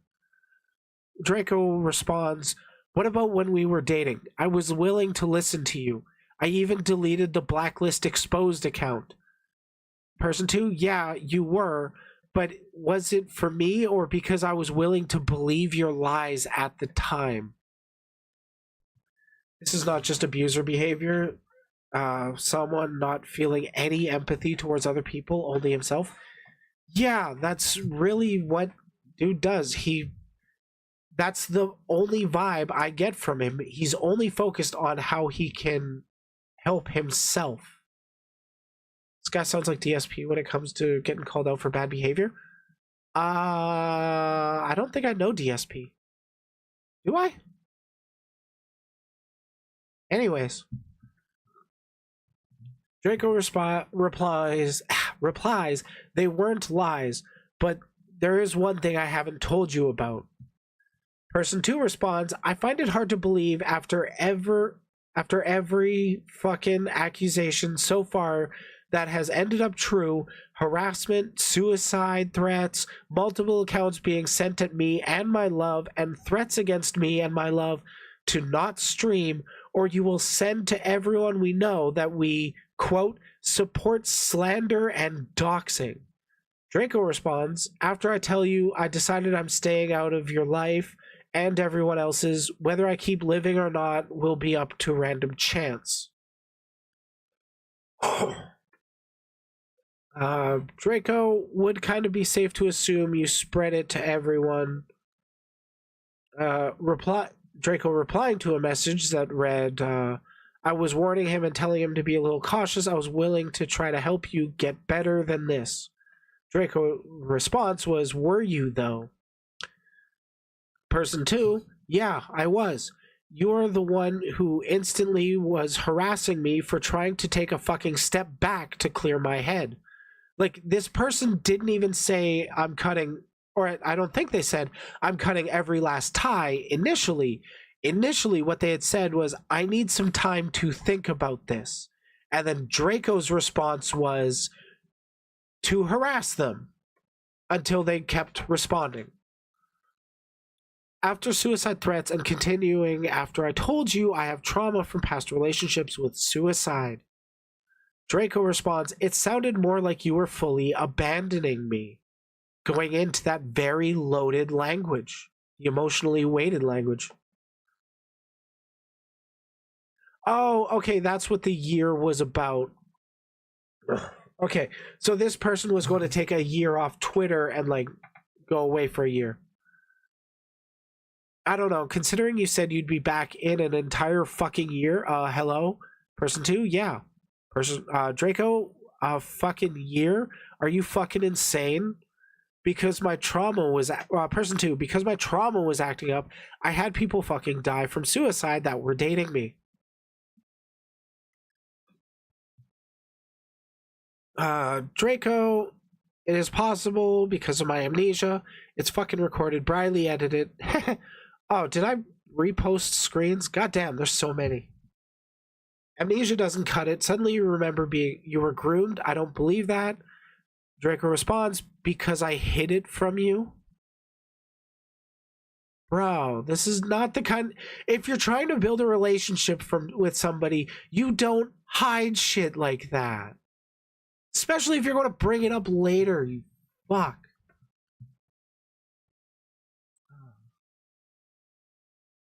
Okay, so Draco sent a screenshot. This is still with person 2. I'll try to read the screenshot for you guys. Hi. Draco says, hoy. Screenshot of person. I have a few questions, if you don't mind. Oh, sure. Can you tell me full story of why people are still trying to cancel you, please? If you're uncomfortable, if you're comfortable, of fucking course. Draco responds, basically, my ex has been spreading fake screenshots of me supposedly ERPing with minors, except she has literally nothing to prove that it was even me in said screenshots. The person, oh, so everything that happened was a lie? Draco, yup. So Draco had sent that screenshot and then continued. Oh, yeah, I understand. I don't expect people to sit through all of this in one go. I don't know how I'm doing it. I don't have enough weed. Draco says, blank, I will never let you have any fucking comfort in this world. I will make fucking sure. I don't know where he continues. Yeah, after you started shit. Yeah, and blank, or Draco responds, and blank was before your friend came after me, so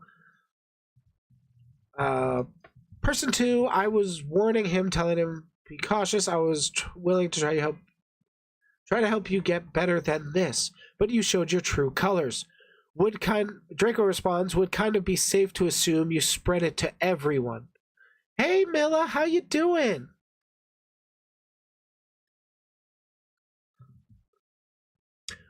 We did get through your screenshots already. I didn't know if you'd be popping into stream or not, but thanks for stopping by. Oh boy. Draco, because your little, quote, friend pushed me to it. Person 2, they told you to back off and give us space. You assumed they were attacking you. Draco, because they did. They kept insulting me and threatening me. Person 2 then started bringing a server that didn't want anything to do with. I don't know their pronouns actually. I think person 2 means that Draco started to bring up a server that didn't want anything. Or yeah, Draco was trying to prove I'm pretty sure Draco was trying to prove himself innocent to a server that didn't want anything to do with any sort of drama. You know, like most VTuber communities.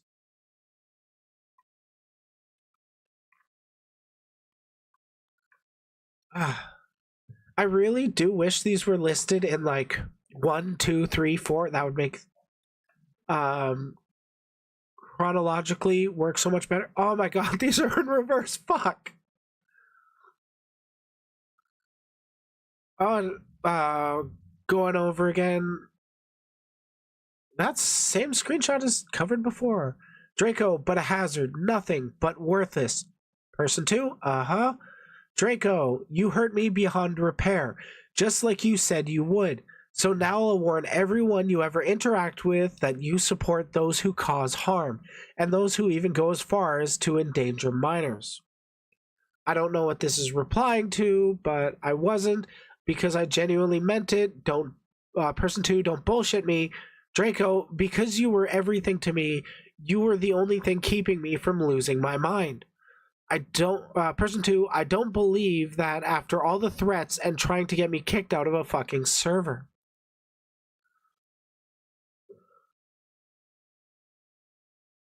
Will not be left up to random chance.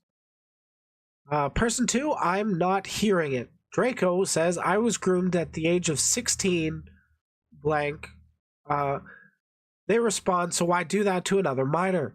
Draco says I never did. Here's the thing. If Draco was groomed at 16, then if the first accusations are true, he did do it the next fucking year. He went from getting groomed at 16 to grooming somebody at 17. As far as I personally believe the accusations originally were true, but I don't have the concrete proof of them being true. I do, however, have the concrete proof of Draco being accused of that and then dating a 17-year-old. But that was edited. That was staged. Yeah, I totally fucking staged it and impersonated his voice perfectly, because I can totally do that.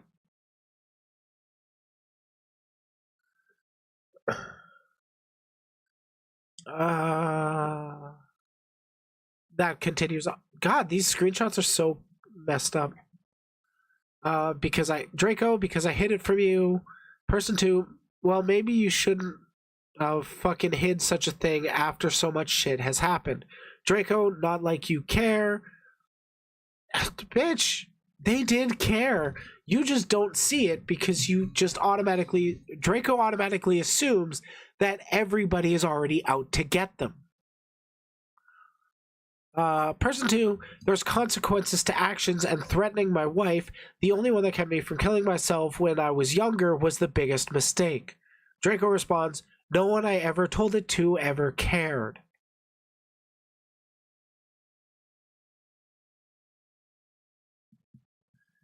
And then person 2 responds, want to know why? Draco says, because nobody... Oh, yeah, and then continue. we did cover that screenshot before. Now we have a bit more context. God damn. Draco says, no wonder you were abandoned. No wonder people can't love you. Person 2, which federal criminals? Show me where exactly I support such stuff. I am very much loved. I got 2 wives I'm happy with. Draco responds, you're spreading the false accusations made by people who doxed and swatted me. Which, I don't think the original accusation doxed or swatted him. And I believe what he's referring to as a swatting is mental health checks.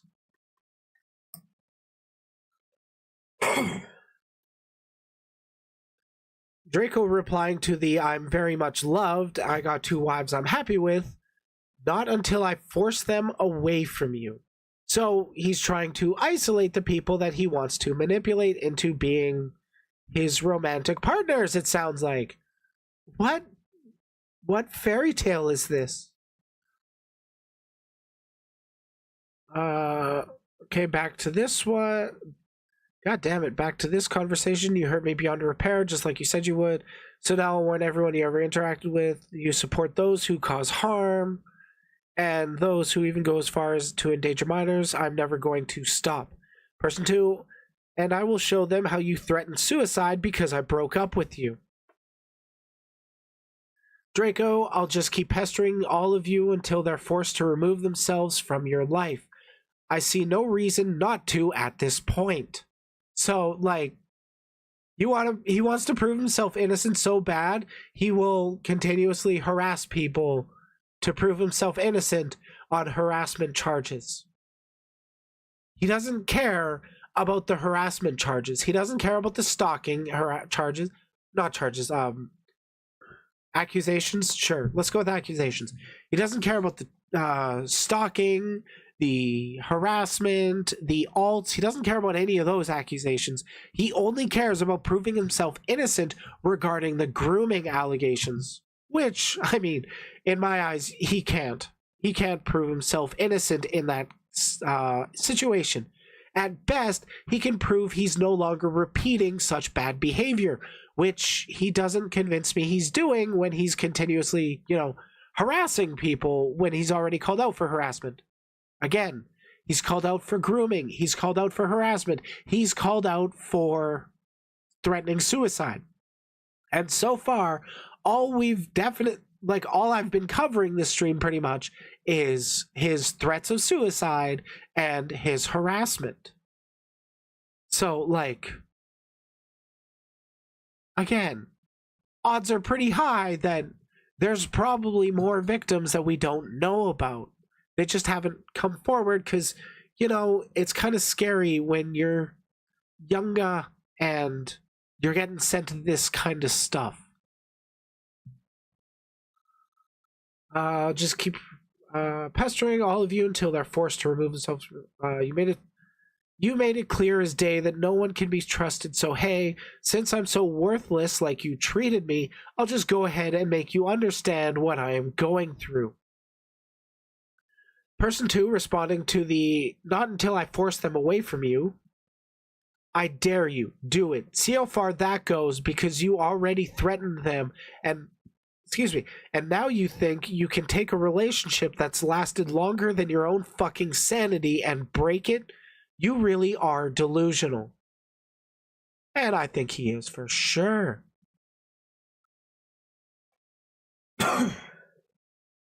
Draco responding to the message that ended with, I was willing to try to help you get better than this.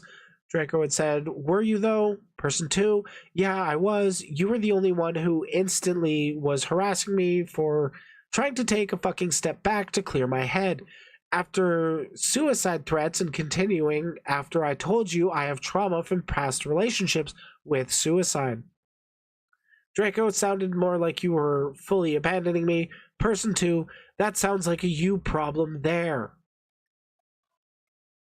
Yeah, because if you hear I need to take some time to think about it, and my trauma is going to make it take a year for me to process, and then they flip their shit, it's not a good look.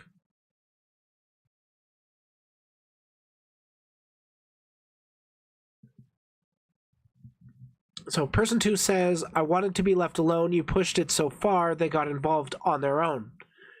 Yeah, after you started shit. Yeah, and blank was before your friend came after me, so... Okay, there's the I was warning him. God damn.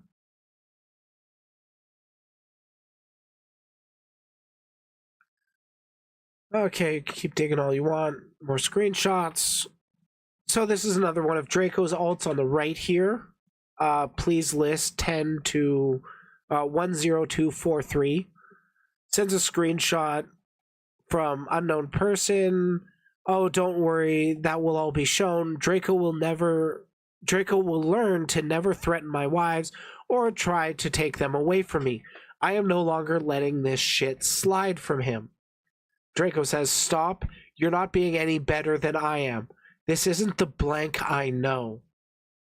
Like, Jesus Christ, dude. This isn't the blank I know. You're better than this. You're better than stooping so low. Do not lower yourself to what I am.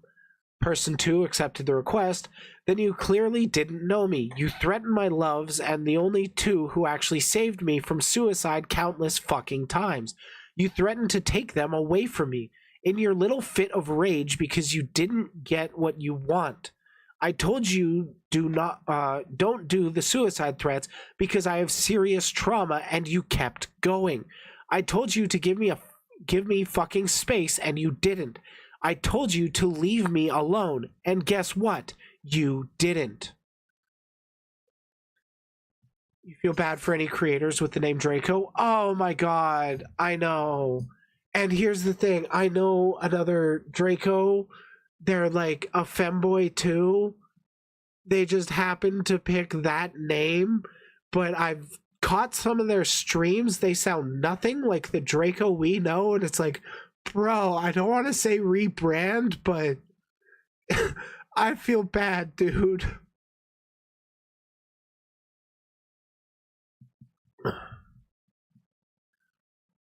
And person 2 continues, never in my life have I met someone who topped my old abuser. You are a snake. Actually, no. That is an offense to snakes. I like snakes. There is nothing in this world or the next that describes how disgusting you were, and you won't be able to just hide this like you normally do. Yeah, it's sadly tainted, and there's a handful of people that he's also tainted femboys because he's known as Draco the Femboy, so people just automatically think of him when they think of femboys, which sucks. And now onto the DMs from person 3. It starts off with Draco saying, blank, I'm going to be killing myself now. Person 3, why? Draco says, blank is cutting ties with me because of the drama. Person 3, well, she found out you were with a minor at one point. She mentioned a podcast you were on where you admitted to it. Draco says, I never was. They were manipulating me because of my amnesia, which is just a bold-faced lie. Again, I didn't go after him because of the relationships that he had amnesia for. I went after him for being called out for those relationships and then dating a 17-year-old. That's why. Again, I'm just beating a dead horse saying that. This stream is a cognito hazard that makes you feel bad when interacting with femboys. That's why I tend to at least think of him just as Draco, so the damage is minimized. I see. Person 3 responds, I see, but why suicide over blank? She wouldn't want that. Draco says, because I just hurt people. Person 3 responds, then be entirely truthful with them. Draco says, I am. Person 3, did you talk to blank yet? Draco, I'm trying to. She says she wants to cut ties for an entire year. I want to die, blank. Blank responds, relax, Draco. At least it isn't an eternity. Draco says, a year is too much. I just want to die. Person 3, I'm still around, you know. Draco says, I guess. So he's not getting the character spending time with him that he wants. So he's just threatening to kill himself. It's so sad. Unrelated purple dragons named Draco are in an unfortunate position. Fucking Dragonheart. That Draco made me cry. And now this Draco makes me angry. Dragonheart was so fucking good. I gotta just remember that movie instead of this guy. I wish we could just forget him. We'll see what the future holds. Person 3, give her time. Draco says, my heart arrhythmias are already back. Oh god, my chest. Person 3, breathe. Draco, can't move. I think I'm okay now. Person 3, just relax now. Draco, blank banned me from the server. I can't breathe because he got banned from a server because, you know, he's being called out for horrible shit and it's catching up to him. Person 3 says, I don't know how to really help. Draco says one person's name, and person 3 says, give her time. Oh yeah, this is very, very... It could be a panic attack. It's also caused by people recognizing his toxic actions, and he's getting called out for it. So there is that too. Draco says, it hurts, I can't do this. Blank says, person 3 says, again, I'm still here. Draco, but for how long? Person 3, only time will tell. Draco says, everyone always ends up abandoning me. Okay, Blank is giving me another chance, but still won't let me back into the server. Person 3, she is just worried about her family that is in there is all. Draco says, I know. Person 3, give it time. Problem is, this is the boy who cried wolf situation at this point. Yeah, literally. Draco says, we can still VC in my server though. Person 3, I know. Draco says, blank blocked me. Blank, please, oh god, blank. Draco started a call that lasted 34 minutes. What's going on? Please talk. And then here's an archive of the original accuser. Hey everyone, I wanted to tell you that all the screenshots I've made of person were fake, of Draco were fake. I'm sorry, I forgot to block that name out. And that people need to stop targeting and harassing Draco, and if you do, he'll leave everyone alone. He'll leave everyone alone. And then under that, I believe she had said, like, are you happy now, Draco, or something like that. Draco says, hugs tight, he's like RPing, hugging, no one will ever love me. Person 3 says, I'm sure you'll find someone. Draco says, are you still staying? Person 3, there's plenty of fish in the sea, as the saying goes. I have felt that no one will ever love and I have felt that no one will ever love at one point. I obsessed with someone, it tore me apart, but I kept going. I found blank and got back with blank again. Draco, but are you still staying?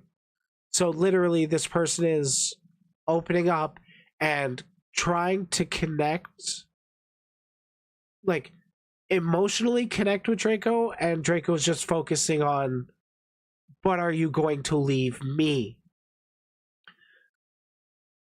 Oh, you heard those sirens?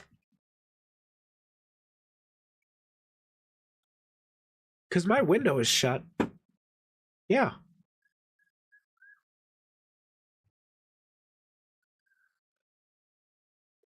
I do have a little update to that for when I'm done my little presentation. So the crazy shit, this wouldn't be happening if he actually left social media. I know, right? Literally, it's the Streisand effect. He doesn't want people. Sorry, Tisha. Draco doesn't want people to know of these accusations against him, but largely, most people know about them because he's the one that brought them up. Or even that people that didn't know about it had Draco in the community, and then they were like, hey, Draco's been called out for this stuff, and the streamers are like, well, I don't know if it's true or not, but I want to avoid all drama at all costs. And then Draco's like, oh, so you're defending my false accusers? And that's just kind of how he goes. Draco's not trying to get help. He's trying to get pity and forgiveness. Yeah, that's kind of the vibe I've had with him, like, the entire time I've known him. Person 3, I'll be around Draco, but I mean, are we still Person 3? Give it time. Draco, okay, not doing well. I feel weak. Person 3, so I've come to a decision. Until the drama and such is done, I'm gonna be taking a step away. Draco, wait, please, please, just don't. Hey, I know her. Please just don't. You're all I have left. Please, please blank, please don't. Person 3 says, I'm sorry, I need the space, and especially since I want to start streaming, I don't want this stuff to ruin me before I begin.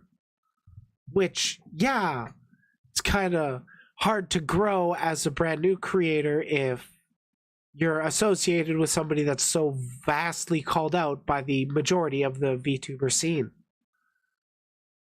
Draco says, wait, please don't. Please, please, please, please, please, I can't. Person says, person 3, I'm not leaving permanently. Draco responds, I can't handle it. I need someone, anyone, please. I can't, please. I need you to stay. My life is over. There's no point. There's no fucking point. I'm better off dead. I'm just better off dead.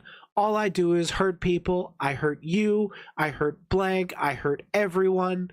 Person 3 responds by dropping my video. This VTuber wants you to ignore this video. And Draco responds with pulling up the archive of the original accuser. Draco says, it was faked. You just want me dead, don't you? You and blank both want me dead. I get it now. Everyone wants me dead.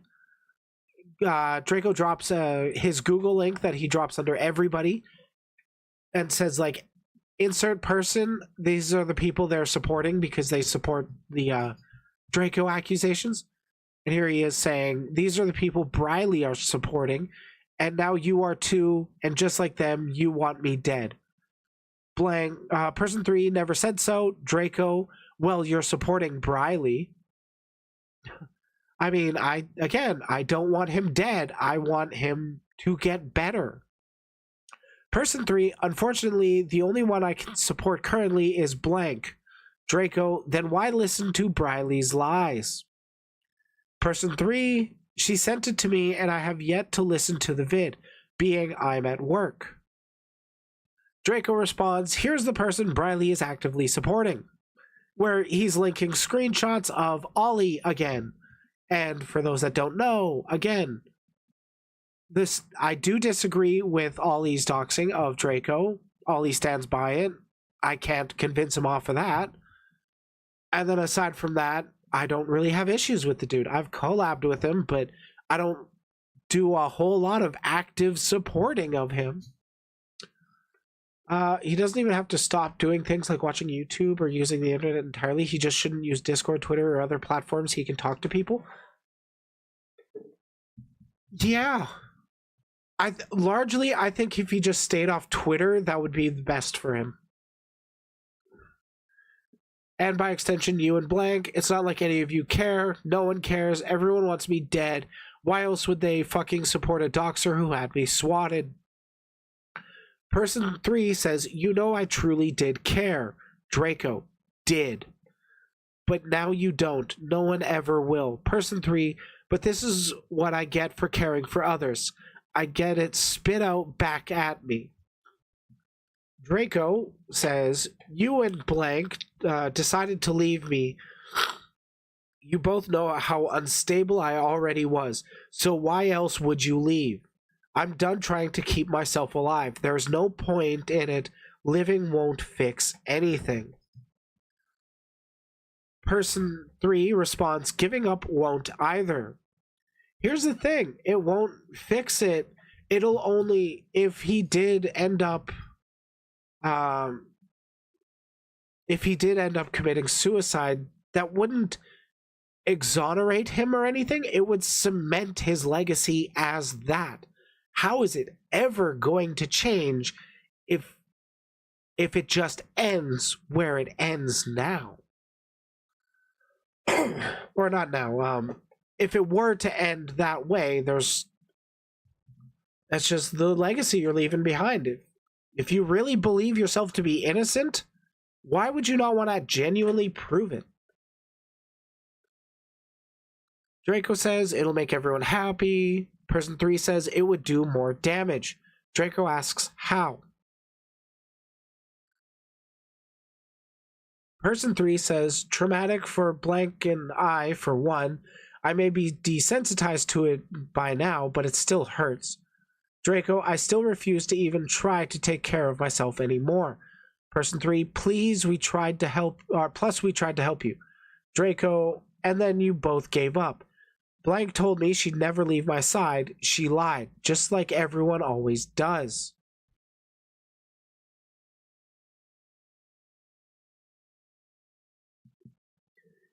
Yeah, Milla, I agree with that for sure.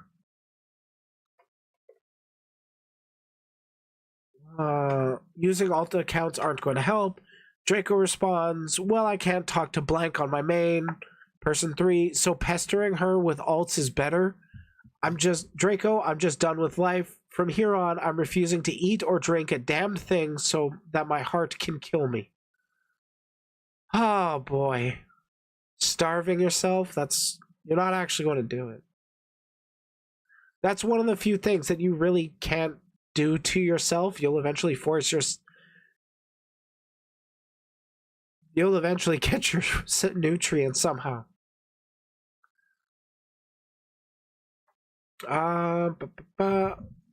Yeah, he's going hunger strike now.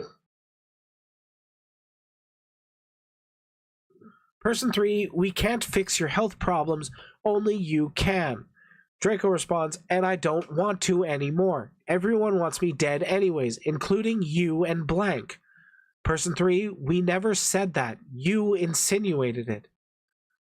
Draco says, you and blank think I'm a pedophile.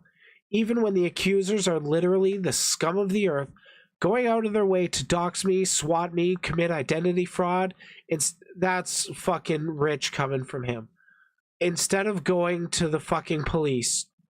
So I'll give people what they want, my fucking corpse. And I'll have my original accuser's name and address written in a suicide note so that justice can be had. I see you left. Oh, like 20 minutes later, after that, Draco says, I see you left. Person 3 says, I got a random friend request and got spooked, was all, sorry. Draco, oh, it's okay. I kind of told people to try and talk to both of you. So he's sending people to talk to the people that have blocked Draco. Huh, that's not yikesy at all.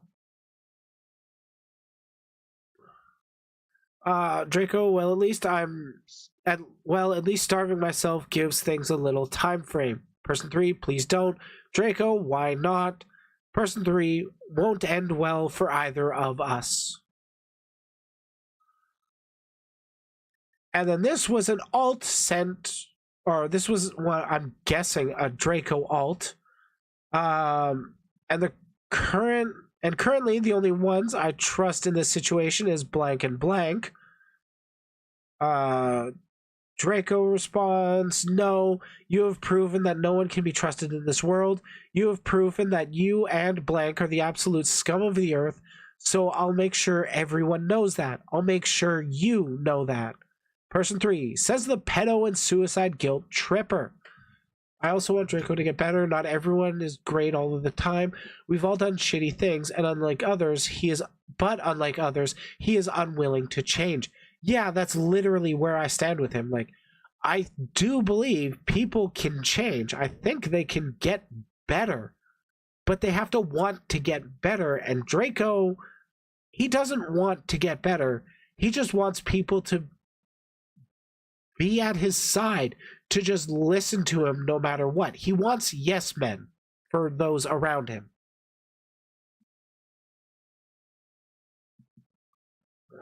Draco responds, says a supporter of doxing, swatting, and false accusations. You know what? How about we call and I kill myself on camera? Person 3 responds, no. Draco missed call, says come and join. Another missed call. Watch me fucking stab myself. 3 missed calls. Draco, this is what you fucking want, right? Another missed call. Okay, and I think this screenshot on the side was actually before the other one. Draco says, you forget that original accuser confessed. Person 3, yes, but it's easy to just change what was said through the HTML code. Draco responds, not when capturing it with the Wayback Machine. Wayback Machine's website captures websites themselves. Person 3 still can be manipulated. And then here's the archive again. I'm gonna bet Ollie or Briley are in the server now, huh? I don't think I'm in their server. Oh, hey Andreas, we're just in a trigger warning of a segment where I'm going over how one specific VTuber weaponizes self-harm. That VTuber being known as Draco the Femboy, or most recently Draco Starscale. Sorry for you to pop back into this. Person 3, plus if it was posted on Twitter, why not send the original link on Twitter? Draco, because she privated her account. Person 3, and no, don't even fucking know them. Draco, either way, don't even think about trying to stream.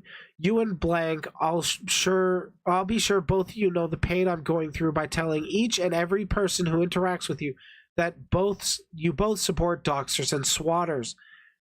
Person 3, do that and have a good time getting a career ever.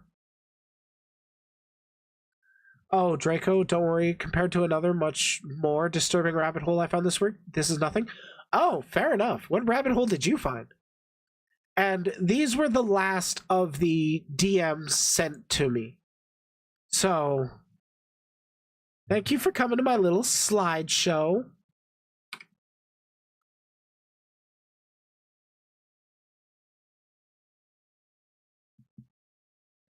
So, Andreas, are you aware of Draco the Femboy before now? I mean, I've been down rabbit holes myself, so I don't judge for going down them. Found out about what Plagued Moth has been accused of. I would advise against looking it up on stream because it's really disturbing. Oh, okay, good to know. You've known of Draco for a bit? Oh, okay. Yeah, I talked with Draco May of last year.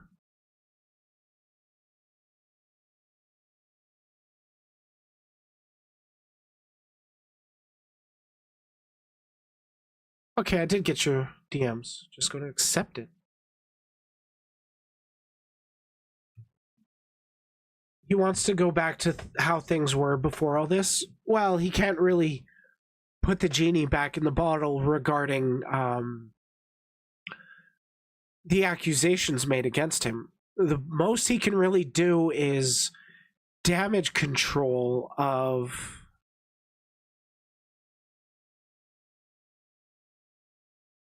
he can only really do damage control and try to, prove himself to be better than he was. Because at this point, nobody really believes him that they never happened. The best he can really do is that it hasn't happened again. But again, dude has repeated the weaponization of suicide against other people. He's continuously harassed other people. He's made so many alts. He just keeps doing that. So of course people are just going to assume that that the grooming stuff never went away either.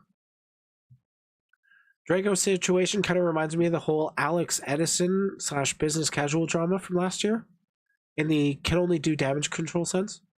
I can't say I actually know that drama. I haven't really gotten into like drama content until like within the last year-ish. And even then, a lot of stuff I don't particularly consider drama. Like this segment, I don't personally consider it to be drama. For me, drama would be people arguing back and forth about Twitter or back and forth on Twitter about whatever, and they kind of call each other out over not serious stuff most of the time. But this is legitimately harmful behavior that needs to be called out and stopped. And as for, is there going to be a stop to Draco? Well, I can't say that one for certain. I have heard, I can't personally confirm or deny, but there has been rumors going around that he has been sent to a medical facility for evaluation. So, fingers crossed. I'm willing to bet that if he wasn't in that facility, he would be in chat right now. Because he knew about this stream coming out. I even linked this stream under that tweet that he got mad about.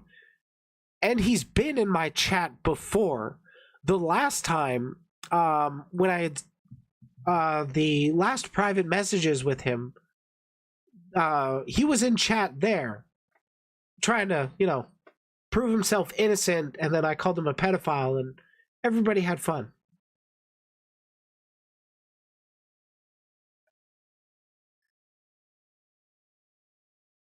Yeah, like, it's shitty that somebody needs to be forced into that position to get fucking change, but at least it's happening, right? I mean, I only hope it's happening. I can't prove one way or another. There's nothing that I can share that will prove it. I just have hope. Because I'm willing to bet, yeah, if he wasn't in that situation where he literally couldn't access the internet, he would be in this stream. More than likely, he would be making tweets about it. But I might not even know about the tweets he makes, because half the time he blocks me immediately when he makes an ult.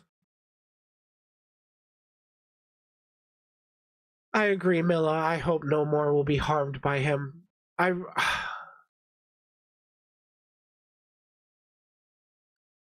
Like, broadly, I don't like people being forced into psychiatric help. Then there comes times where, he's threatening suicide against people who have said, hey, I'm dealing with suicidal thoughts too. It's very triggering for me. Please don't bring that up to me. And then he does it anyways.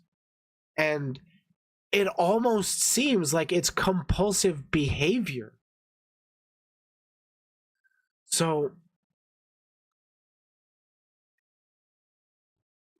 it's melancholic to me. I can't personally like cut up a cake and celebrate, hey, he's getting help. But I'm also not going to decry it because he is getting help. It's not a great situation. I just really, really hope this is the end of the Draco the femboy discourse.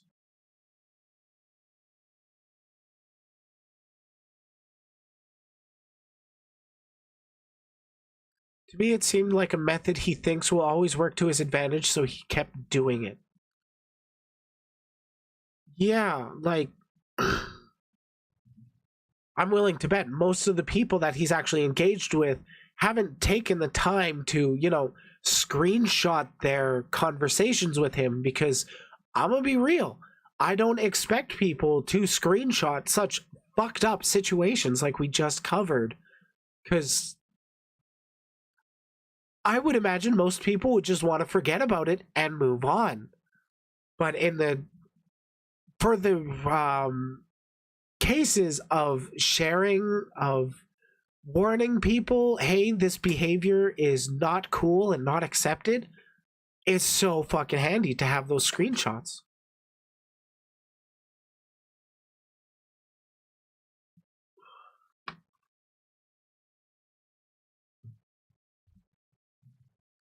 But yeah, big thank you to the people who sent me those screenshots. I know it wasn't really. I know it wouldn't have been easy to share, so thank you for actually opening up.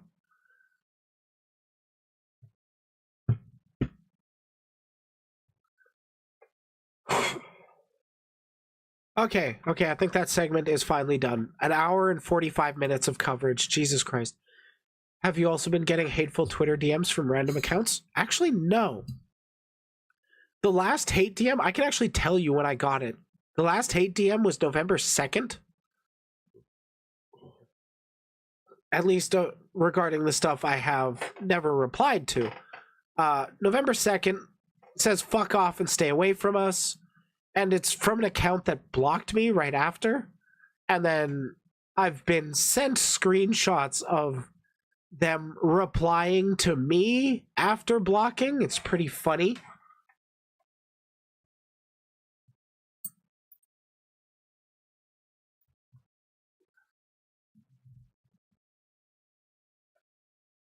Yeah, I mean, I don't expect people to be taking screenshots of all that. I think I saw your tweet about that, Milla. Like, what the actual fuck are some people sending? Like, I saw what you had tweeted, but what the fuck is wrong with people?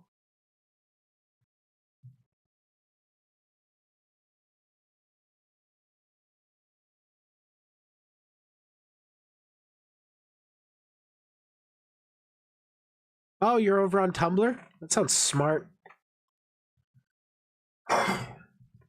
Twitter is so goddamn awful.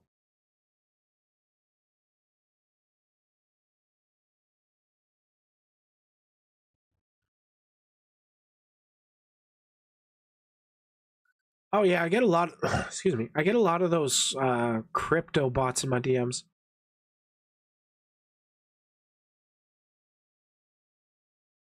You're not the only one who's been getting it. Other VTubers also have. Fucking, why do people really hate VTubers that much?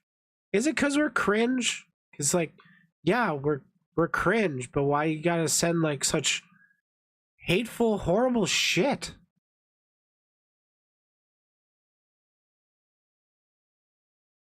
Like, I might be cringe, but I don't send fucking gore to people I don't like.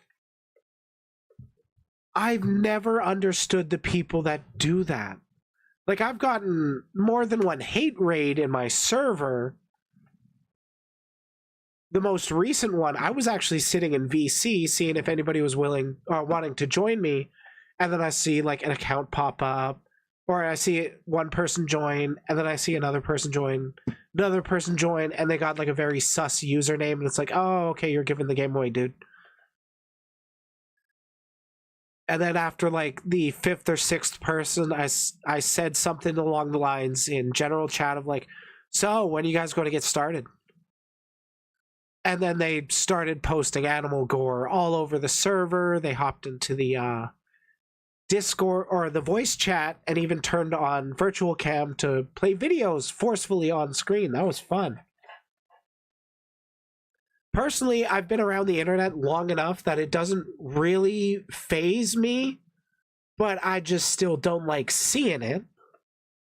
Because, you know, I have empathy. Yeah, some people are just horrible, horrible people.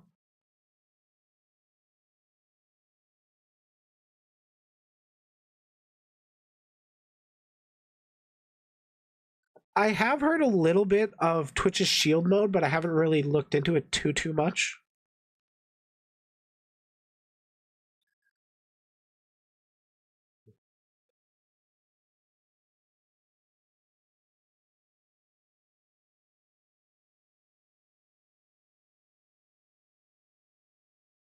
Yeah, I've been sent some pretty bad shit too. Nothing recently though, so I'm not part of the wave of what's going on right now or anything. But like I have been sent stuff like that in the past. It's fucked up. I really don't get why people want to do it. You know, aside from the shock value trying to get people to stop being who they are.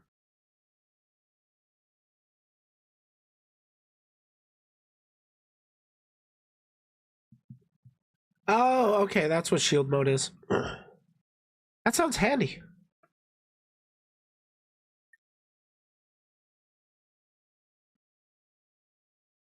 Yeah, I agree, Andreas. Some people do just get a kick out of inflicting misery upon others.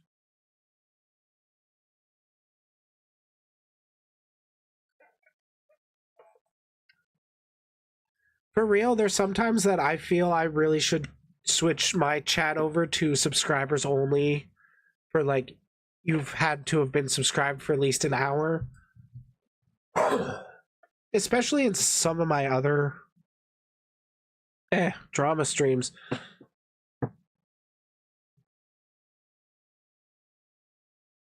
It's a little funny, a little sad.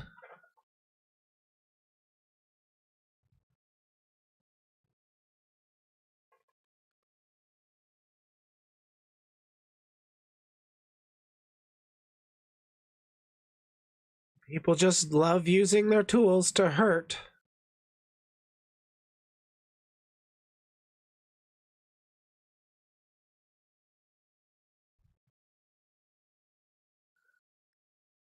Okay, so I am pretty much going to be wrapping up stream here.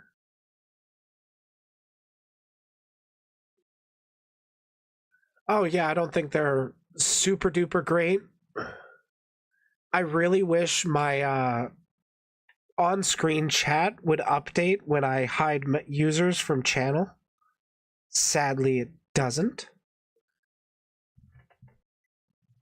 Because like when I was doing that non-binary debate, I had somebody pop into chat, never spoken chat before, had said gender ideology is toxic, and then I just muted him right away. Thank you, Mila. Thanks for stopping by the way. Okay, yeah, I am going to be ending stream here. Been a bit of a longer one. Thank you all for tuning in. Thanks for keeping the company. I know it hasn't been exactly the